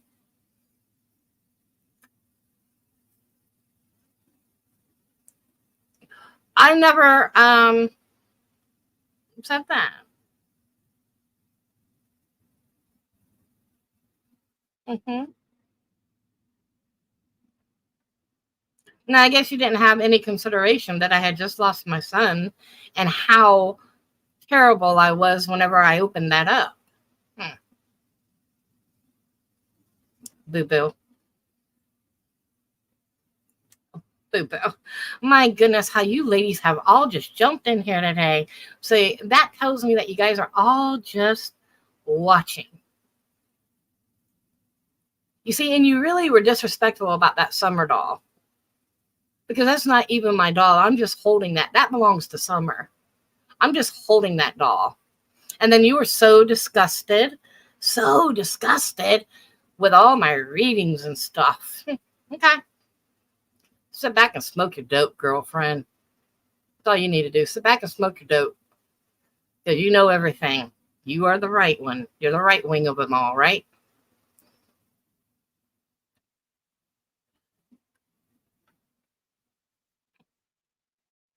You're the nice one. Mm-hmm. The quiet one sits in the back. No, ma'am. You're just as much of a shit stirrer as Shining is. Just as much. Because I watched you last night shit stirring a pot with assumptions that you had no idea about.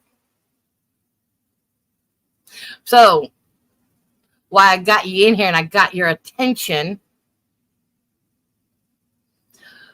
you made a comment about my daughter last night, about how she was on camera and showing skin. Huh?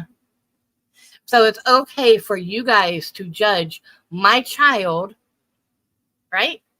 It's okay for you guys to judge her. She's in a pair of shorts that may be short, but she's in her own fucking home.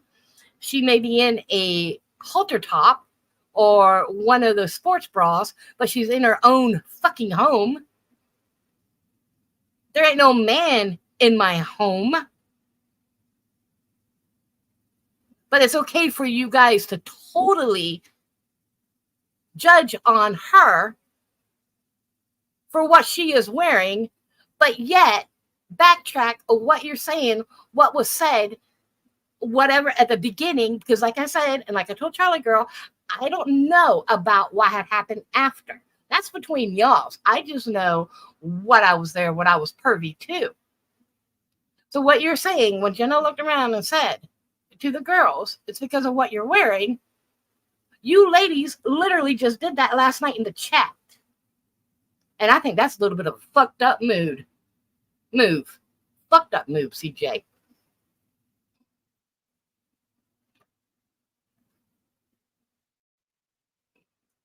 Keep spinning. Isn't that what you said to Judah? Keep spinning. Not spinning anything. Boo boo. Come back. Boo boo.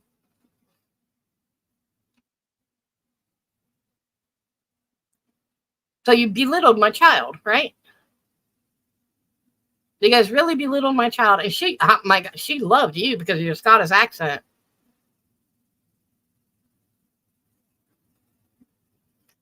Should ask me that if you did. When you'd have your Scottish accent and just up here. That child loved you. Loved you. Loved all of you.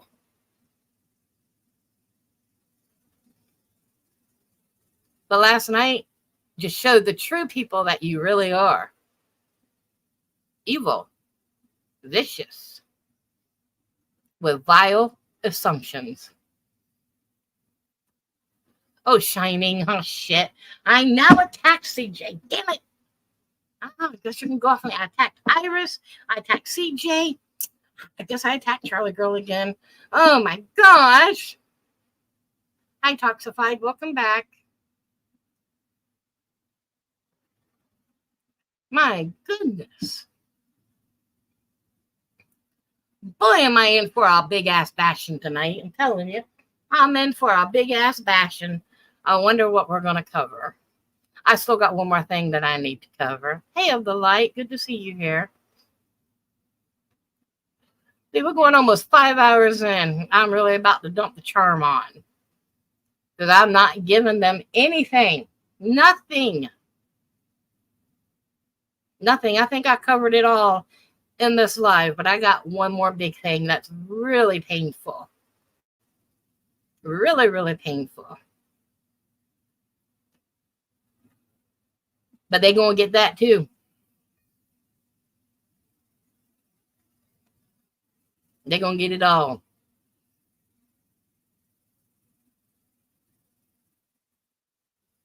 No, it's not toxified. Last night, I was bashed. I was attacked.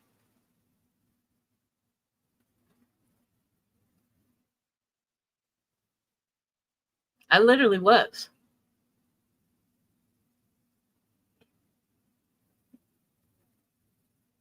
And they laughed. They literally laughed about it. Thought it was such a game.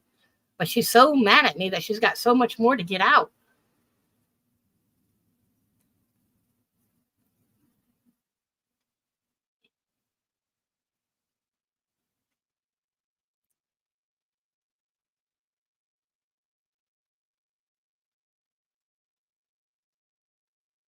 Yeah, eat one steak. Baby. Oh, by the way. I know, Toxified. Thank you. By the way, Shining, my girls are good. My cats are good. They're doing perfectly fine. All of them. Minus our new one. Plus our newbie. Oh, he is naughty. I mean, really naughty. But probably not as naughty as you. You little badass. That right, boo boo. Where's my boo boo at? And he feels a big void. And I will make sure that he don't get no raid on him. But I really want to know what happened to Doug the Pug. I really want to know what happened to Doug the Pug.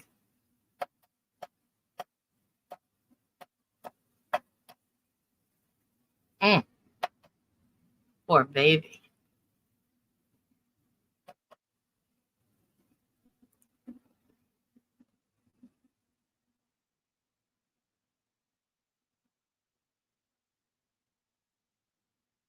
Thank you, Toxified.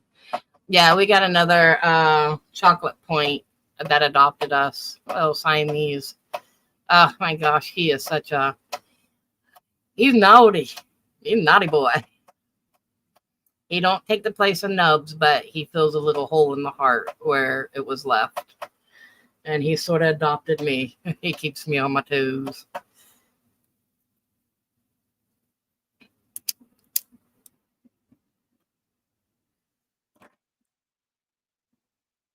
So I need to get into rather the last part that they think they got on me. And that would be the story of my eldest daughter.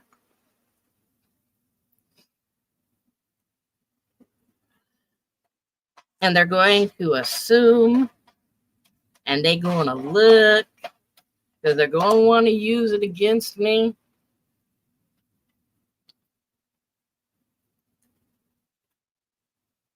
That's all right. I know my story. I know my truth. I know what I've been through. And I only gave you snippets in 4 hours. Snippets.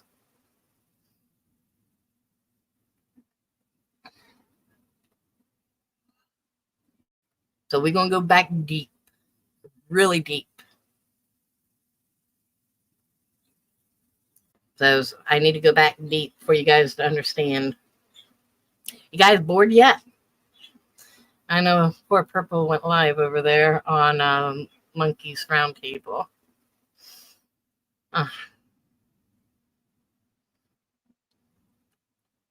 Okay, like I have to get this all out today so that they have absolutely no ammunition, none. And they can put out all the arrest records.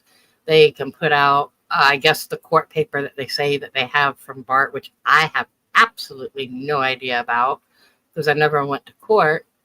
But if they say there's one, I guess there is one. I never went in front of a judge. Lenny actually put in the link somewhere the paperwork, or she might have sent it to me. I don't know.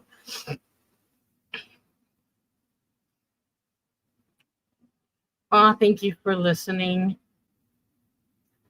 Can you guys give me a second if I put a song on? I'm not monetized or whatever. You guys want me to put a song on real quick? I need to go take a piddle break. Make your choice.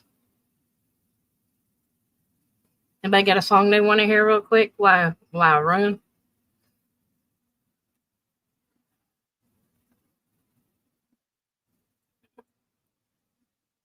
Oh, wait, they might say I'm trying to be like Tony now. Oh, my gosh.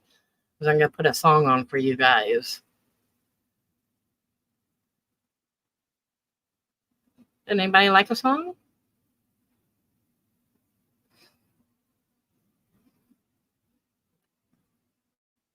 How about one of my favorite ones? How about The Hurt and the Healer? It's one of my favorite songs.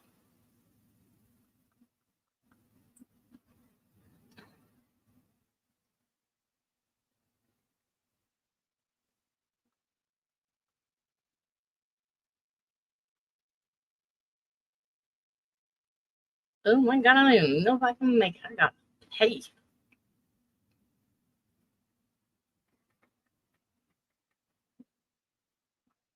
Here we go. We'll give you guys something to listen to right quick.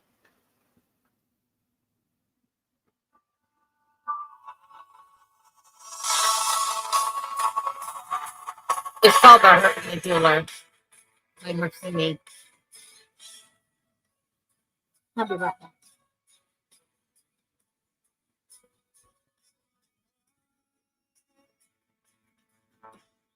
Question that is never far away.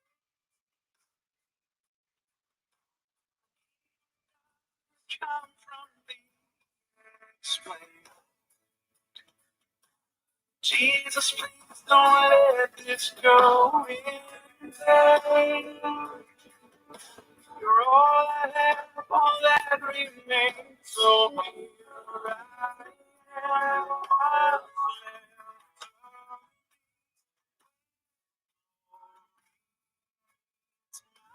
Sorry.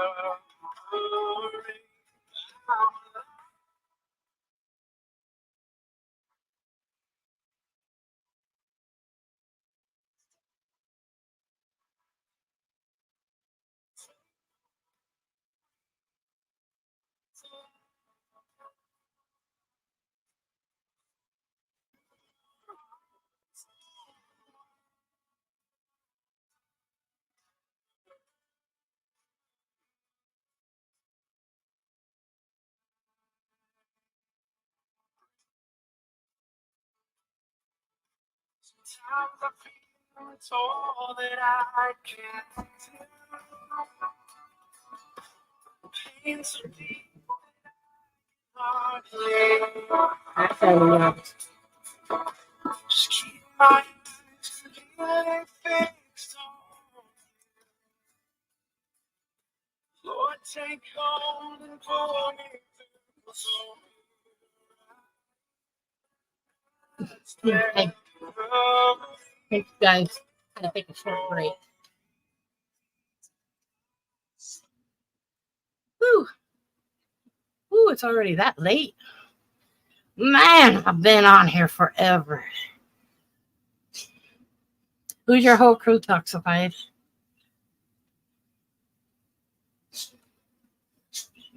Thank you, Lenny. It's a good song.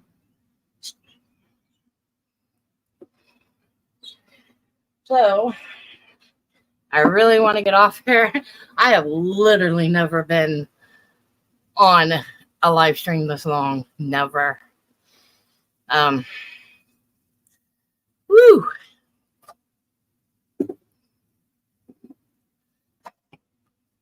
I guess we can make it like the old days. Hey, Maggie. Thanks, Miss Maggie. It was a soda. All right. So I need to get into this last bit of information so that they ain't got nothing to use. It's out there. I put it out myself. Again, like I said, I gave snippets of why. Holy shit, 5 hours. They're going to use this, probably twist words. Okay. I mean, if that's what they want to do. And I'll probably laugh at me. Okay. Or laugh at a child. There's a lot of the puns last night and a lot of some of that chat in there was towards a child. Okay. Okay. I've never spoke about y'all's children. Only one that was ever spoken about in children has been Jenna's children. Because they are the ones that were in question.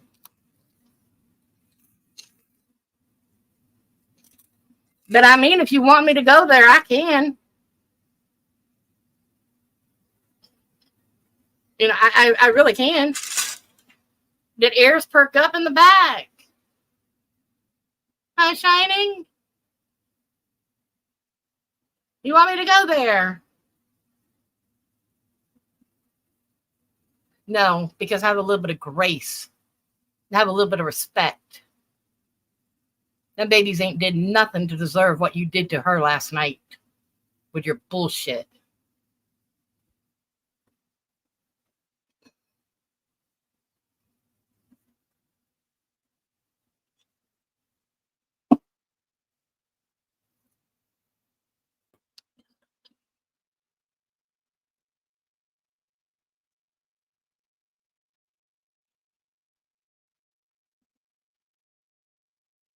And don't say you didn't, because a lot of the pot shots were towards her.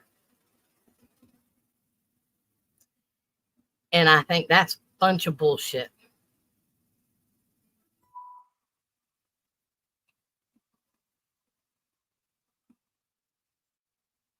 I will repeat. Yeah, no taking no sides or joining no sides. The side of the truth is where I stand. I'm the same way. I stand with the truth. And no matter how twisted the words are, you know, how it came out, the accountability is we all knew about it. We all did it.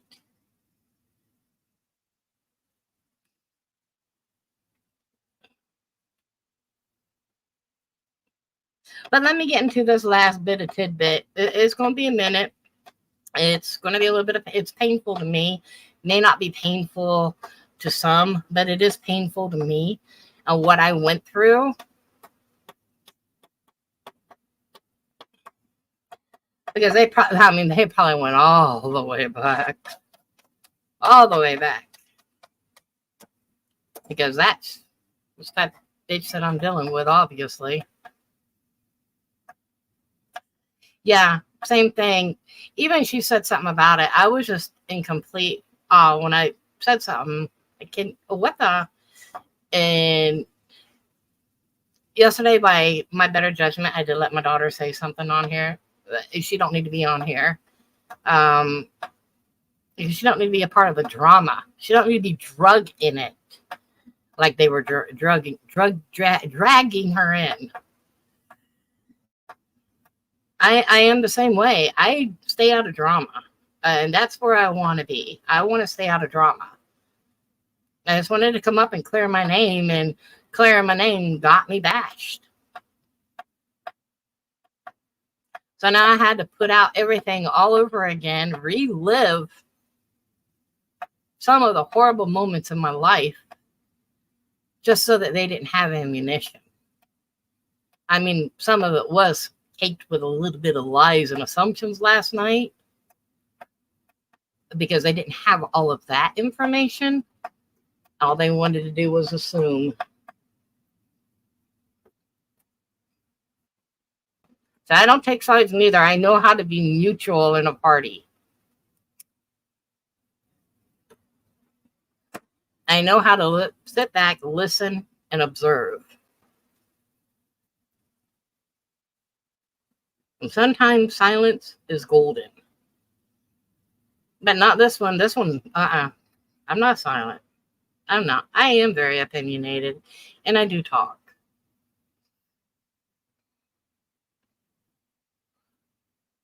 So let me get into the story real quick. So I had made reference to my natural mother. I was born to not a nice woman. This not so nice woman. She is the trifecta of, what do they call that? Where you're psychotics, psycho, and narcissist. It's like the 3-tier or whatever it's called. I think Lenny probably will know the name of that one. They call it like the dark trait.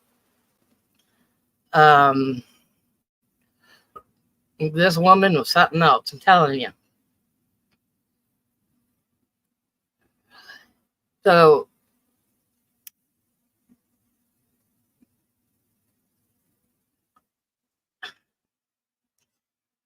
in my childhood, I was with her for 2.5, 3 years.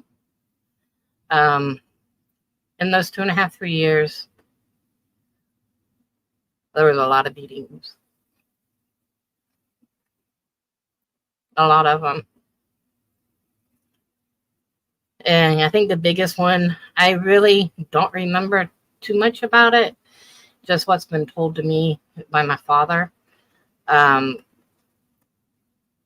apparently one of my friends came over to play. Ironically, I'm still friends with her on my Facebook. Yeah, go ahead, Lenny, before I get started.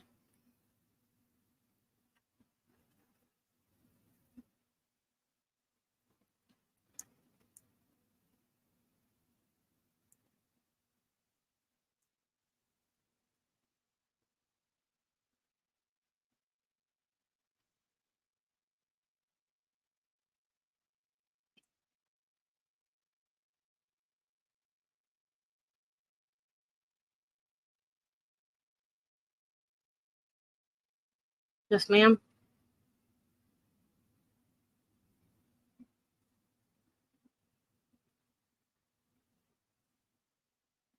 My squirrel brain can't sit for too long now.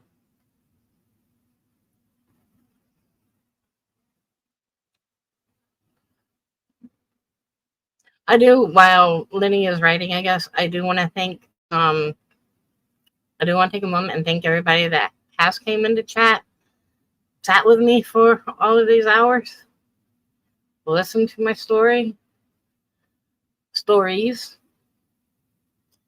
putting it out there what it really is. Even the back lookers back there. Thank you for coming in. Lenny says, Dusty, if you don't mind, I don't know if she wants to ask me a question or what.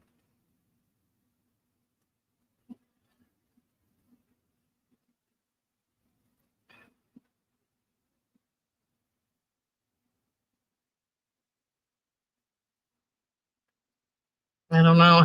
So she might be gone now. Okay.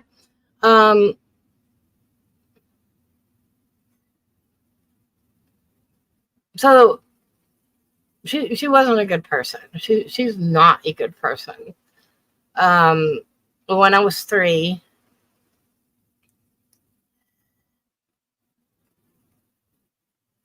as I was explaining, I'm actually still good friends with the little girl that came over to play with me.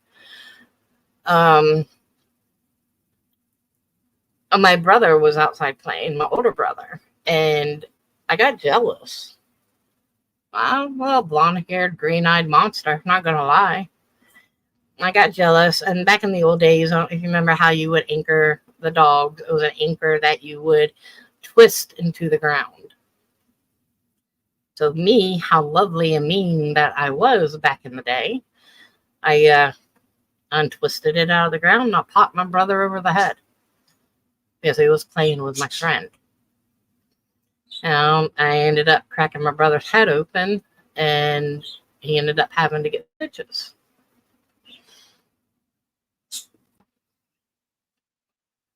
That day,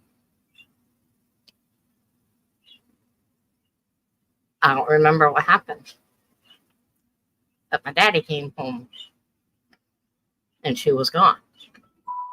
She had taken my brother to the hospital. So my daddy came home. He found me in my bed. I still slept in a crib.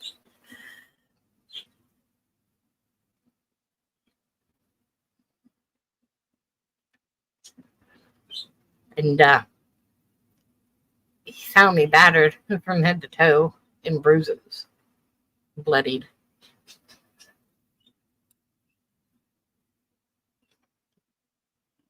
And he scooped me up and took me to the hospital. As he was taking me in to the hospital, I passed away in his arms.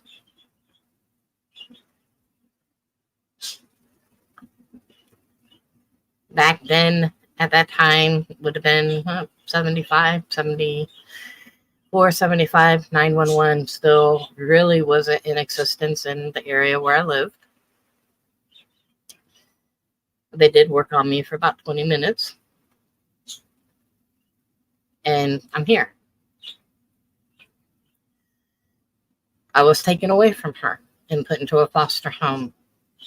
Back in the 70s, how it was with the courts, usually they don't give full custody to men, the fathers. I spent about 2 weeks in this foster care and ended up going back home to my dad. And she was no longer allowed to see us because the beating was that bad. My dad divorced her, remarried.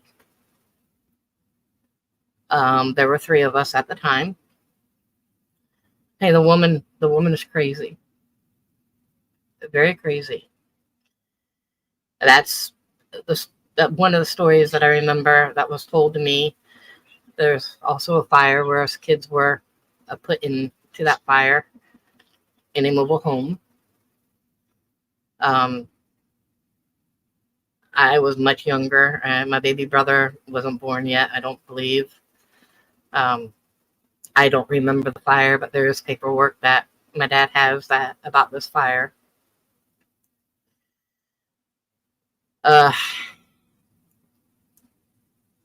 Throughout the years of growing up, she never really came around.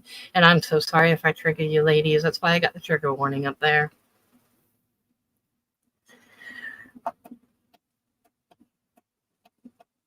Throughout the years, she really didn't come around. When I was 12, she sent me a box of clothes. They were baby clothes that would fit a 1-year-old. I was 12.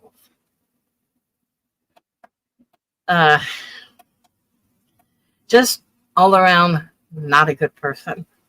Not a good person. She showed up at our house with a gun to try to take us away from my stepmom and my dad. I mean, it was a mess. She's a very toxic woman. Very toxic. I'm so glad my dad got me away. They were baby clothes for like a 12-month-old. No, they weren't my baby clothes. They were new with tags on them. And they were not my baby clothes. It was my birthday, and she sent a birthday gift and sent baby clothes. I was 12.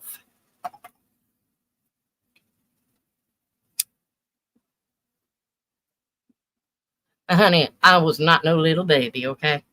I was not little at 12. So throughout the years, I grew up with an anger towards this woman that gave birth to me. She never really cared for me. Some of the horror stories that I heard, what she would do to me as a baby, carry me around by the hair of my head. She would drag me around like that. I mean, there was just a lot of those horror stories.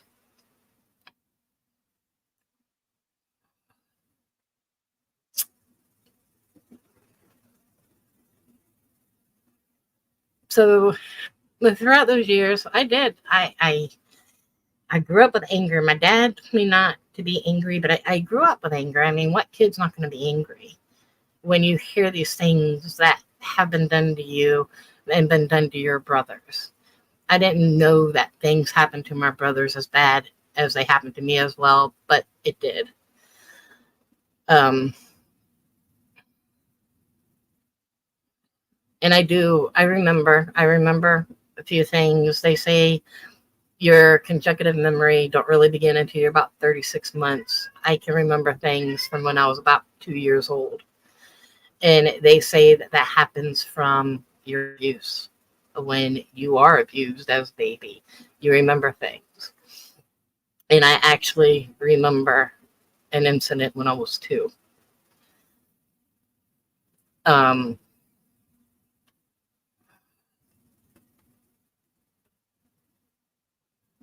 So throughout the years, I really didn't like her. I didn't. I really had no use for her.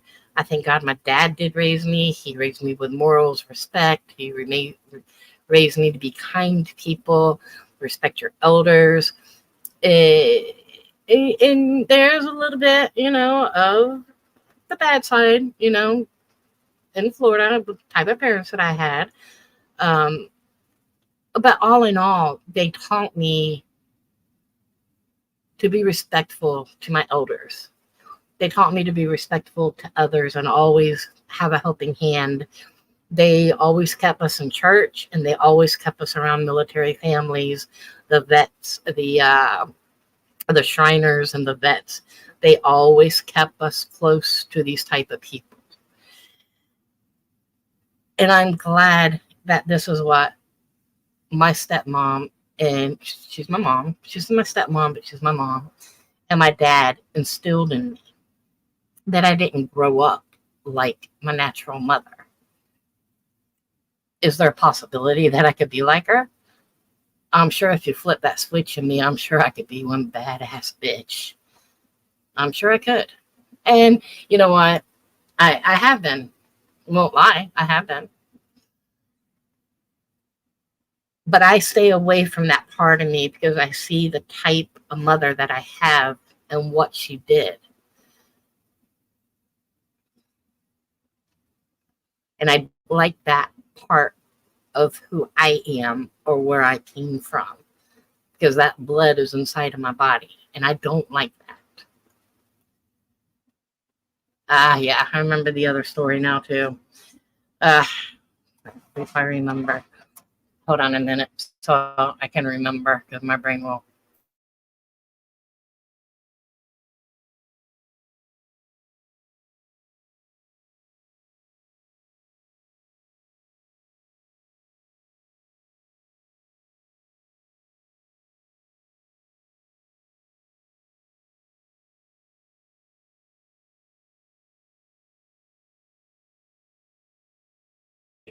Thank you. I just had to let the kid remind me, so I had to tell her what to remind me because I will lose my brain. We are 5 hours. Oh my gosh. We could just make this a whole pity party over here, huh? Anyways,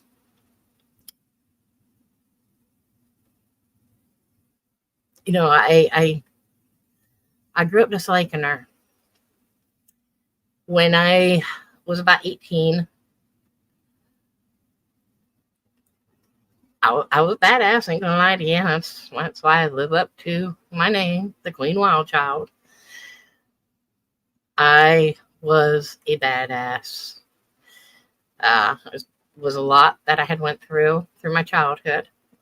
And look, none of us parents are perfect. My parents were never perfect. But a lot of stuff that happened to me in my childhood did get swept up under the rug because back in the 70s and the 80s, you're not supposed to talk about it. You don't talk about these things. And when you are brutally hard and you're told that you brought this upon yourself because of the way you act, that's automatic defiant, becoming defiant, and being defiant. And I became very defiant. I did. I would fight with my dad because of the pain that was so inside of me. And my dad is a good man. My dad is a really good man. Does someone remove your comments? I hope not.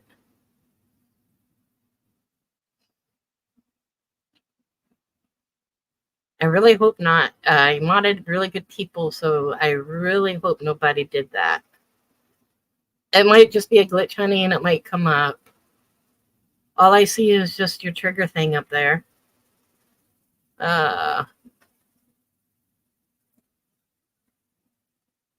It's fine. I did my work years ago. That's there. And of the light, yes, hon. As a survivor, I am a bit disgusted by the sector. Not survivors should be shamed or abused or triggering. It's there. Your comments are there. And Dusty, if you don't mind.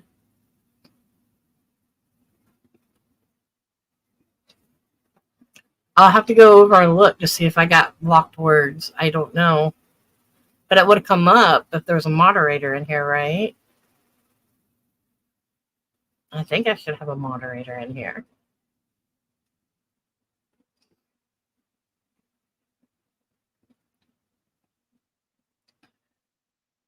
So, I'm going to get my brain back on track again.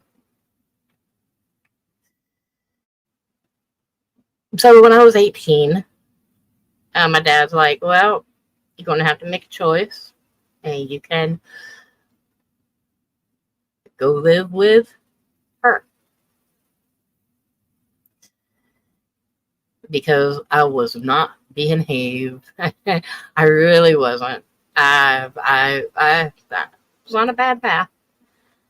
And boy, let's just talk about being 18 and partying and everything at your fingertips. I was doing it. I'm not gonna lie about it. But I was set free. So they thought by calming me down was to go spend some time with her. So she came down and picked me up. It was the first time meeting her. God, hadn't seen her in years. 10 years? 11 years? Hadn't really seen her.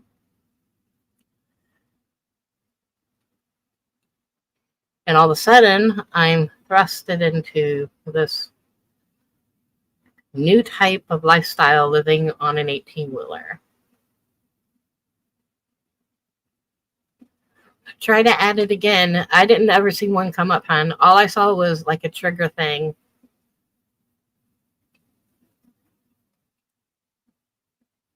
I might not have fully came through. The only thing that I saw was just like a little square box up there. I was trying to figure out what it was. That might be what it was. Yes, ma'am. You're welcome. And this is probably something that they're not going to be able to pull out, but it's going to go with the story. So I'm giving you guys like the whole lowdown. So there are no assumptions, things left for assumptions. You're going to hear it from the horse's mouth and hear what it is. So all of a sudden I'm living amongst this woman that supposedly, well, she is the person that gave birth to me.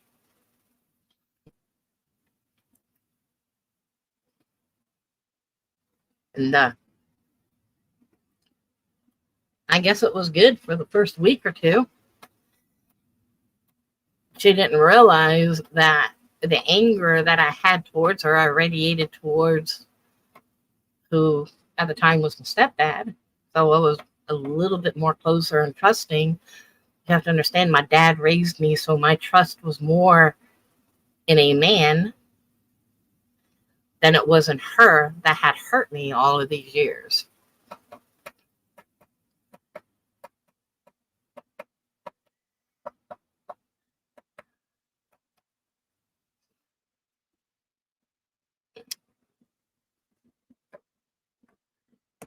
So we're on the road. I do a few loads.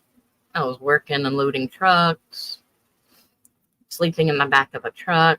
I'm not talking the back of the Peterbilt. I'm talking the back of the gate. They would make a bed for me, and that's where I would sleep. And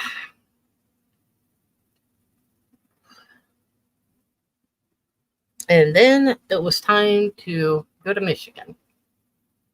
Alma, Michigan. They had this little old farmhouse out there with, I think it was corn in the field. And I remember I would walk out there to get away from her. I didn't want to be around her. She was just rude, controlling. Thank you, Sassy Noss. And Lenny, thank you for trying.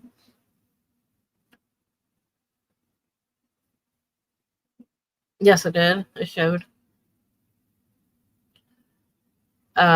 Rude, controlling. Now I'm not allowed to smoke cigarettes. I was 18, but it would give me stuff to drink, so it'd spill my guts, but I was 18. You better leave my bird alone over there. Was it Periwinkle or Smudge? Smudgy, you better leave that bird alone. So to get away and to get a cigarette that I was not allowed to have anymore, I would walk the fields.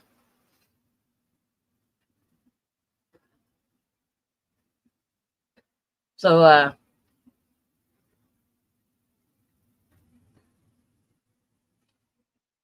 I don't know if she was trying to set me up to be married to some dude.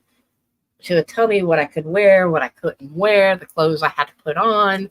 I mean, I was 18. It was a lot of controlling. And then I had the dude that was my stepfather. Thought he was a good man. That I did. Was I ever fucking wrong?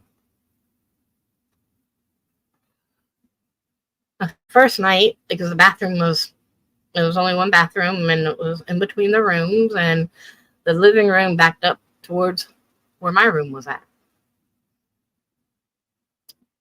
Walked out, and he was watching porn. Pants unfastened. She's done taking drugs and went to bed.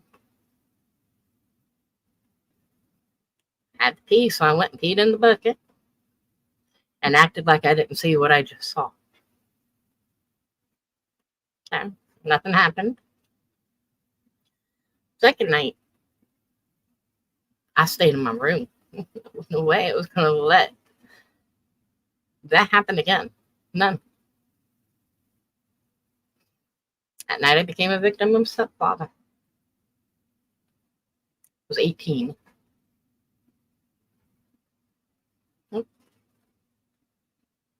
I now hated him, and I now hated her. And I'm living in a house of madness. Didn't report it. I mean, who's going to believe me anyway? I was 18. And my past rapes They were always swept up under the carpet anyway. So, what was the sense in reporting it? All I remember is that she found out, she knew what had happened. I got the blame. Me. That's why I don't take lightly to blame, because I didn't do anything. I was in my room sleeping when he creeped on me and when he did what he did.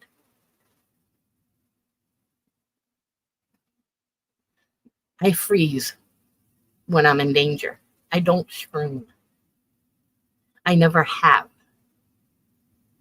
If somebody's going to kill me, trust me, they're going to kill me because I can't move. I freeze in fear. That's just me. That's how I've always been. And that is Smudge just being Smudge. He's a boy kitty. Sorry. She knew. And all I remember seeing was a red pie go flying across the house. Cherry pie. And Dusty, get your shit. You're gone. Okay. She put me back on a bus. And I came back down to back to Florida. 18.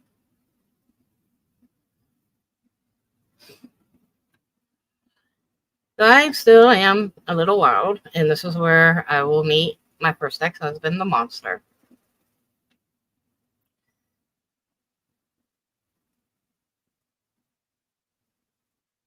It's not that I could not stand up for my children when the bad things were happening. It's the pure fear.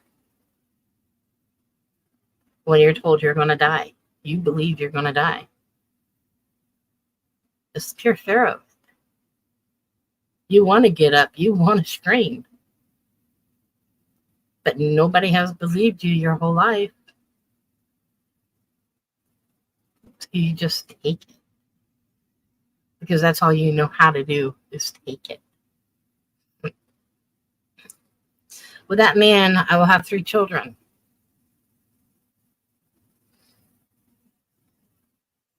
Now, I already spoke about the other 2.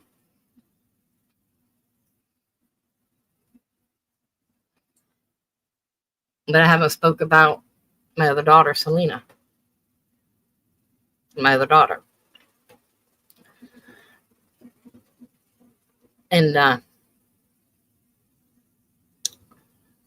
there's a reason I don't really talk much about her. Smudgy. Hi, baby. Be quiet. They're going to think I'm abusing you over here. They're going to call the KUCPS on me if you cry like that. Oh, don't do that. Poor Smudge. He wants to go outside, and I don't let him out. I'm just so mean to him. Poor Smudgy Budgie.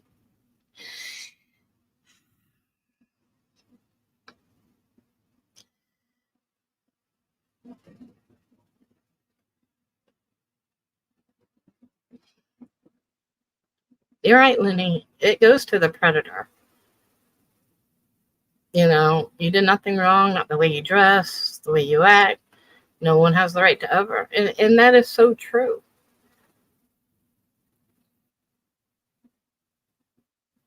But people don't see that. Especially back in those days, they want to use stuff like that against you. Because as a child, you was never believed. And if you was believed, it was swept up under the carpet and nothing was ever done about it.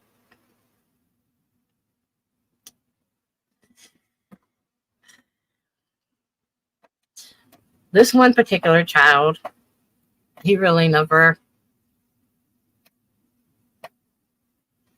hurt her. He never hit her.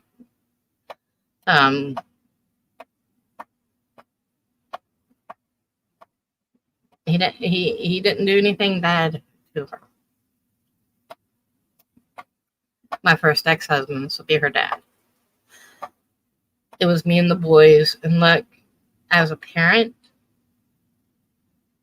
I can never make up for what I couldn't stand up to when I was 20 years old. I can never make up for it. And I tell my oldest son all the time, please forgive me for not standing up for him.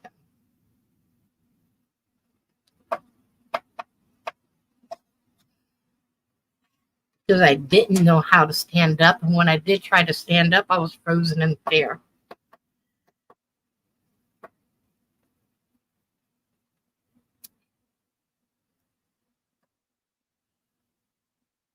Lenny, 100%.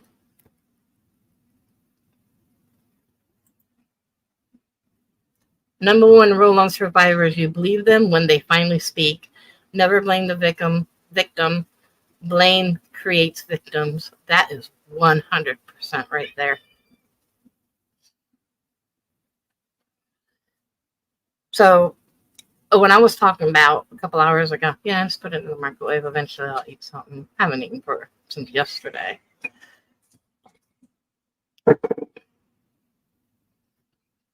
As a couple hours I spoke about, that there will be a 911 report. That if they need to pull it for you, they can pull that for you. Because the other person that survived that day would have been my daughter, my other daughter. I have 6 children.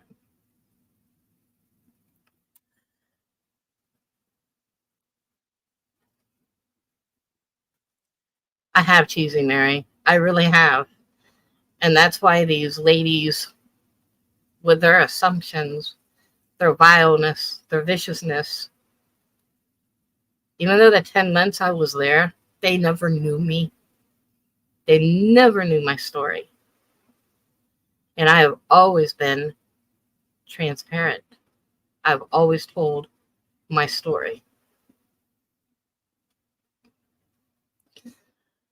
But this one is more painful than anything. And it's probably the one that they want to use against me more than anything. So I'm not going to give them this neither. They're not going to have anything.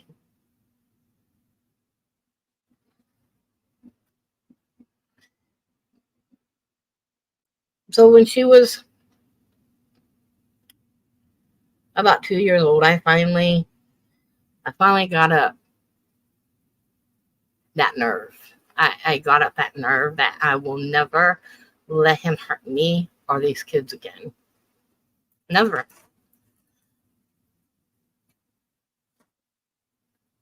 The chain of events that will follow to me standing up to him almost got us killed. That night was Independence Day for the Mexican Party. Somebody had got stabbed, and me and a friend were asked to take this person to the hospital.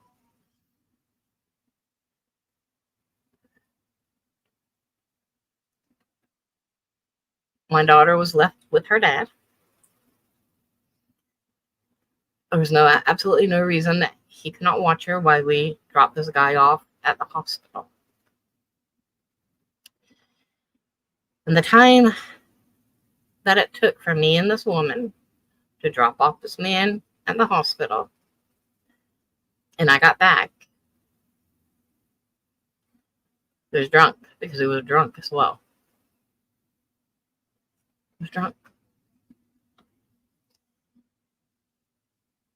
And he took my daughter, and in the crack of the window of the truck, threw her at me.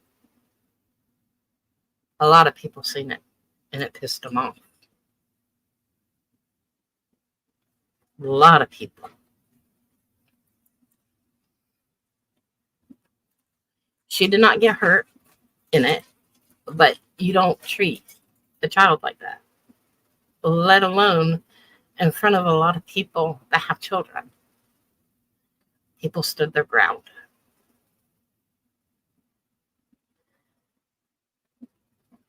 took off and I went home and I left them. I went home. I didn't want to be around them. Took me and my daughter. We went into the bedroom and we went to sleep. He didn't come home that night.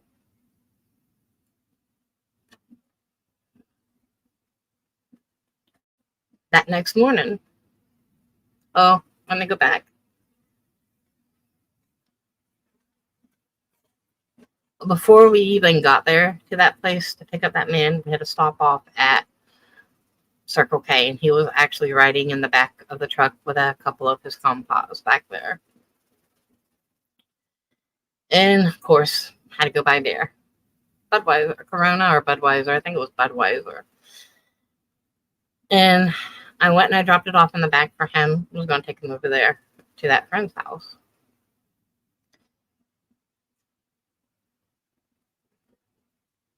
And when I set it in the back of the truck for him, because I wasn't allowed to look at anybody.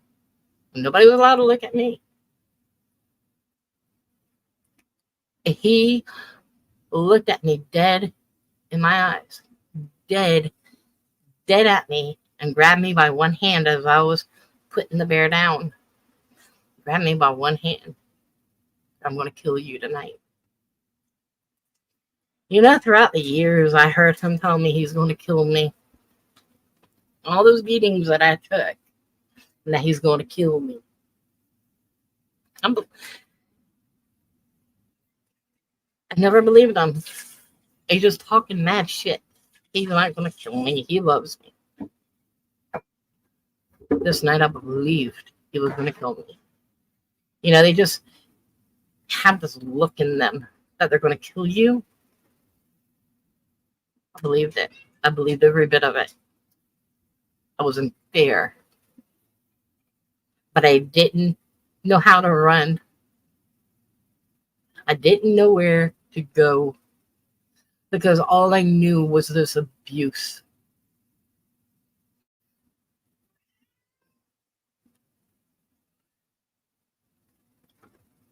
So we got there, and as the events folded, we took the guy to the hospital, came back, and he did that. And everybody got pissed off. And they got on to him about that. I got the blame for him acting that way. Of course, I went home. Next morning, he came and wanted to go to work. It was raining that morning.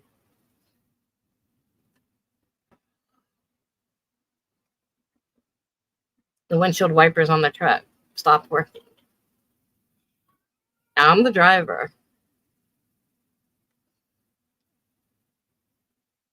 Maybe at the time I didn't have the will to live for me. But I had a little girl that sat beside me in a car seat. And there were other people on the road and it was raining. I defied him. No. I'm not driving this truck without windshield wipers. It's raining. Whew. When that no came out of my mouth, there was a man that was walking by.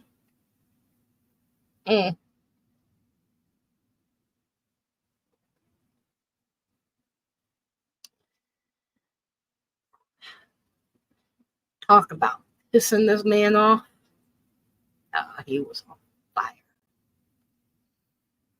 He was on fire. I just remember taking a punch across the face. Was in a t-shirt. The baby was just in a camper, and I just said, fuck you, and I took off running.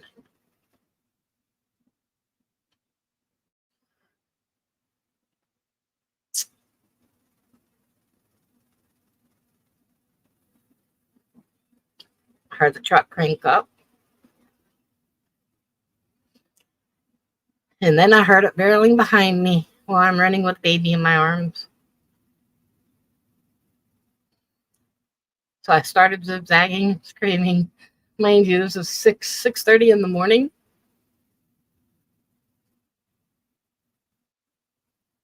Now I'm screaming, holy freaking murder. because this man runs me over, not only am I dead, but this little girl's going to be dead too.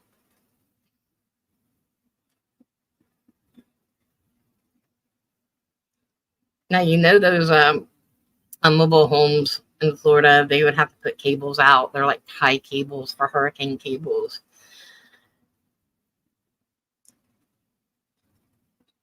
I started running and zigzagging, and all of a sudden the truck had got caught up on one of these cables. That it had like lifted up the tire or something, I don't know, but it had got lifted up on it. And at that time, the owner of the park came out because there was so much ruckus. And then one of the trailers had just been really moved by the sound of the truck going up on this cable and lodging on the cable. That's the only thing at that moment that saved me and this child. And at that same time, the owner came out of his house and he shot a shotgun. Somehow,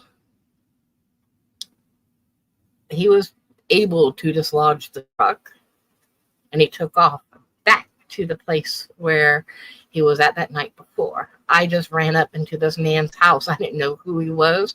I didn't care who he was. He had a gun, and I'm running with a baby in my arms. I was shaking,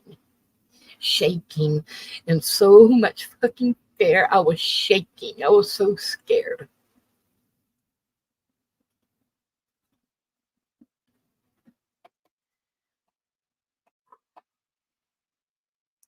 So the man called the cops. They gave me all the information for this abuse place, go to the Springs, a place where I'll be safe. And one of my friends was like, no, she was a girl. She was like, no, don't go there. I got this place that I can hide you out at, make sure that you're safe, and so you don't have to go there. And she'll be able to take care of me. And he won't know where I'm at. So this guy in the mobile home, I don't know who he was, after the police were done and everything, and things started to calm down, hid me in the back of the van and took me over to our house. And there was another girlfriend that was there that, had also witnessed all of it as well, because she was living with me there. So we hid in behind under blankets, and he drove us over to my girlfriend's house, and she told me, get in there, lock the doors, and if anything happens, call the cops. I wasn't even in there 5 minutes, and all of a sudden banging started. The banging on the windows, banging on the door, the pleading, the I'm going to kill you, open the door, I love you, all of it, every bit of it.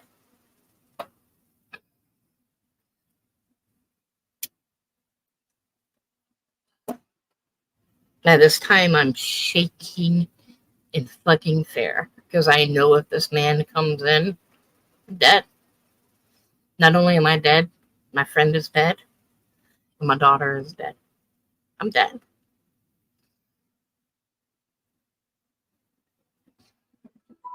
I'm literally hiding in the bathroom. Where can you hide in the bathroom? There's nowhere to hide in a bathroom. But I don't know why I did it. Sort of figured it was a smaller space. He couldn't find me in a bathroom. I don't know. But I took my daughter and popped her up under the sink and told her to be quiet. I locked the bathroom door and wrapped myself in the shower curtain. And I'm on the phone with 911.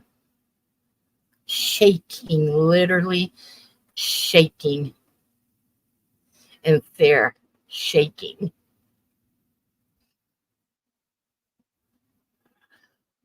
All of a sudden, I can hear the cops. There were 2 helicopters that were above I could hear the cops. And they're like, you need to come out. You can come out. I could not come out. I was so scared in that bathroom that day. And my child under the sink, I was afraid to move. I think the hard part was already over. I don't know. But I was in shock and I was scared. I took a paramedic to break the door down to the bathroom to get to me and to my daughter. There is 911 call on that. If you ladies want to go get it. When I walked out, they had him in handcuffs. Guns were drawn. And they had him in handcuffs. And they put him in the back of a car.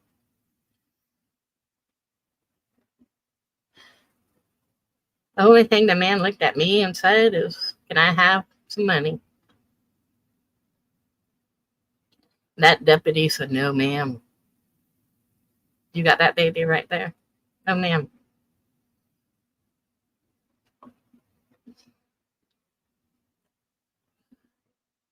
I didn't see no laughing emojis, but if that's the truth, that is sick. Where are there any laughing emojis at?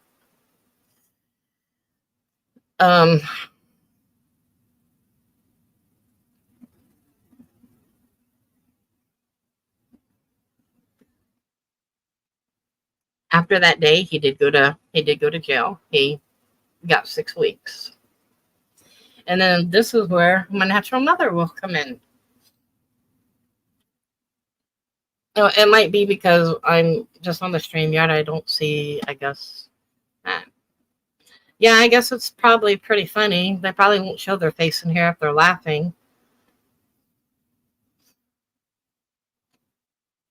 I guess that's funny that they can laugh at somebody that's gone through hell.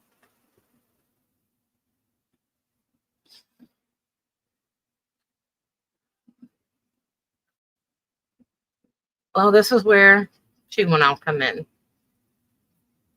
And she will dote on me. Oh, I forgot a big chunk of it. She had doted probably a year prior and met him. Oh God, they hated each other so much, but they got along so well.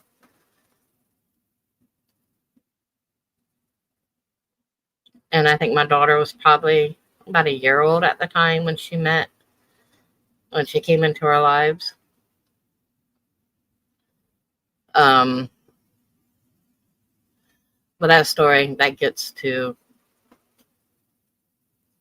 where we are now, because now I'm jumping around because I left a big chunk of it out. I don't have to tell you everything, but I can tell you the most relevant things that have happened, just so you don't have ammunition.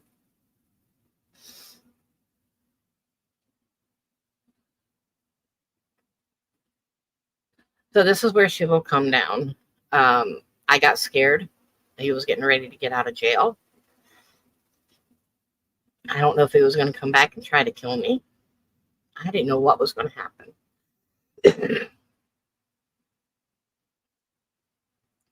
But I knew that I was okay with my natural mother. We did talk.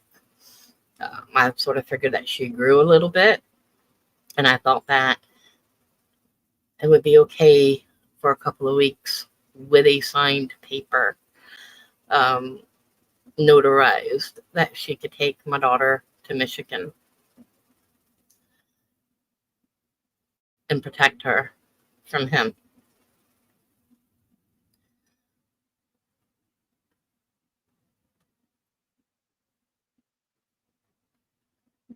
So I got the paper signed and let her go to Michigan.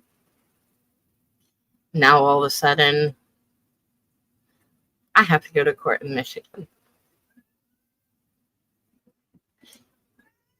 I gave her temporary custody and she went behind my back. And made all these allegations that were not true. Yep, my mother. Smudgy.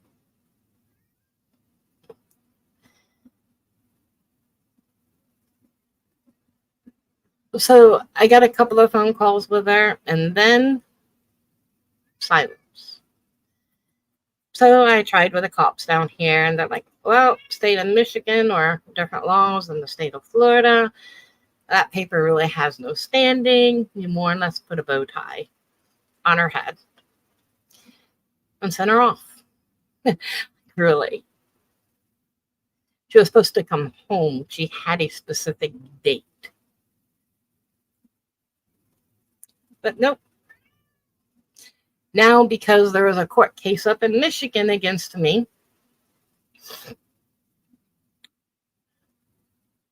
I had to go up there. People that have now made amends with me. Oh, she did sassy. 100%. They had a lot of money. There's a lot to the story that I'll probably leave out.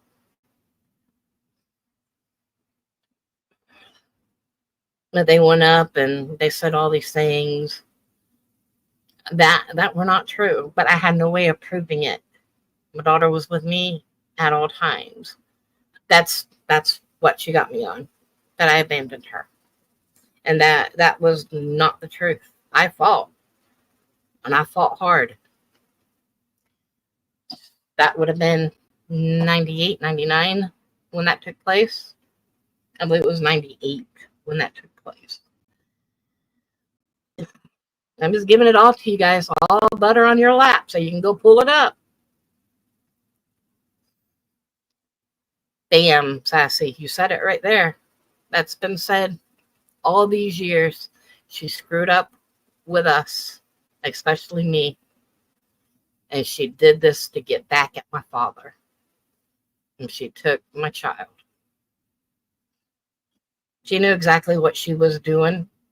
I had no idea. I really thought that I could trust her and bring back my child.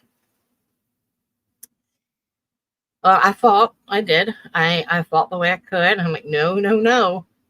This ain't happening. No. And it would have been September 2003. I won. The son of a bitch, I fucking won. I was going to go home and pick up my baby. Well, I was going to go to Michigan and pick her up. I freaking won.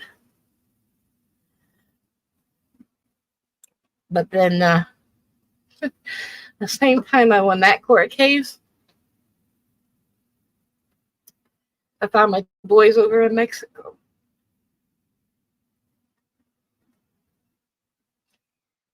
I had one baby dying in the hospital.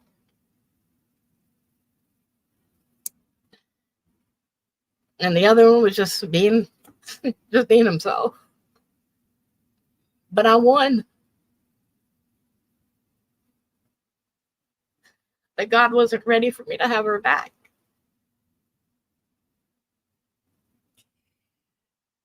Same day my court case was the same day that I had to go pick up my boys in Mexico.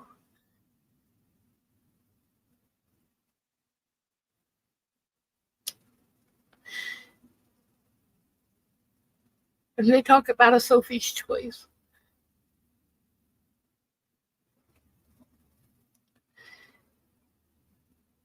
One of the hardest choices I ever had to make. Knowing she had a gold spoon in her mouth. She had a gold spoon in her mouth. She had everything. And then I had two boys over in Mexico that were lost and needed their mom. She needed her mom too. And I failed her.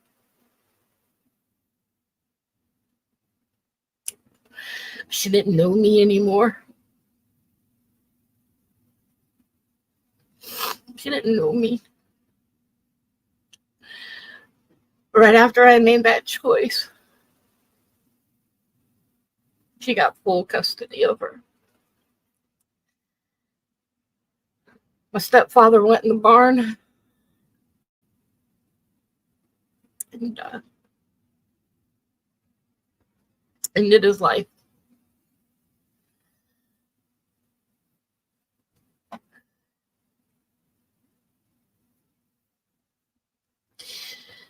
So life goes on, right?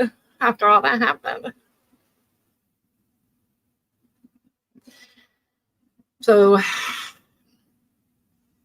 after all that happened, I found out that she had actually moved back down here to Florida. And showed up. I actually showed up on her doorstep. I just wanted Selena to know. I just wanted her to know. I cared. I loved her. And that choice that I had to make was against the wall.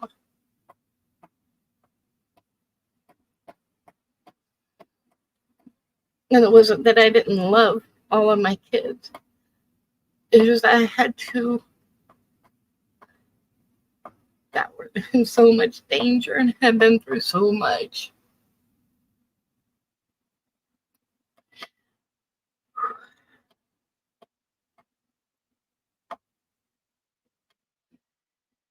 So the cops got called.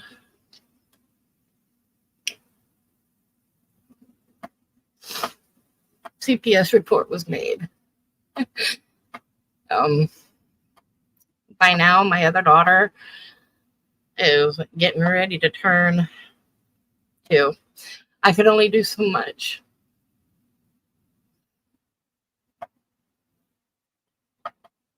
You know, I really could only do so much at the time.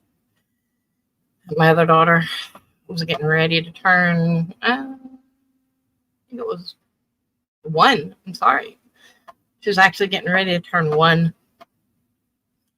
And we were having a big Shebeen first birthday. Somehow, she found out about it. She wanted to come. I said, sure. That was the first time I was able to wrap my arms around my oldest daughter. But she was like me, angry. Angry. And she had every right to be angry. She didn't know me. She didn't know me.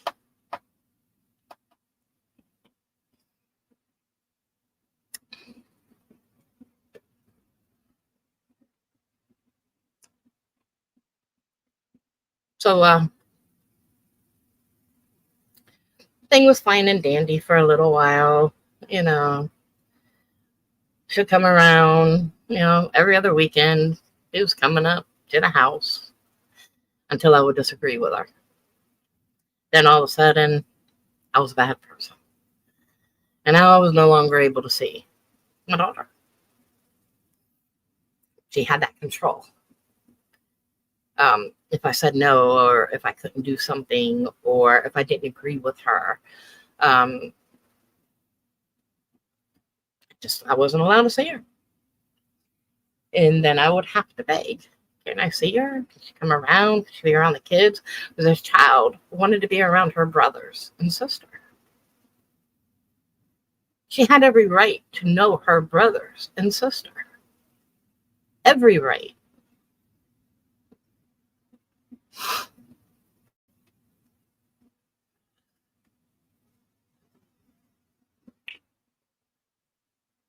So, let's get to another CPS report and another court case that I had to file against her. It was my teddy bear's birthday. He was just turning, she turned 2, so he would have been turning 7 or 8. was Teddy Bear's birthday. Had a big old shebang at the house for my teddy bear. Teddy Bear's my boy that I lost. She came out, brought my daughter. Was having a good old time, pizza, cake, whatever. She didn't get along with one of my friends. And that friend told her to kiss her ass. Or she told my friend to kiss her ass. And my natural mother, my friend told my natural mother, grin and bear it. That bitch bared it in front of my child. Party's over. Party is over. No, we're not going to have that. No, not that type of behavior. I mean, if somebody tells you to kiss their ass, it's a different story. But they say grin and bear it. You don't literally grin and bear it. And that's exactly what she did. So I told her to go. Leave. I went down and filed a report. I don't want her around the kids. Not like this. Because now I sort of had to protect all of them. Because she was really trying to get in and trying to take them home with her. And no.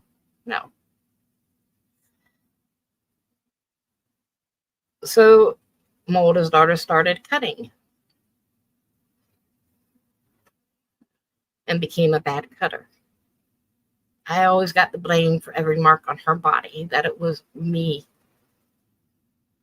that caused it. That I was a C word. That it's all my fault.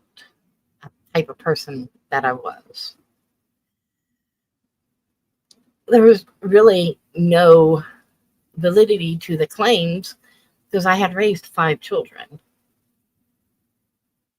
So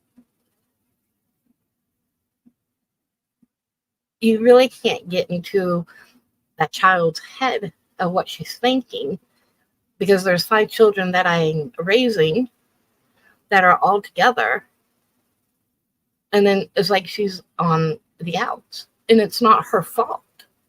It never was her fault. She was always welcome, always had been welcome. I tried to explain to her over the years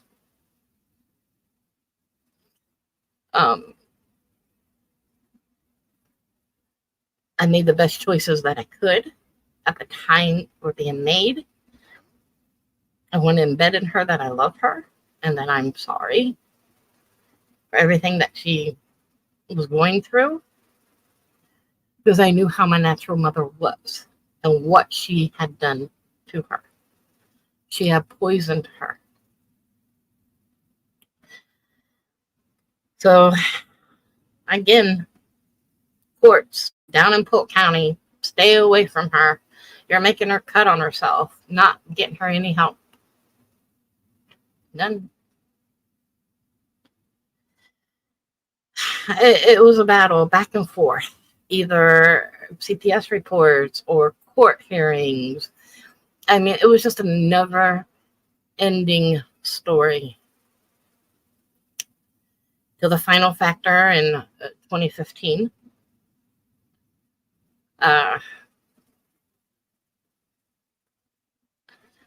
Found out that she taught my teddy bear how to cut.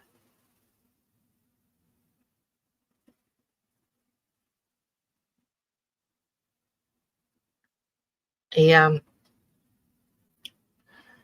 dropped everything I was doing. Got my boy Baker acted to get him help and get everything that he needed. He was already given his pass. He was my first priority. And he was my first priority.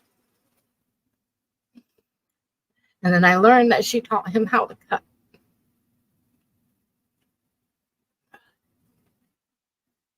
So by now she's 18 and I can unload. because these are minor children. You are their sibling. But we're not going to tolerate this type of abuse in this home.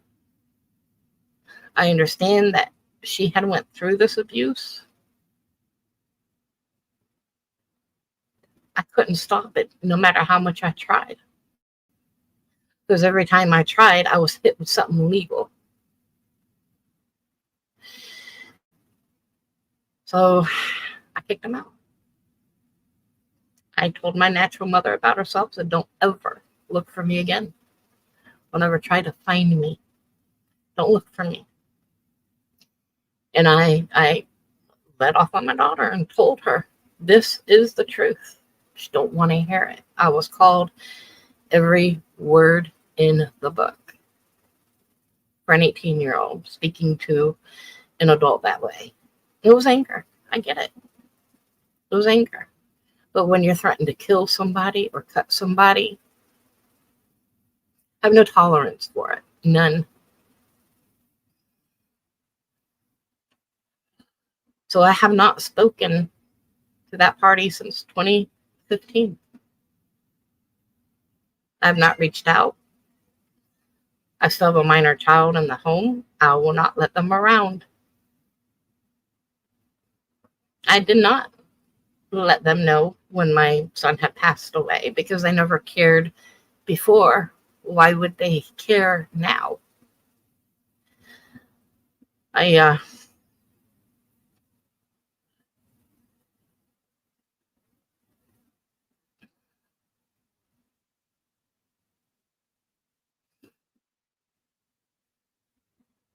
So that's some of my sad story in Shining. You got it. You got every bit of it, honey. You pick and probe it. You do what you got to do to prove it. Do everything that you need to do to bash me, to make me to be the lowest person beneath your feet. Because that's the way you treated me last night, beneath you. A fellow survivor walks beside each other. They never put anybody beneath them. And that's where you put me last night, beneath you. So here, you got my story now.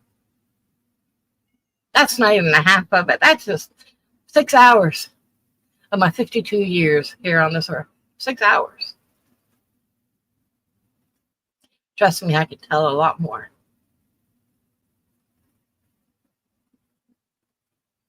And there are plenty more.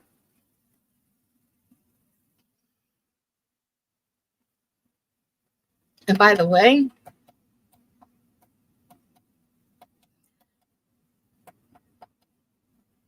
just so you got no more ammunition, and I hope you feel like shit when I put this out here. I hope you literally feel like shit. I just found out not too long ago that 13-year-old that I spoke about,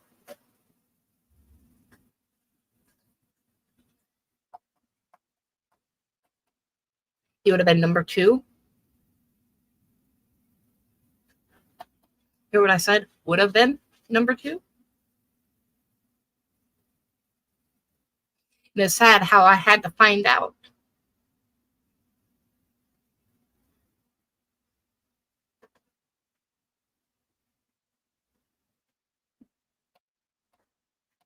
How he was taken out as well.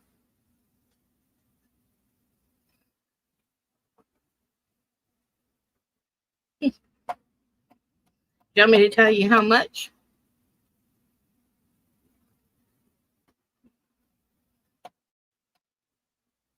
$2,000. Mexican cartel. Because he was running away from his demons over here. And we found him. And we don't know where he's at. But we know what happened to him. So that's 2 in my book. I've only got 4 left. One that doesn't know me and hates me with every fiber of her being.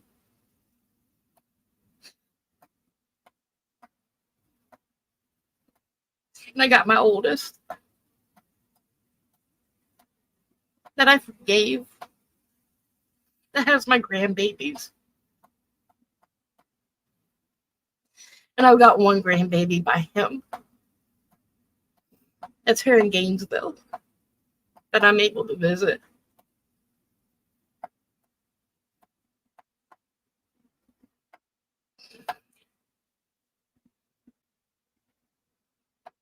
Then I got my boy across the country that I don't see that much anymore right now. And then I got my little one here.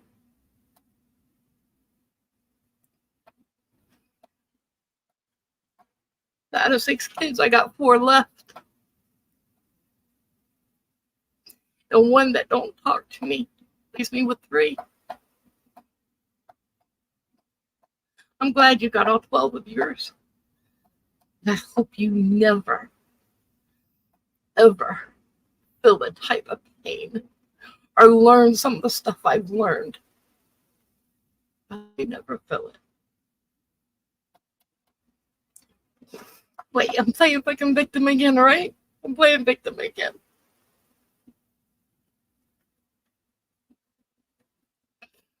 So you got your bashing power. You got it all. And do what you got to do, honey. Put me out there. Because you did a damn good job last night. And I'm almost done, y'all. I'm almost done. It's getting late. I didn't even notice the time. I'm going to say this.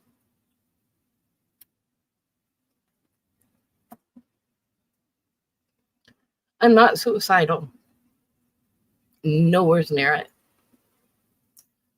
Because I am a very strong woman. Trust me, the shit that you put out on me last night, nothing compared to the shoes or the path that I walked through my whole fucking life.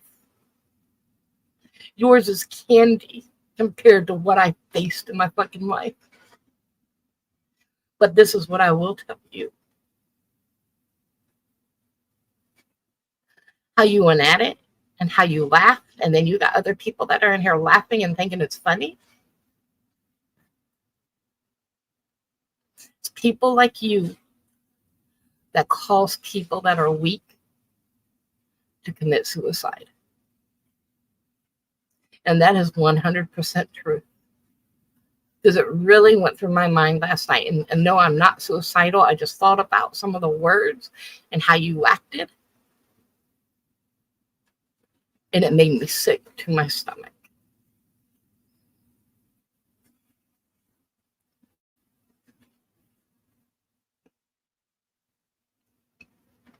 Amen, Lenny, and thank you of the light. Woo. I got so much more I can talk about, but I'm probably going to let you guys go.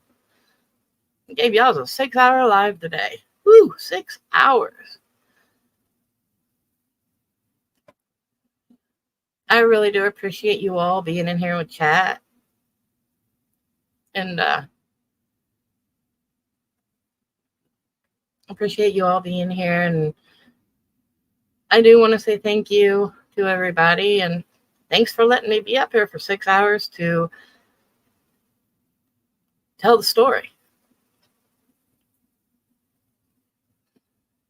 Got many, many more. I do hope you all do have a blessed evening. Thank you for taking the time.